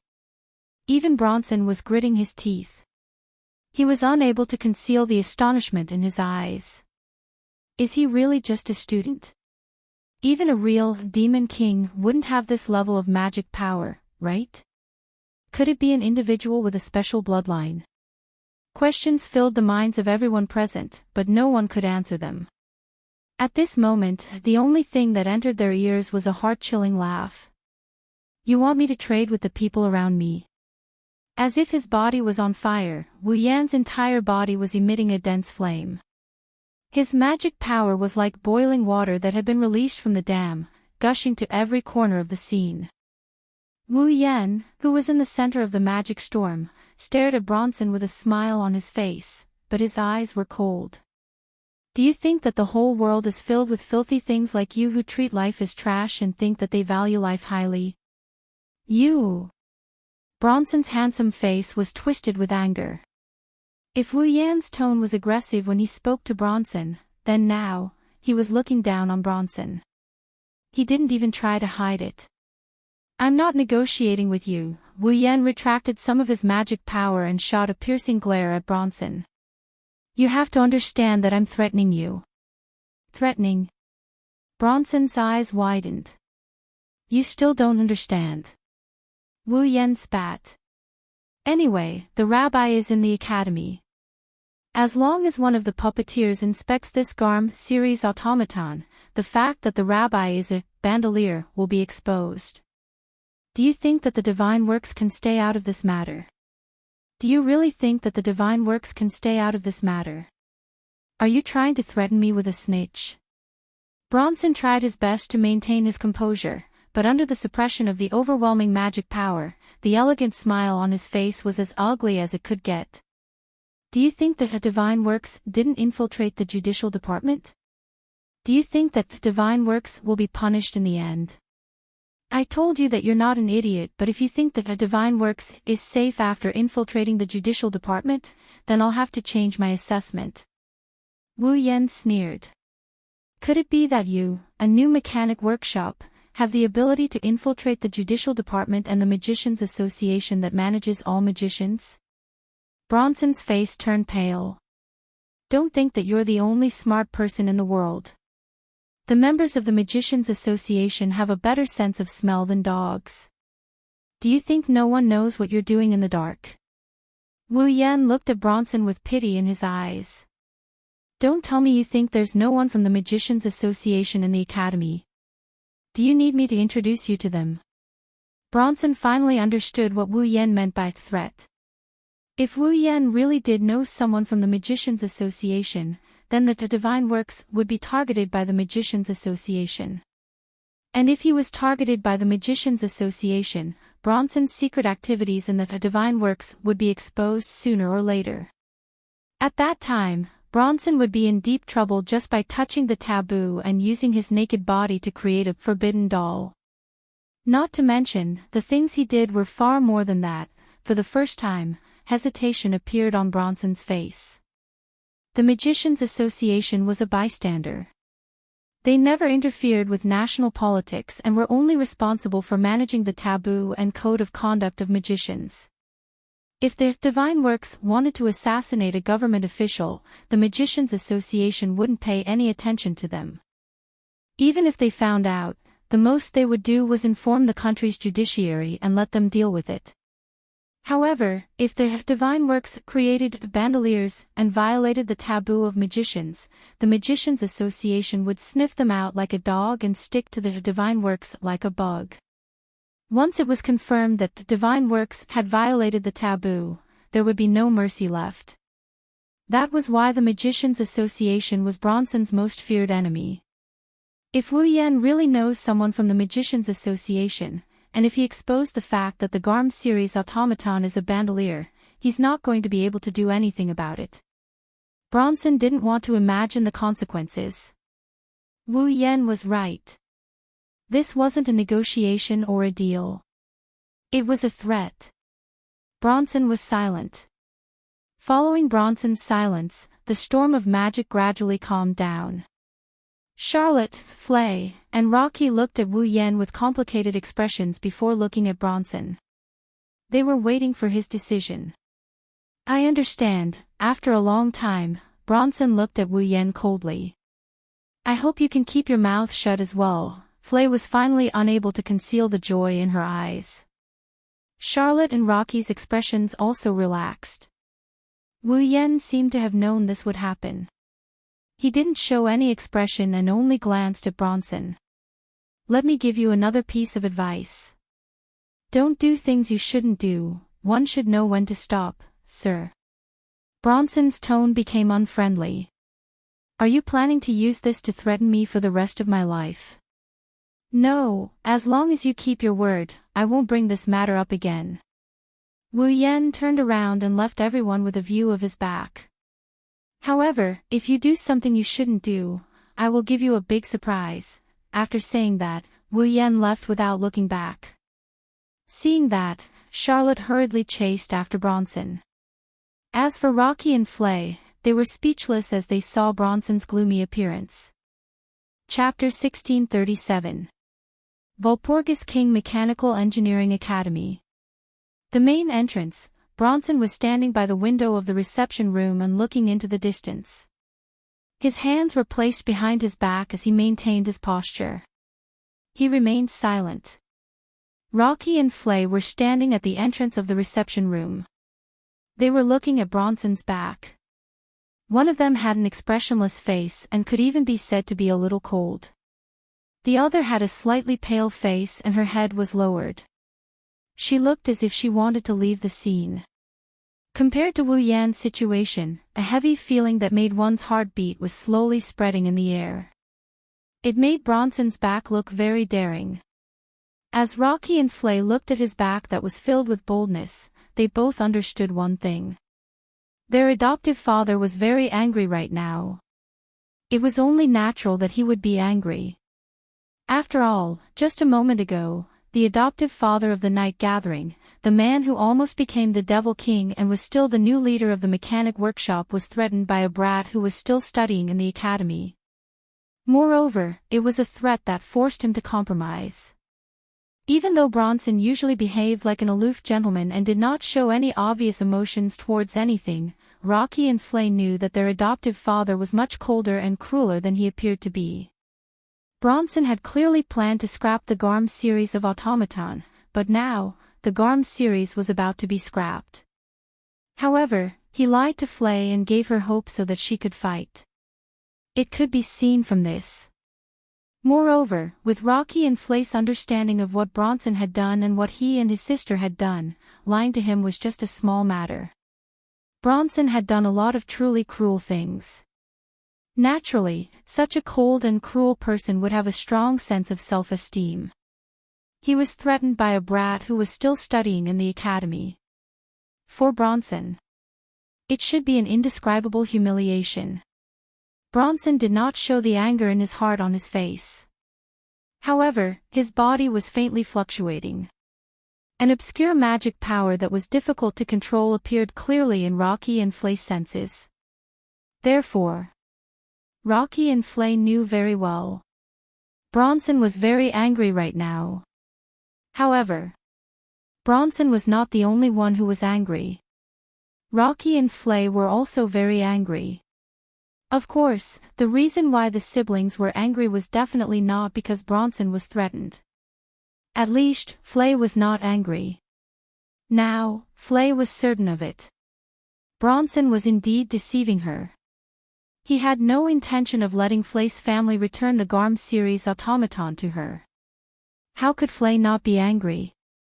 Unfortunately, no matter how angry she was, she could not show it. Flay knew very well that if she disobeyed Bronson, her ending would not be any better than the GARM series automaton that was originally going to be abandoned. If the GARM series automaton was destined to be abandoned, then it might be possible for Flay to disobey Bronson after learning that he had deceived her. However, Bronson had already promised to give the GARM series automaton to Wu Yan. Wu Yan had also promised to return Flay's family to her. Everything was progressing in a good direction. As for her anger, she decided to hide it in her heart. Driven by this thought, Flay continued to act as if she wanted to leave this place. As for Rocky, his red eyes were flickering non-stop. He was clenching his fists tightly. No one knew what he was thinking. After maintaining this incomparably heavy silence, Bronson finally spoke after the sun had set. Flay's delicate body trembled. An expression of fear appeared on her face. However, that expression of fear soon disappeared. She continued to lower her head and remained silent. However, she took a step forward. Bronson seemed to have sensed Flay's movement. With an emotionless voice, he said those words. Are you the one who betrayed me? Bronson should be asking about the leaking of the secret that the Garm series automaton was a forbidden doll, right? After all, the difference between a forbidden doll and an ordinary automaton was that a forbidden doll was capable of generating its own magic power to a certain extent, whereas an automaton was unable to do so. If no one leaked the secret that the Garm series automaton was a forbidden doll, then as long as Raby did not lose control of himself, no one would be able to discover this matter. However, Wu Yan knew about this matter. Because of that, it was normal for Bronson to suspect Flay. However, Bronson's words nearly caused Flay to lose control of herself. Betrayal. Speaking of which, Bronson, who had deceived Flay, was the one who had truly betrayed Flay. However, it would appear that Bronson did not feel the slightest bit of guilt for his actions. In fact, he even felt that it was only natural for him to do so. How shameless and shameless was he? Flay bit her lips without leaving a trace. She lowered her voice and spoke. No, that was indeed not the case. Flay did not mention the fact that the Garm series automaton was a forbidden doll. It was Wu Yan who suddenly exposed it when he was talking to Flay. Flay did not know why Wu Yan would know about this matter. However, it was precisely because Wu Yan had seen through her that Flay revealed all of her difficulties. Thus, from the very beginning, Flay had only revealed her difficulties to Wu Yan. She did not mention anything else. It was unknown whether Bronson trusted her or not. However, he nodded his head lightly. Since you've said it like that, I'll believe you. After saying that, Bronson turned around and expressionlessly looked at Flay, who had her head lowered. In that case, did you manage to find out about that brat's automaton? Hearing those words, Flay started biting her lips again. Not only did he deceive her, after the matter was exposed, he actually acted as if nothing had happened and wanted her to work for him. Flay once again realized how ruthless and cruel her adoptive father was. She could not help but raise her voice. No. Right after she said that, Flay felt the scene before her eyes turn dark. Unknowingly, Bronson had arrived before Flay. He looked at her coldly and raised his hand. A slap was ruthlessly sent toward Flay's face. Slap. A sharp and clear sound echoed through the reception room. That was, without a doubt, the sound of a slap. However, the person who was slapped was not Flay. Flay raised her head in shock and looked before her. In front of Flay and Bronson, a person was standing there. Surprisingly, that person was Loki. It was Loki who stood before Flay and used his own face to receive Bronson's slap. Loki? At that moment, Flay spoke in a confused manner. Bronson's gaze grew colder and colder. He looked at Loki, who stood before Flay. My complacent son, are you planning to disobey me? Lord Father. Loki did not even bother to pay attention to his swollen face. He raised his head and fearlessly met Bronson's ice-cold gaze. He opened his mouth and said those words. I will seek out Scarlet Eyes for a duel. Hearing those words, Flay was startled. Bronson also frowned. Soon after, he understood Loki's intention. Do you want to use the duel to investigate the information of those automaton? No. Loki spoke coldly. If there's a chance, I'll sabotage the automaton and bring their magic circuits back in person. Loki. This time, Flay became anxious. Bronson's eyes flickered. Then, he smiled lightly. Very well, I'll leave this matter to you. Yes, Loki turned around and walked out. A drop of dark red blood flowed down from the corner of his mouth. The reason for that was because he had bitten his lips. Chapter 1639. Go. Angel G. Mand. Under the limited light, the automaton named Cherub raised its steel head and reflected the light into flickering arcs. One of Loki's hands had already reached out to Cherub. Rays of magic power shot out from his hand like a gun and connected to Cherub's body, causing Cherub's body to surge with magic power. He then converted this magic power into power and activated the magic circuit in his body. Buzz, the space around Cherub Archangel trembled. A hot wind of at least a few thousand degrees rose from Cherub Archangel's body and enveloped her. At the same time, Angel Cherub lowered his body and got into a charging position. The super hot wind on his body exploded. Boom! Like a jet, Cherub's lower body blasted out a scorching hot gas, pushing him forward with a sharp air-breaking screech. Like a jet, he shot towards Wu Yan with the giant blade in hand. Big brother. Nagisa and Kanon looked at Wu Yan nervously. Master.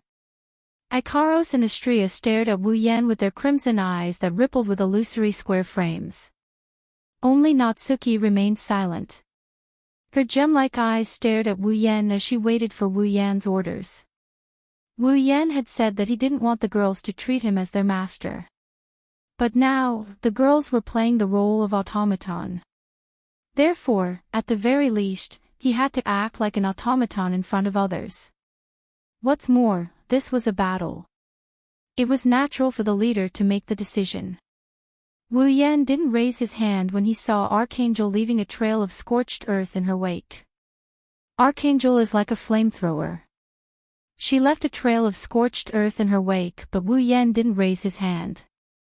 A ball of magic power burst out from his shoulder. It poured into Astria's body. Astria, it's your turn. Yes, sir. Astria replied. She held the laser lightsaber in her hand and held it behind her back. A pair of pure white wings spread out. He slammed the door. He pushed Astria out of the room. Whoosh! Amidst the piercing sound that reverberated in the air in unison, the humanoid robot, automaton, riding on the super-hot wind and the angel-like beautiful sword-wielding girl collided head-on. They collided with each other. Clang! Accompanied by the sound of metal clashing against metal, the giant blade that was covered in ultra-high-temperature hot wind also clashed against the light sword that was formed from light. It stirred up a strong gust of wind that blew in all directions. When the swords clashed, Astria's crimson eyes flashed. She flapped her wings and charged forward with explosive power. Screech! Sparks flew as the lightsaber and giant blade clashed against each other. Astria raised her sword with an ear-piercing screech. Clang! Archangel was bigger than Astria in terms of size, but Astria was able to deflect Archangel's blade with incredible strength. Ha! Astria shouted and spun in the air like a top. She turned the laser lightsaber into a spinning blade and slashed towards Archangel's neck like a tornado. In the face of such a fierce spinning slash, Angel Cherub dodged to the side, easily allowing the spinning slash of the lightsaber to graze by less than 5 centimeters, evading the attack. When Archangel dodged, everyone in the room felt an unnatural air current erupting in front of her. Archangel's speed was pushed to the limit. Archangel! Loki extended his palm towards Archangel. An even more ferocious magic power materialized into a circle of light that rippled outwards. Archangel's eyes glowed red. The hot air in front of her disappeared in an instant. Instead, an even more intense hot air burst out from behind her. Archangel's retreating figure stopped abruptly due to the hot air behind her. In less than 1,000th of a second, she charged forward again. Archangel's laser lightsaber brushed past Archangel's body and slashed at Astria, who was still spinning. Archangel raised her giant blade without hesitation. The blade glowed with a fiery red luster. She slashed at Astria's waist like a fish on a chopping board. Unfortunately for her, Archangel with wings was no match for Archangel, who relied on hot air to propel herself. Not to mention, Astria had the most mobility among all Archangels. Clang! Astria froze in mid-air as if she was embedded into space. She maintained her horizontal position. She raised her laser lightsaber to block the slash. Humph! Seeing this situation, the corner of Loki's mouth rose slightly. The magic in his hand surged even more intensely. In an instant, the wings on Angel Cherub's back that were interspersed with sharp spikes spread out. With a bang that was no different from a gunshot, 8 sharp spikes that were like sharp blades with black wires at their ends shot out. They circled in the air, stirring up gusts of air as they descended from the sky. Astrea wielded her laser lightsaber and was in a stalemate with Archangel's greatsword. She was in a stalemate with Archangel's greatsword. If Astrea was pierced by the hot air, her alluring body would be pierced by the spikes. Wu Yan couldn't help but snicker under such circumstances. You sure know how to play tricks. Wu Yan extended his hand and with a hum, his mana turned into ripples of light that rippled outwards. Return the favor. Astrea's gaze sharpened. A whirlwind of mana erupted from her body. Her strength increased by several folds. The laser lightsaber in her hand vibrated violently. Even the giant sword that was locked in a stalemate with the laser lightsaber started vibrating. Screech! An uncomfortable, ear-piercing sound reverberated through the air. Sparks flew in all directions. Under the effect of the laser lightsaber, Angel Cherub felt an unparalleled force spreading from the giant blade in his hand, causing the giant blade to tremble. Clang! Archangel's giant blade was deflected away as if it had slashed a spinning fan that was as hard as steel. Clang clang clang clang clang. Astrea performed a dazzling sword dance. Her sword left afterimages in the air as she deflected the 8 spikes that came down from the sky. TCH. Rocky smacked his lips and waved his hand fiercely. Spin. Angel G. I'm ready. Amidst the cold mechanical response, Cherub's body stirred up an extremely hot blast, causing the surrounding air to distort and emit a burnt stench. Riding on the hot wind, Angel Wisdom leaped into the sky and flew into the air. Her figure, which made people think of an angel made of steel, emitted a creaking sound, like the sound of gears sliding. Under the watchful eyes of everyone present, Angel G was like a transformed robot. His body had completely changed shape. His shoulders, arms, and greatsword merged together and became a single piece of metal. All the parts on his body combined together in an orderly manner. Not long after, Angel Wisdom transformed into a greatsword. It was a gigantic sword that was taller than a person, more than 2 meters in length.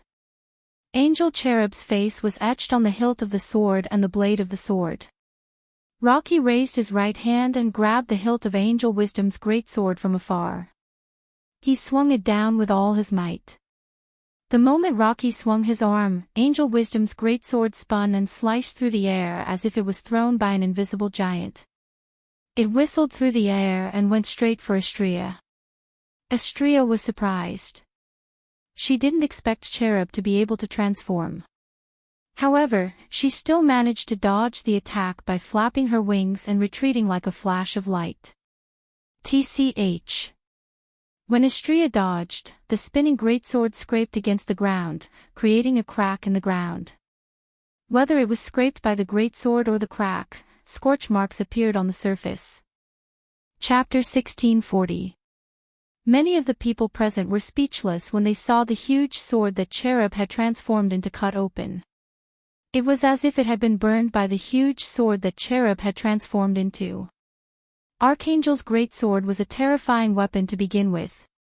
It wouldn't be surprising if a part of one's body was missing after being sliced by such a weapon.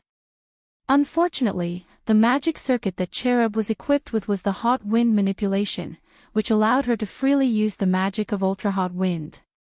With the addition of the super high temperature of several thousand degrees and the 2-meter-tall sword, what else could the Cherub not cut open? Perhaps even a meter-thick steel would be sliced in half in just a second. Even if Astrea wasn't under the level restriction, her soft body would be sliced in half by Archangel's slash, let alone Astrea who was currently under the level restriction. Of course, that was when Astrea was hit by the sword.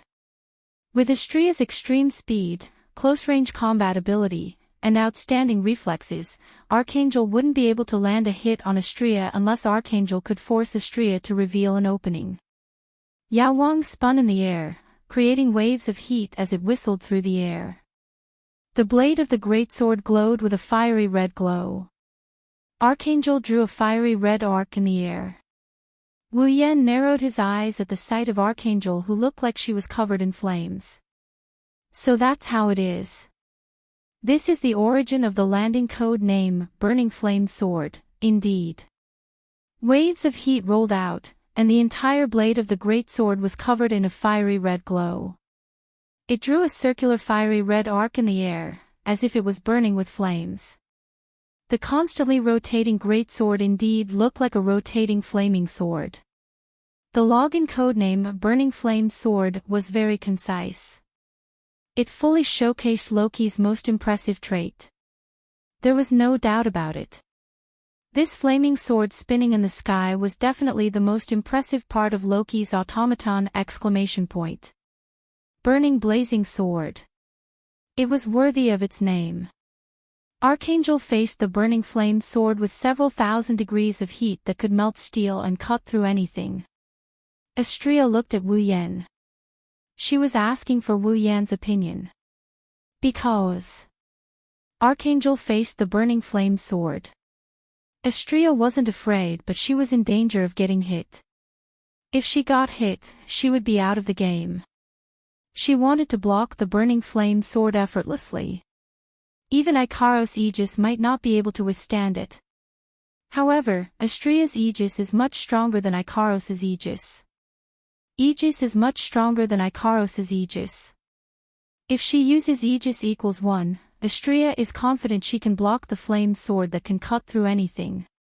That's why Astrea is asking Wu Yan if she can use her Aegis equals L, area of effect shield. If she uses Aegis equals L, Astrea won't have to worry about defense anymore. She can attack with all her might. At that time, the outcome of the battle would be decided in less than 10 seconds. Wu Yan thought of the same thing as Astrea. After some slight hesitation, he agreed to it. After all, the burning flame sword was already a threat to Astrea. It's fine if he couldn't hit her, but if he did, Wu Yan would raise the entire academy to the ground. Even if he didn't care about the outcome, he had to consider Astrea's safety. What's more, trump cards and whatnot were meant to be used in times of need. That's why there was no reason to hesitate. Just as Wu Yan was about to nod his head in agreement, something strange happened. Boom! Suddenly, a violent surge of magic power rose from a certain direction outside the arena like a whirlwind, enveloping the entire arena in waves of magic power and causing loud rustling sounds to ring out. This violent magic power did not emerge from Loki's body. Loki didn't have this level of magical power either. Only Wu Yan could turn magical power into waves of magical power.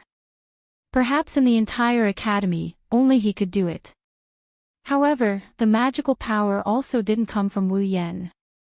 Instead, it came from Flay, who was standing not far away from Rocky with a confused expression on her face. Loki, who was closest to Flay, widened his eyes. Wu Yan and the other young ladies were also surprised. Magical power that could blow trees away gushed out of Flay's petite body like it was free of charge. On the other hand, Flay's face was filled with panic and bewilderment. It was apparent that Flay didn't know there was such a level of magical power in her body. She didn't even know why the magical power burst out of her body. That was because it wasn't Flay's intention. Flay's magical power went out of control. What's wrong? Nagisa was startled. What's going on? This magical power. Wu Yan looked at Flay in astonishment. That's not a level of magical power that Flay can possess. Or rather, I don't even know if magicians and puppet users can release magical power of this level. This magical power is already comparable to a vampire's. Natsuki's delicate face turned serious.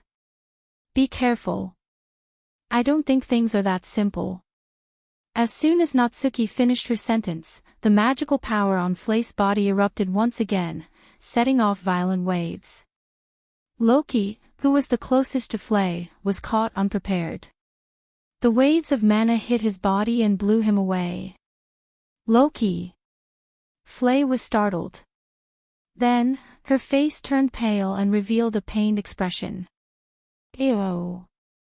Right at this moment, Raby, who was standing beside Flay, suddenly let out a roar filled with madness.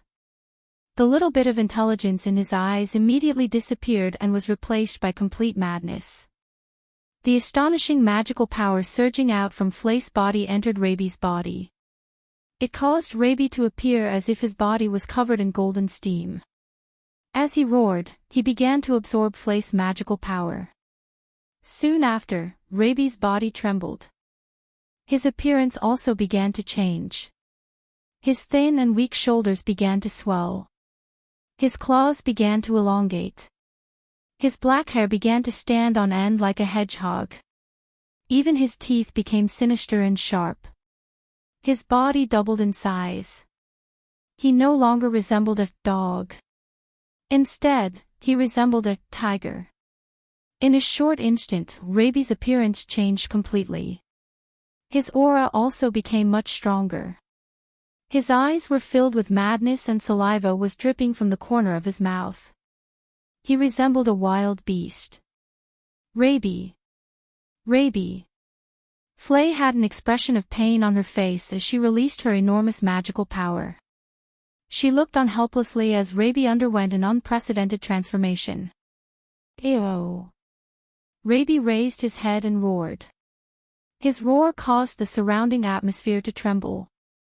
Enormous magical power filled his entire body. Woo! Ah! Ah! Ah! At the same time, Flay started to whimper inaudibly. Her knees grew weak and she fell to the ground. Due to her slender yet voluptuous body releasing more magical power than her body could handle, her muscles began to emit popping noises. Her muscles were damaged all over and blood was seeping out from them. Seeing this scene, Loki, who had just climbed up from the ground, narrowed his eyes fiercely. The group of girls cried out in alarm. Even Natsuki had an astonished expression on her face. As for Ikaros, her eyes trembled. She immediately wanted to rush over to Flay. However, Wu Yen grabbed Ikaros' hand and looked to Flay, who was lying on the ground with an ugly expression on his face. He already knew what was going on. Oh. Oh. Ah. Before the attentive gazes of all the people present, Flay appeared to be unable to endure the pain from her body. She screamed miserably and began to struggle on the ground with a painful expression on her face.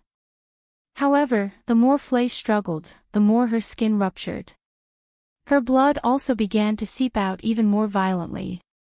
Soon, the ground where Flay was lying on turned into a small pool of blood. Guji. In the past, Raby would definitely rush over to his master's miserable state. But now, he did not even bother to take a glance at his master. He bared his teeth and glared at Wu Yen with his blood-red eyes. Bang! Raby stomped on the ground with his powerful hind legs. Without any warning, he charged toward Wu Yen, who was looking at him with an ugly expression on his face. Chapter 1641. Roar! Full of madness, a beast-like roar shook the space, mixed with a majestic and chaotic magic power. It was as if a typhoon was blowing to every corner of the scene. Read the latest novellas. The beast-like roar sounded. The owner of the roar, Raby, opened his mouth that was dripping saliva and filled with razor-sharp teeth. He gathered his mana. At the next moment, like an invisible mortar, an invisible shell with a violent impact shot out from Raby's mouth. It dug up the soil on the ground, sliced through the atmosphere, and tore through space, shooting straight ahead. It was an impact shell composed of sound controlled by the sound pressure manipulation magic.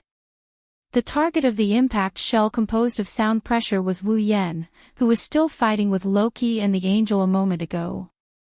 Flay's automaton suddenly barged into the battlefield and attacked Wu Yan. Master! Ikaros flapped her pink wings and arrived before Wu Yan.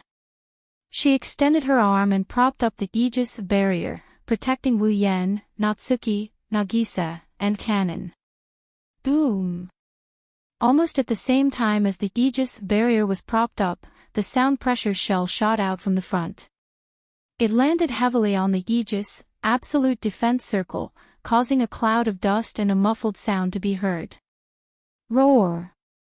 Robbie, who had transformed into a tiger, did not care if his attack was effective or not. He roared as he dashed forward madly. He blasted out cannonballs made of sound pressure and bombarded the enemy continuously. Boom! Boom! Boom! Boom! But Raby still ignored them. It was certain that Raby had completely lost his mind. Now, it was a wild beast that only knew how to attack. However, this beast did not attack others. Instead, he only locked onto one target. He kept releasing the sound pressure manipulation magic, releasing sound pressure cannons that were comparable to real cannonballs. Ah! As Raby continued to use magic without restraint, more and more magic power surged out from Flay's body. Replenished the Rubby's body and supported in releasing magic. Immediately, Flay's skin ruptured again. Even more blood gushed out from her body. Robbie! Robbie! Even though Flay's injuries were clearly painful to see, even though she was in so much pain that she was unable to even stand and could only lie on the ground, she completely ignored her injuries and pain. She only cared about struggling and extending her hand toward the crazy Robbie. It was obvious that Flay wanted to control her automaton. However, Raby did not have the slightest intention of responding to Flay. He continued to release sound pressure artillery shells into the center of the increasingly dense smoke and dust. Flay's control was completely ineffective. In this sort of situation, Flay wanted to directly use force domination to control Raby. However, force domination required a high degree of concentration. At this moment, Flay's entire body was howling in pain. How was she supposed to concentrate? Beside him, Rocky looked at Flay, who was lying on the ground with blood dripping from her body. However, she was still persistently extending her hand toward Robbie in an attempt to control him. Seeing this, Rocky clenched his teeth hatefully and turned his head around to look at Robbie. Angel G. I'm ready.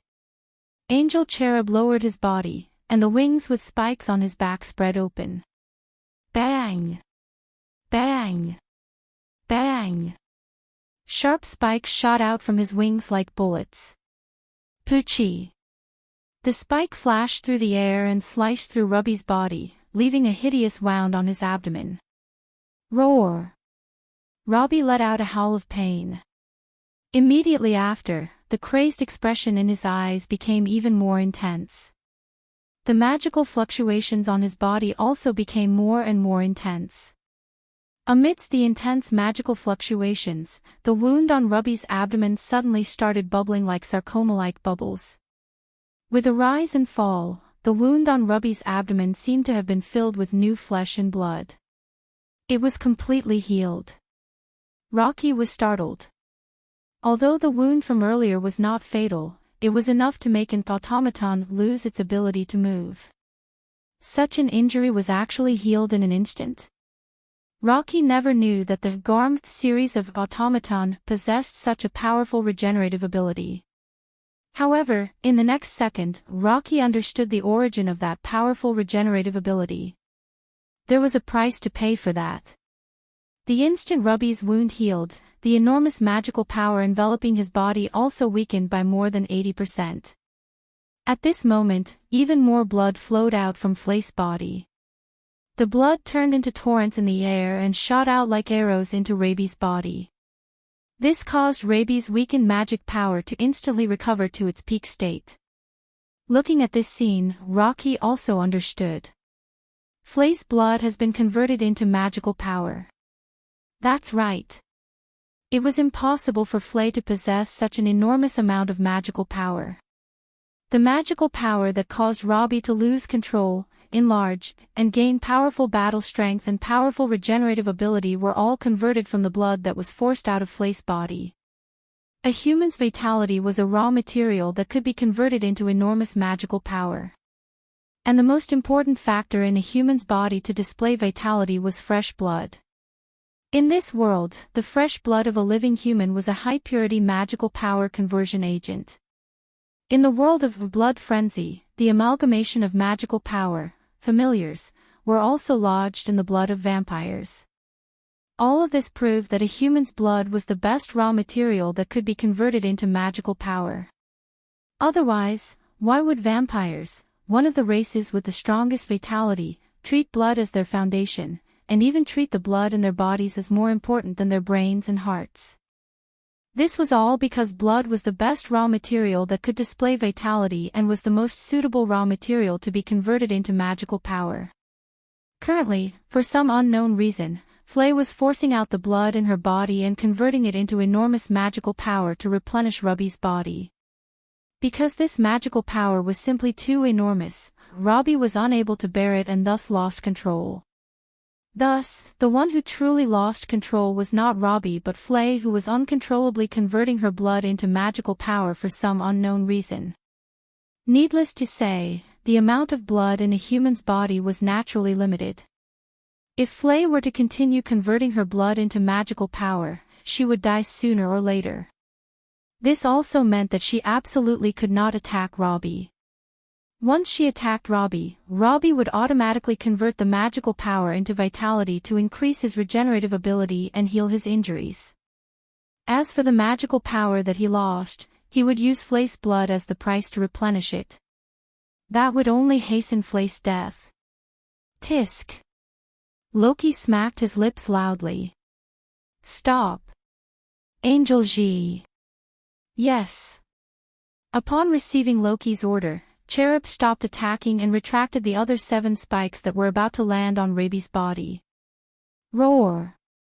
At this moment, Raby roared and leaped forward. With a fierce dash, he pounced on Rocky with a piercing sound.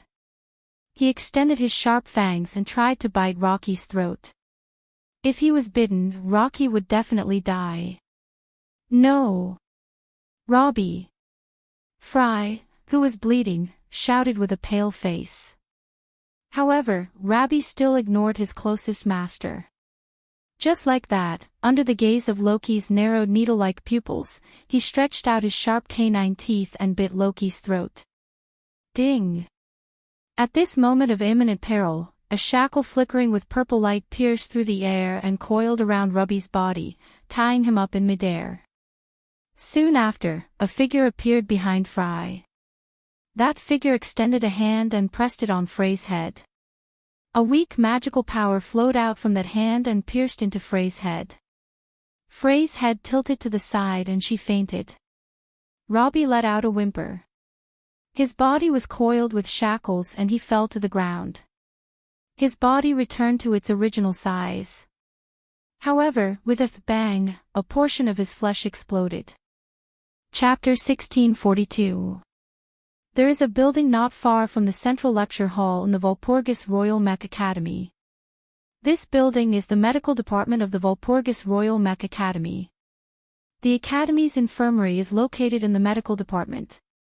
Even though the Walpurgis Royal Magic Academy was the best academy in the world of magic, there were only a little over 1,000 students studying here. That is why the Walpurgis Royal Mech Academy doesn't have any advanced medical equipment and facilities. The infirmary is located in the same building as a normal school's infirmary. The scale of the infirmary isn't much bigger than a clinic. There is only one infirmary in the entire academy. Midnight is approaching. Logically speaking, both the medical department and the infirmary should only be left with the staff on duty. It shouldn't be lively. However, at this very moment, in the medical department's school building, there was an extremely noisy noise coming from a corridor near the infirmary. This was because the door at the end of the corridor was being forcefully opened by 2 beautiful girls with angelic wings, one on each side. This woke up the medical staff on duty, who was sitting on the counter and was about to fall asleep. After Ikaros and Estrella opened the door, Wu Yan ran in with Flay in his arms. Her clothes were dyed red with blood and her face was pale as a sheet of paper. Natsuki, Nagisa, and Kanon jogged behind Wu Yan. Loki also ran into the corridor with Cherub, who was making clanking noises. The previously silent corridor was filled with noise. The staff on duty wanted to complain. However, when he saw that Flay's clothes were dyed with blood and her pretty face was deathly pale, his expression immediately changed. What happened? She's injured. Wu Yan didn't beat around the bush and went straight to the point. She lost a lot of blood. Please prepare a blood transfusion for her. How can she be cured with a blood transfusion at this level? The staff on duty pushed a medical stretcher with a small wheel and hurried over. Prepare the treatment immediately. Don't worry, I have more suitable healers here. Please prepare a blood transfusion for her. Wu Yan said. He placed Flay on the stretcher and looked at Kanon. Kanon. I'll leave Flay in your hands. I will provide mana. And Robbie. Nagisa and Estrella yelled as they shielded Robbie, who was brutally slung over Archangel's shoulder. Robbie's body was covered in blood. Kanon-chan, I'll leave Robbie in your hands as well. I will do my best. Kanon said nervously. Her tone was filled with nervousness. It's only natural. Even though she has better healing abilities than anyone else. This is the first time Kanon treated herself in such a formal manner. Like a doctor, she was preparing to treat the injured in the infirmary. Originally, Kanon was just an ordinary student. It would be abnormal if she wasn't nervous. However, there was nothing she could do about it. After all, even with her extraordinary healing abilities, Kanon can't produce blood out of thin air. She can't replenish Flay's blood loss. That's why Wu Yan brought Flay and Robbie to the medical department's dormitory and asked them to give Flay a blood transfusion. With Kanon's ability, she can heal Flay's injuries in a matter of minutes. Of course, the medical department didn't know about this. Just as they were about to object, a voice came from the front. Just do as he says. A beautiful woman with bright red hair tied behind her head and a pair of spectacles on her face walked over from the other side of the corridor. She wore a professor's uniform and gave off a cold aura. She's Kimberly. Since he said so, he must have his own way. Kimberly looked at Flay, who was lying on the stretcher, and said without turning her head. So, just do as he says. The medical department's members looked at each other. However, since the academy's professor said so, they had no choice but to do as she said. Pushing the stretcher, the medical department staff pushed Free and Robbie into the infirmary. Kanon followed them into the infirmary. Flay's problem is her excessive blood loss. After giving Flay a blood transfusion and receiving Kanon's treatment, Flay should be fine soon.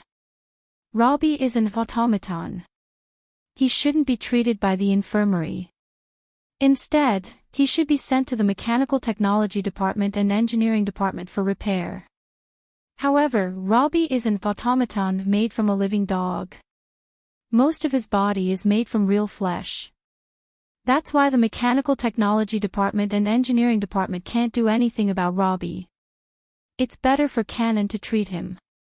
That's why she was sent here as well. Natsuki, Nagisa, and Estrella remained silent as they watched Kanon and the medical department's members push the stretcher into the infirmary. Loki also remained silent. Only Ikaros looked at Wu Yan with a rare worried expression. Master, don't worry. Wu Yan held Ikaros' hand and comforted her. Kanon's healing ability is outstanding. Flay and Robbie should be fine. Ikaros nodded, but her expression was still gloomy. Anyone who saw her would feel sorry for her. Ikaros isn't familiar with Flay and Robbie at all. However, the way Flay treated Robbie, a weapon and prop, as her family touched Ikaros' heart. Because of that, Ikaros began to pay attention to Flay and Robbie. Ikaros' method of paying attention to them is simple. She doesn't want Flay and Robbie to be harmed. It was a pity that this small wish was mercilessly shattered because of this sudden change in circumstances. Wu Yan's heart felt heavy. He clenched his fist and took a deep breath. He suppressed his emotions and looked at Kimberly. Kimberly-sensei, why are you here? My students are fighting in front of their dorm. Do you think no one will know about this? Kimberly glanced at Wu Yan. I will ask about the details later. For now, let's wait for the master and servant pair to finish their treatment. Wu Yan nodded his head in acknowledgement. Why did this happen? Nagisa stared at the closed door of the infirmary with a depressed expression. Why did Flay suddenly bleed all over her body? Why did her automaton suddenly go berserk? What I can be sure of is that it wasn't the little girl's own will. She seemed to be very confused about what was happening to her body. Clearly, that was the first time she had encountered such a situation in her life. Natsuki frowned. Someone must have done something to that little girl's body, causing the blood in her body to be forcefully forced out and automatically transformed into magic power. Someone did something to her body. Astria tilted her head to the side in confusion. There are many ways to force the blood out of her body. Natsuki looked at Rocky, who was standing at the back of the room with a pale face. I'm afraid someone planted a spell that can forcefully generate mana into the little girl's body. Other than Wu Yan, who had his head lowered, and Rocky, who had a terrible expression, everyone else's expression changed. Someone planted a spell that can forcefully generate mana into her body. Thus, earlier, it was that magic method that forcibly produced magic power that transformed Flay's blood into magic power that caused Flay to lose control.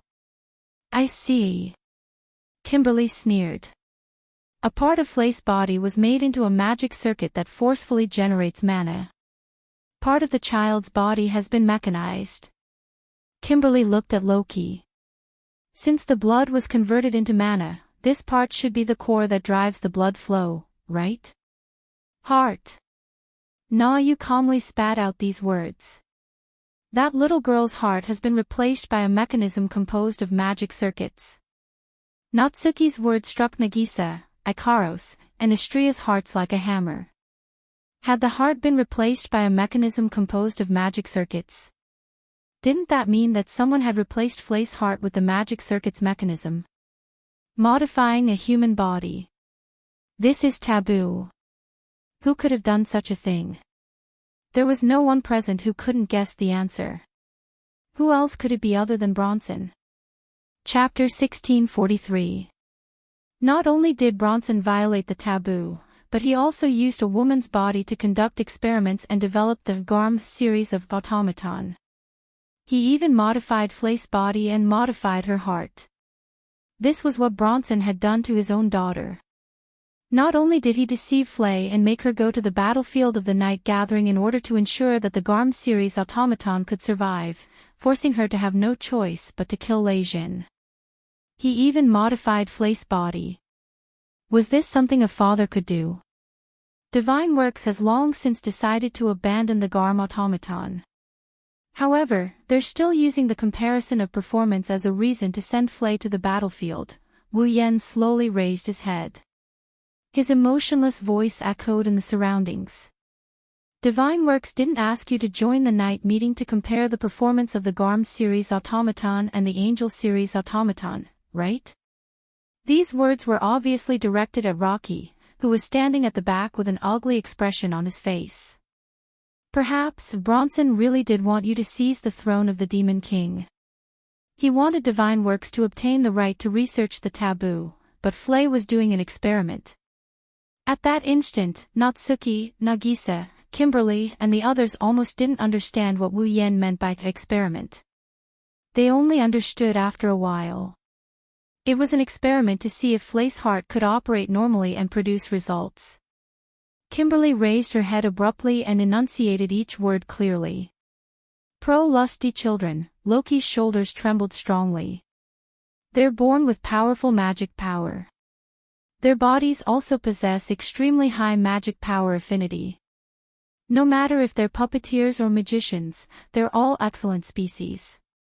The probability of them being born is 1 in a million. Kimberly's sharp gaze landed on Loki. You and Flay are both confused children created by the people of the divine works. Am I right? Nagisa looked like she was punched in the face. Her petite body swayed. Estria's face turned a little pale. Ikaro's eyes fluctuated. Even Natsuki furrowed her brows. Artificial camouflage children. Because there was no way to be born with powerful magic power. That's why the heart was installed with a magic circuit that forcibly produced magic power. It was modified into a mechanical heart.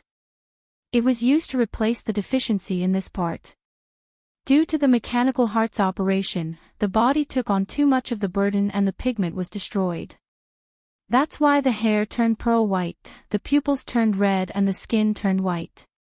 This was the origin of the artificial, camouflage children.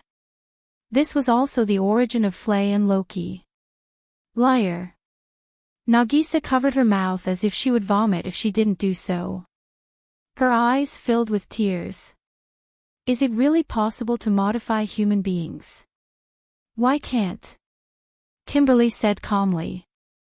Wouldn't it be a tempting idea to mass-produce the camouflage children, who are born with magic power and destined to become extraordinary puppeteers and magicians? Mechanically modify the hearts of ordinary people to create camouflage children. If it succeeds, we'll have an item that's destined to have a certain power in the future. If it fails, we can still use the organs that haven't completely died to make an automaton. Natsuki's voice slowly turned cold as well. That's how the automaton of the Garm series was born, isn't it? If the modification succeeds, everything will be fine.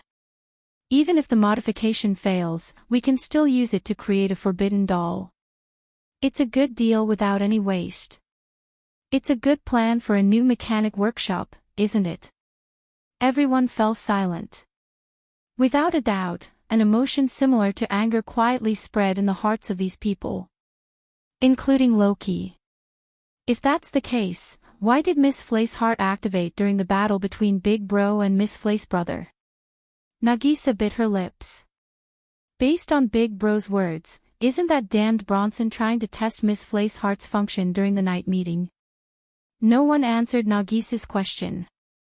However, Natsuki, Kimberly, and Loki seemed to have guessed the answer. They turned to look at Wu Yen. Under the watchful eyes of the crowd, Wu Yen opened his wine-red eyes. Bronson did something to Flay's body and made her heart activate when I was fighting with Loki. He also did something to Ruby's body and made the berserk Robbie lock onto me and kill me. What? Nagisa sucked in a cold breath of air. Natsuki, Ikaros, and Estria had a cold glint in their eyes. Only Kimberly looked at Wu Yen with surprise. Why did he want to kill you? I have something on him. Wu Yen smiled as if he was talking about someone else. But he can't touch me, a student of the academy. Otherwise, the Autonomous Academy has the right to execute him. So, he made that little girl's heart go out of control and her automaton went berserk to kill you. Natsuki pouted. In this way, regardless of whether it succeeds or not, the blame can be pushed to the automaton and even that little girl, right? Hearing this, before anyone could react, Loki turned around and walked towards the door at the end of the corridor with Cherub in tow. Where are you going? Kimberly spoke in an extremely calm tone as if she had seen through Loki's thoughts. Let me remind you, if you plan to bring your automaton out of the academy, not only will your automaton be confiscated and disassembled, you will also be expelled. By then, you will no longer be qualified to participate in the night meeting. Loki's footsteps stopped abruptly. Just as Kimberly had said, Loki was planning to bring his automaton out of the academy. It's good to fight for your sister, but if you're just going to be beaten up, nothing will change, Kimberly sighed and warned Loki. What's more, you're no match for Bronson. As his adopted son and a puppet user personally trained by him, you should know this very well, shouldn't you? Loki didn't say anything. It was a while before he replied. Although I am humble and forgiving, there are 3 kinds of people I can never forgive. Those who order me around, those who resist me, and, Loki turned around and revealed a cold smile. Bastards who schemed against my sister and tried to push her into the abyss. This time, not only were the other girls surprised, but even Natsuki was surprised. Didn't Loki hate Flace so much that he killed Robbie just to make her give up on the night meeting? However, judging from the unconcealable rage in Loki's eyes when he said those words, it was obvious he wasn't lying. What was going on? You're quite smart. Kimberly hugged her arms. But, as a professor of the school, do you think I'll just watch you break the rules? Before Loki could reply, Wu Yen suddenly spoke. In that case, I can go out without the automaton, right? Kimberly and Loki were both stunned when they heard this. Chapter 1644. Liverpool, Mechanized City. In the outskirts of Liverpool, some distance away from the mechanized city of Liverpool, there were several buildings that looked like rich farmers' mansions standing in the middle of an empty field. It was surrounded by a wall. It was completely made of thick and unadorned stone bricks. There were a few stone buildings that looked like ancient stone castles. It was very imposing, but it was simple and unadorned like a farmer's house. Inside the wall, there was a silo that looked like a clock tower, a stone building that looked like a house, a tall tower that looked like a castle, and a livestock house made of stone. At first glance, such a place looked like a farm that specialized in raising livestock and breeding meat. However, on the signboard at the entrance of the wall, the words orphanage were clearly written. However, if this was an orphanage, the situation inside was too out of place. Inside the building, there were men with hunting rifles in their hands and uniform patrolling the area vigilantly. The security was extremely tight, and some of them even brought along automatons that were obviously made up of machines. They didn't let their guard down for even a second as they kept their vigilance on the surroundings. Did an orphanage have to be so heavily guarded? Even if it was the army that protected the military provisions and transported the provisions, it would be more or less guarded. Therefore, if one were to carefully observe this farm-like orphanage, one would be surprised. Everything here was so out of place with the word orphanage. It was very suspicious. In one of these suspicious buildings, Bronson was standing there with his hands behind his back. Behind him were people in white coats, who looked like doctors and experts. The building was pitch black and there was no light at all. The surrounding doors and windows. Except for the entrance. The rest of the building was surrounded by iron fences. Other than the iron fences on the doors and windows, there was no furniture or utensils. There were only 2 rows of iron cages. Inside the iron cages. The cages were of different sizes, shapes, and breeds. There were all kinds of Great Danes, Golden Retrievers, Shepherd dogs, Doberman dogs, collies, and even mixed-breed hunting dogs, police dogs, and military dogs. They were all mercilessly locked up. They were lying listlessly in the iron cages. Their fur was slightly dull, as if they had not been carefully taken care of for some time. Their spirits were also extremely low. Their eyes were tightly shut, and only their ears and noses were moving, proving that they were alive.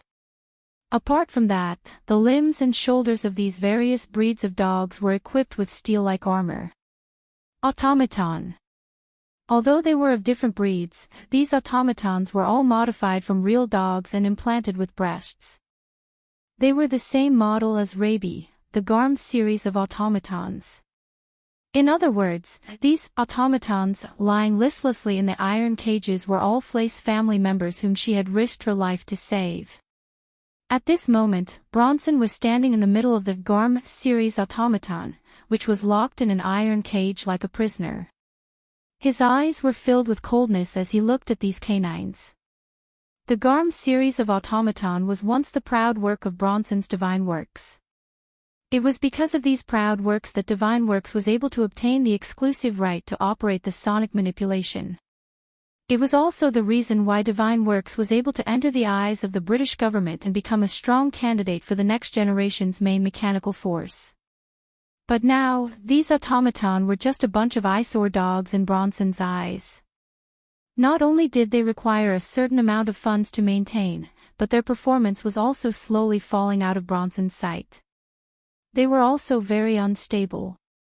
Once the secret of their creation was discovered, Bronson would be arrested. How could Bronson find these dog-shaped automatons pleasing to the eye? Not to mention, all of them were now being used by others to threaten him. If it was not for the fact that he had not confirmed Wu Yan's death, Bronson would have declared these eyesore automaton useless. He would have cut them into pieces and thrown them into the sewers. That's right. The reason why Flay's mechanical heart suddenly went out of control was indeed because of Bronson.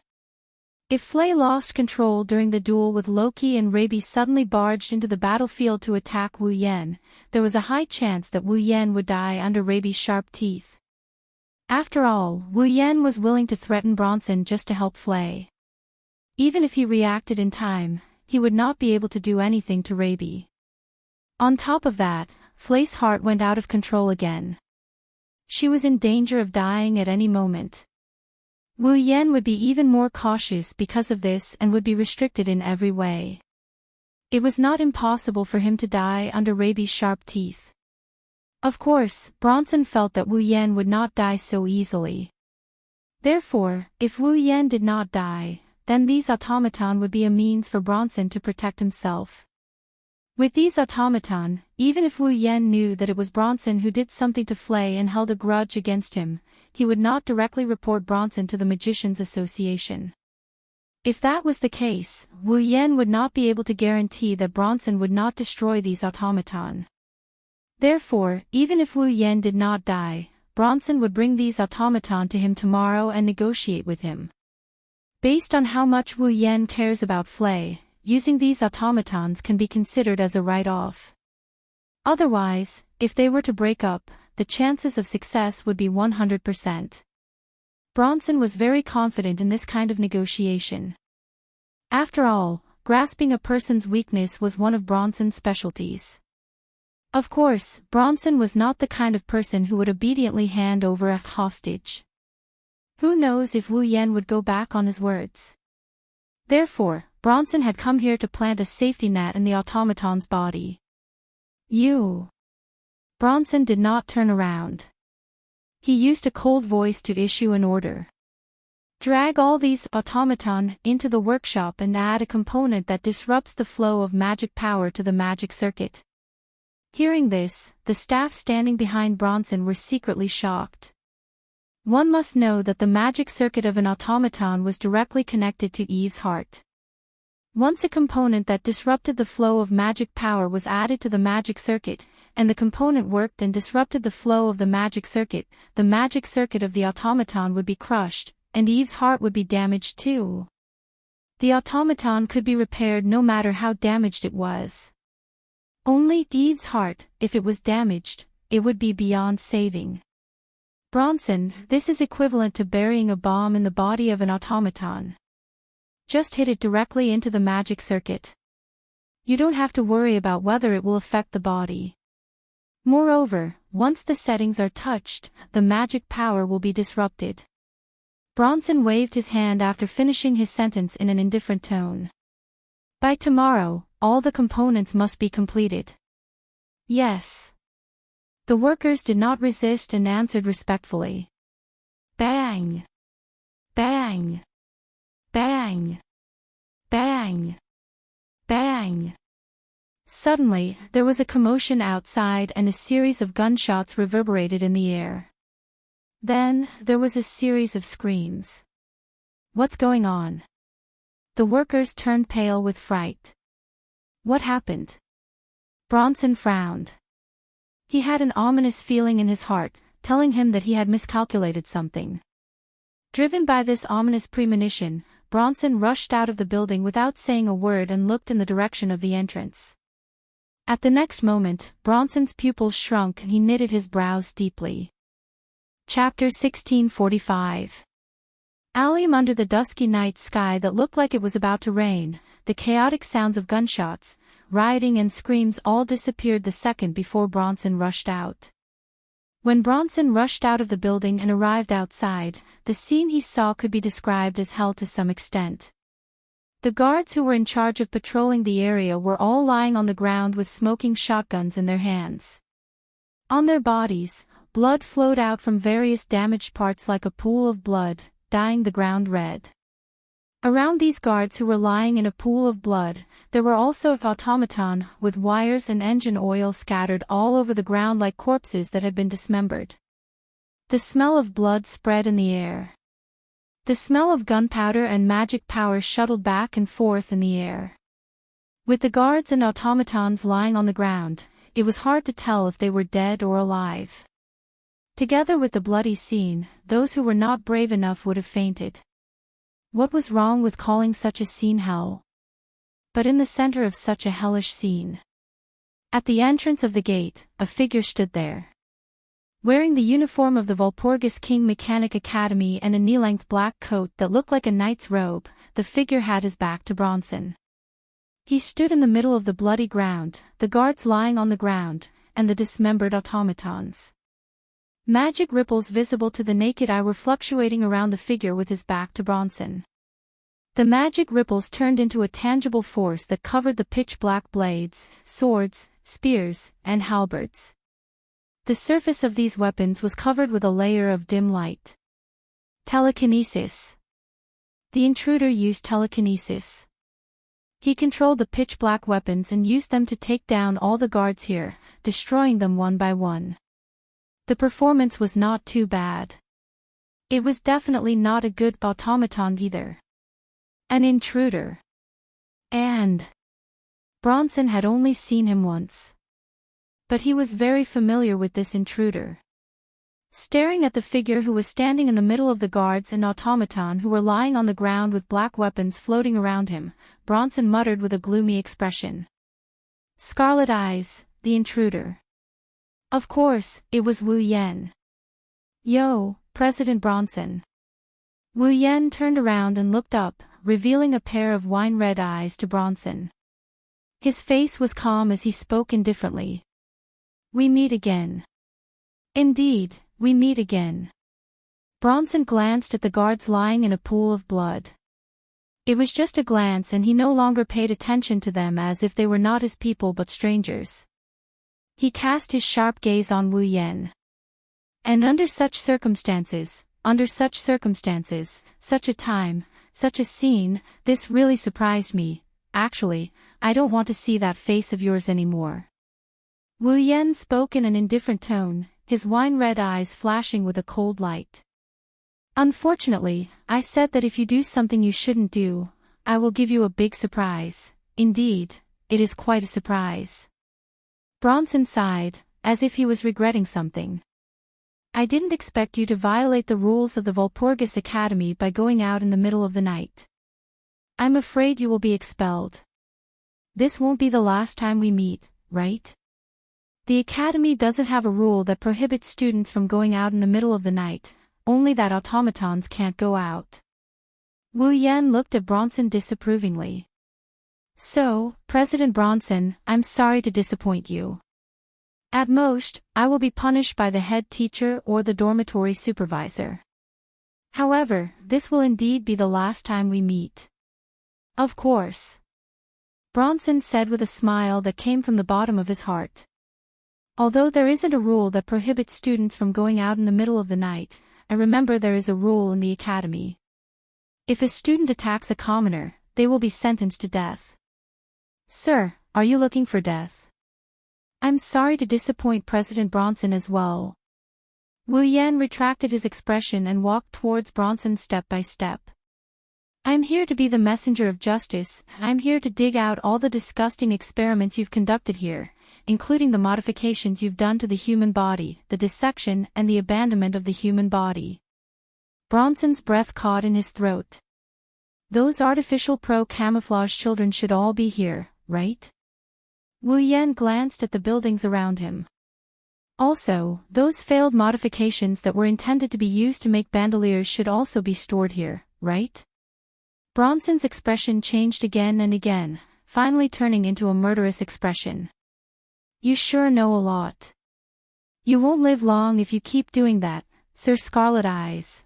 What a coincidence. In many people's eyes, I deserve to die, but I'm still alive. Wu Yan raised his hand. So, you'll have to kill me right here, or you'll be the one who dies. Wu Yan waved his hand and the black weapons that were locked in place by Wu Yan's telekinesis shuddered. They tilted and aimed at Bronson with their sharp points. They sliced through the air and landed on Bronson without mercy. What a joke. Facing the pitch-black weapons falling down like raindrops, Bronson spat out these creepy words. You didn't even bring your automaton with you and you dare come here. You're digging your own grave. This way, Bronson won't have to think of another way to get rid of Wu Yan. He can just kill Wu Yan right here and now.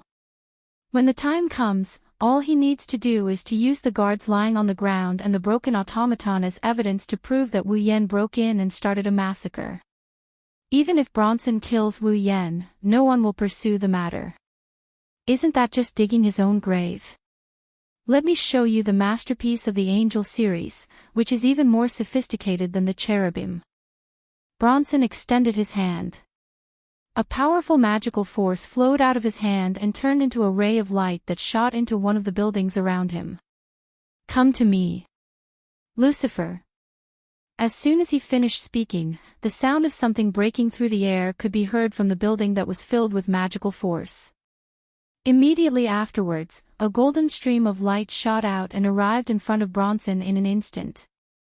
With an unnatural gust of wind, it shot up into the sky like a meteor and collided head-on with the pitch-black weapons that were falling down like raindrops. Clang, clang, clang, clang. The golden streams of light nimbly streaked across the air, striking the pitch-black weapons one after another like a whirlwind, sending them flying in all directions. Not long after, a series of crisp clanging sounds rang out. None of the nearly 100 pitch-black weapons landed on Bronson. They were all knocked away by the golden flowing light, either piercing into the ground or the surrounding buildings, scattering all over the place. Only then did the golden light appear in front of Bronson. It was a sword that was over 2 meters long. It was completely gold in color and had a mechanical face on the hilt. Apart from the color and some details, the sword was exactly the same as the sword that Cherubim transformed into. And the unnatural wind that flowed around the sword just now was actually a hot wind that contained an extremely high temperature. Hot gust manipulation. Needless to say, it was definitely the same type of machine as Cherub, the Angel series of automaton.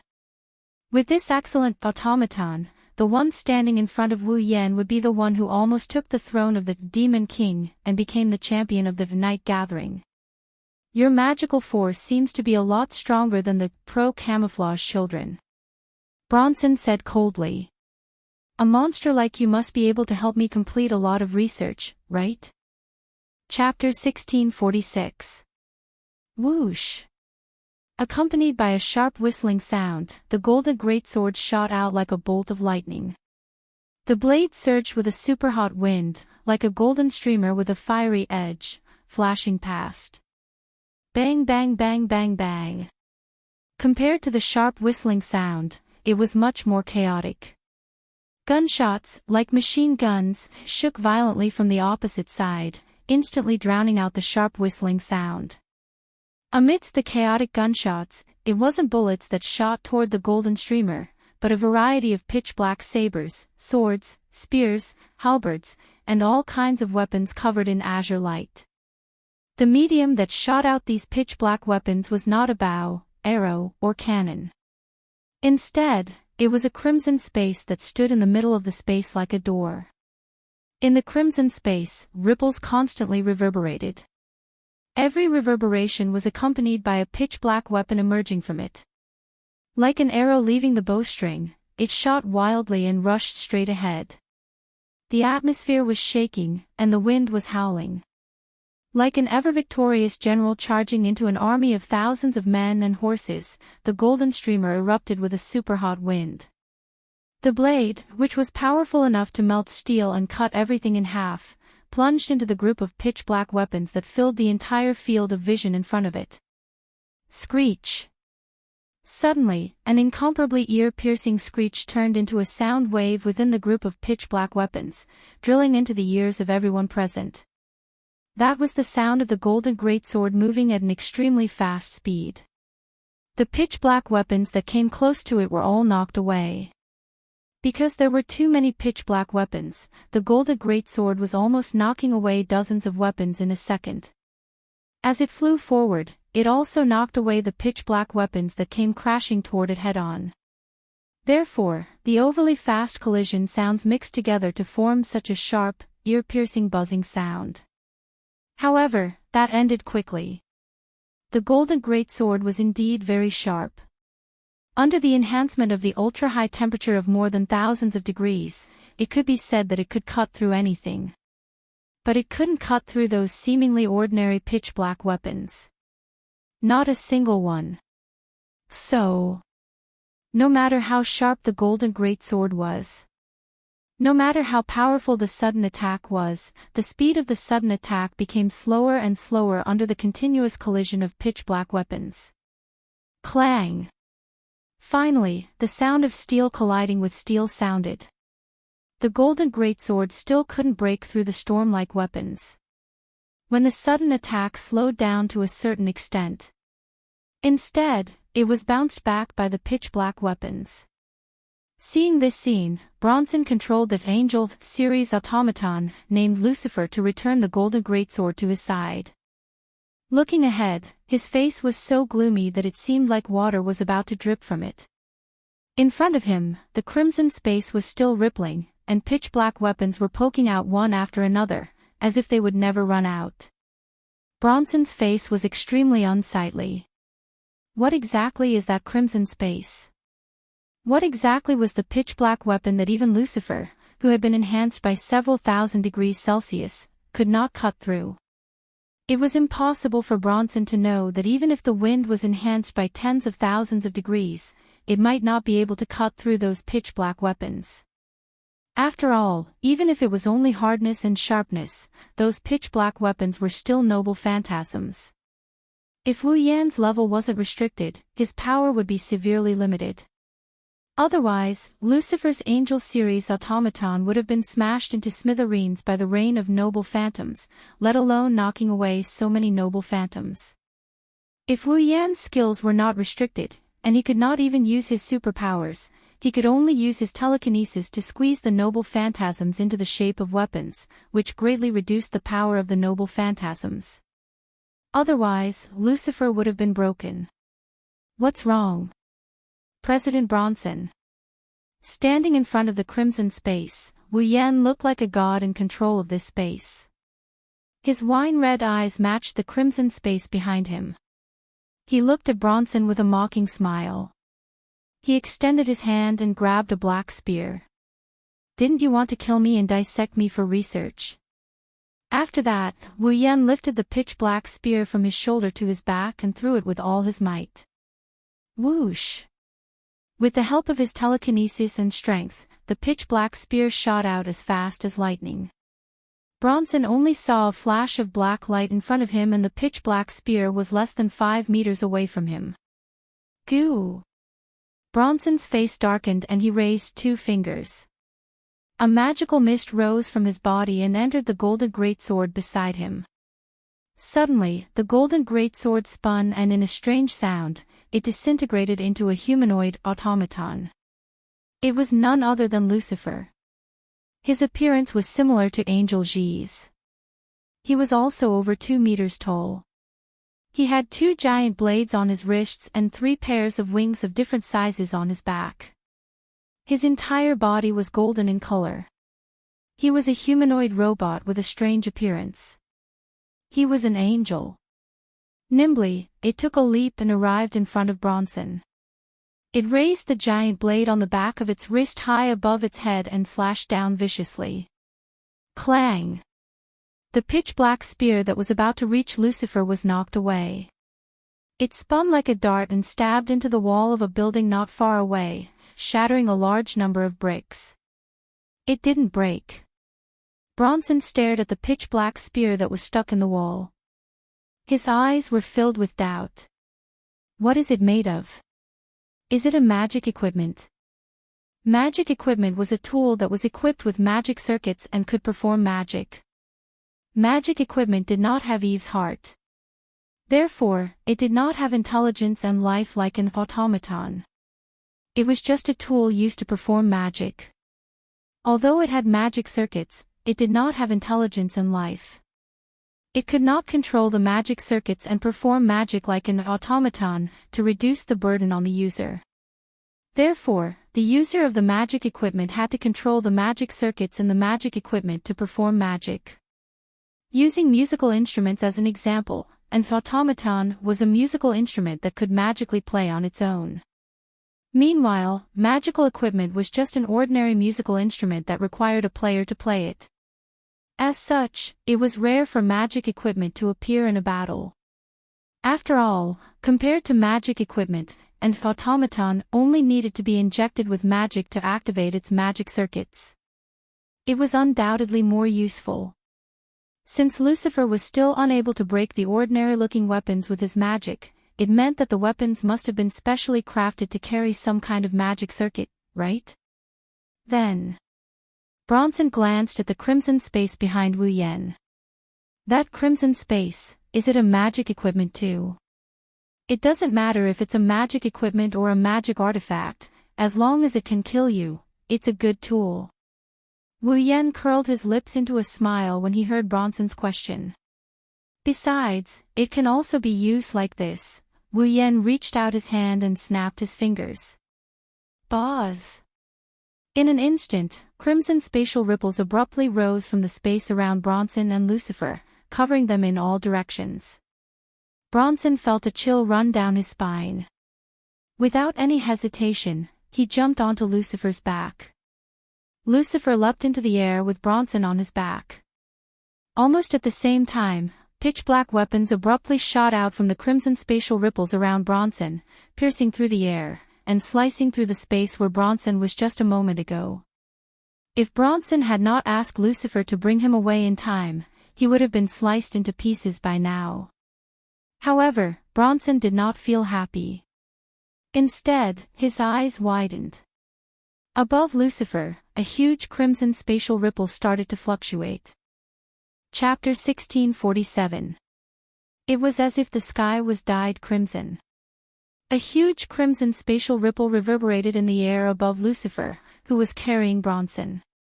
In an instant, the ripple expanded to a diameter of 10 meters and covered the entire sky above the orphanage.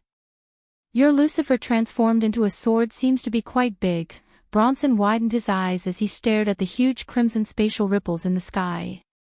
A voice that sent chills down his spine slowly entered his ears. Why don't you have a little competition with me? The crimson spatial ripple that covered the sky above the orphanage began to fluctuate violently. It was like a boiling pool that could not be stopped. Immediately, a huge, pitch-black sword that was more than 20 meters long, like a skyscraper, slowly emerged from the crimson spatial ripple. Bronson's expression changed abruptly as the sword fell from the sky like a mountain. Hum! The pitch-black greatsword covered Bronson's entire field of vision.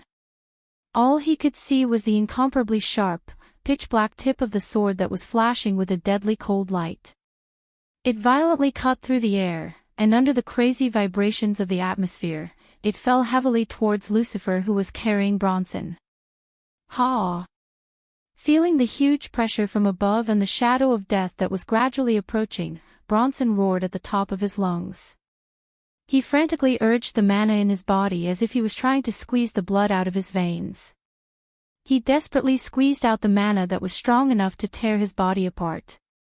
There was no doubt about it. This was the first time in his life that Bronson had tried so hard. It was also the first time in his life that Bronson had urged such a huge amount of magic. The majestic magic exploded in the form of a hurricane and turned into steam that flowed into Lucifer's body. Lucifer's body was wrapped in a layer of visible magic film. He let go of Bronson and a ferocious hot wind surged out from his body and swept across the entire area. Ignoring his falling master, Lucifer raised his head and his body suddenly twisted and changed shape. He turned into a huge golden sword. Along with the super hot wind, which made the space creak as if it could not bear the burden, it shot into the sky. The huge black sword that covered the sky and the golden sword that was glowing with a fiery red-hot wind was like a needle against an awn, like a mountain crashing into a meteor, in the sky above the orphanage. They collided violently. Boom!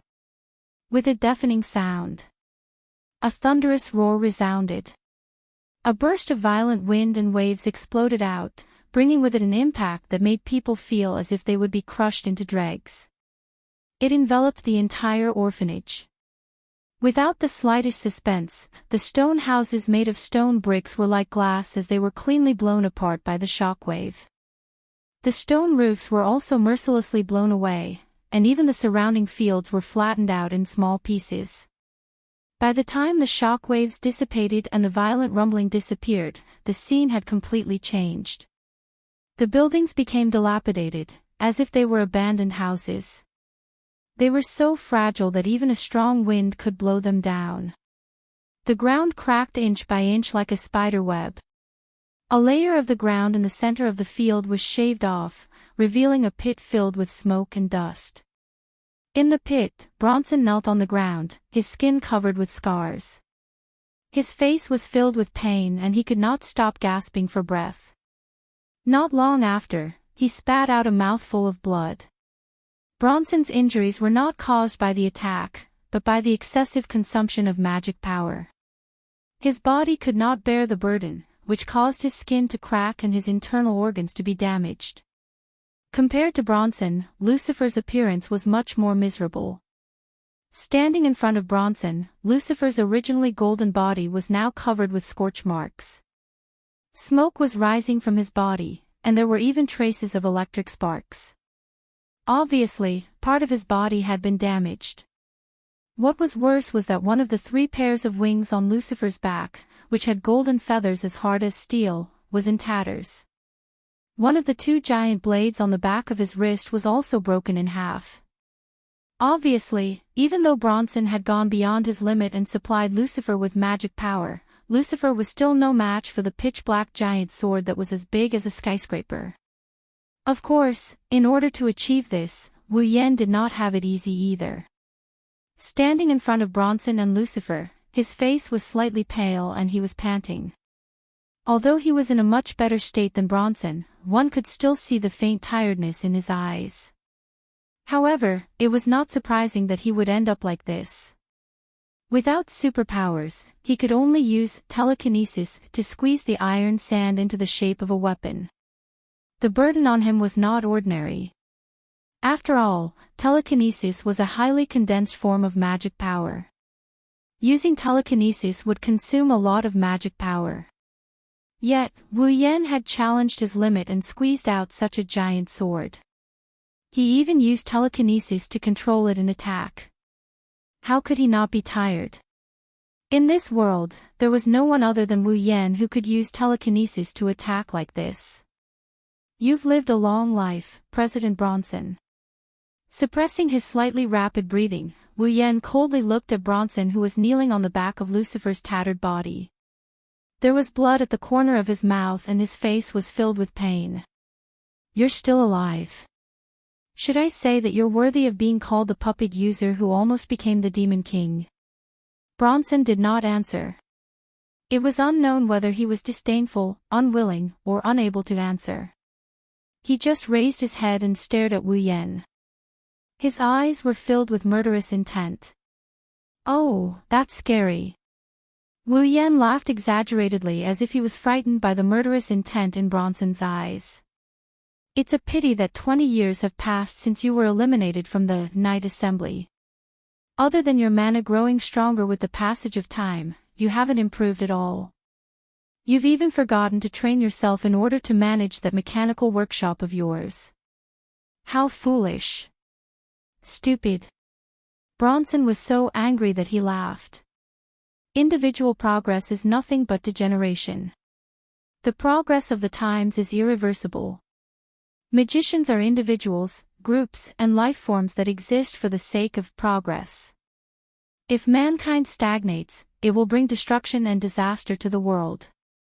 The development of science and technology is a means of survival that cannot be ignored. For the sake of progress, for the sake of development, it's worth it no matter how much you sacrifice. Bronson stood up with difficulty and sneered. For the sake of progress, for the sake of science and technology, individual sacrifice is nothing. No matter how strong one is, one cannot survive alone. If you don't want to be destroyed, the only way to survive is to strengthen the group. This is the true path of survival, the true progress. Wu Yan smiled. His smile was full of pity and sympathy. Indeed, the importance of individuals and the importance of groups are on the same level. Everyone knows which side is more important. Everyone knows which side is the wisest choice. Wu Yan's eyes shone with a sharp light. But being wise is one thing, being right is another. For the sake of progress and development, are you going to sacrifice those innocent people who have the right to live and whose freedom and lives were mercilessly taken away by you? No matter if it's Flay or Loki, although their importance can't be compared to all of mankind and naturally can't be compared to the development and progress of the entire world, sacrificing an individual for the sake of the group, no matter how beautiful you make it sound, is still an act of murder. You can't even protect the survival of an individual, you can't even improve yourself. You can't even grasp the things in front of you. Talk about development. Wu Yan didn't try to hide his emotions anymore as he taunted. How laughable and foolish. Bronson looked as though he was insulted. His face was filled with anger and haze. Of course, Wu Yan was indeed insulting him. There was no need to doubt it. Progress and development have nothing to do with me. I've only come here to fulfill my promise. At the same time, I've come to give you a big surprise. At the same time, I've also come to avenge Flay. I've also come to avenge her. Wu Yan extended his hand. From the crimson space behind him, a ray of light flew out and landed in his hand. It was a card. Didn't you say that no matter how strong an individual is, he is still an individual? Wu Yan raised the card in front of his heart and looked at Bronson. Then I'll let you see with your own eyes what kind of individual strength will destroy everything that you've spent 20 years building for the sake of the group. You're tuning into the LoveLore Library YouTube channel. We're so grateful for your support and don't forget to subscribe to join us on this incredible journey through captivating stories. Your generosity through donations truly makes a world of difference, as it's the primary source of revenue that allows me to expand and enhance this channel for you. Thank you from the bottom of my heart for being a part of this adventure.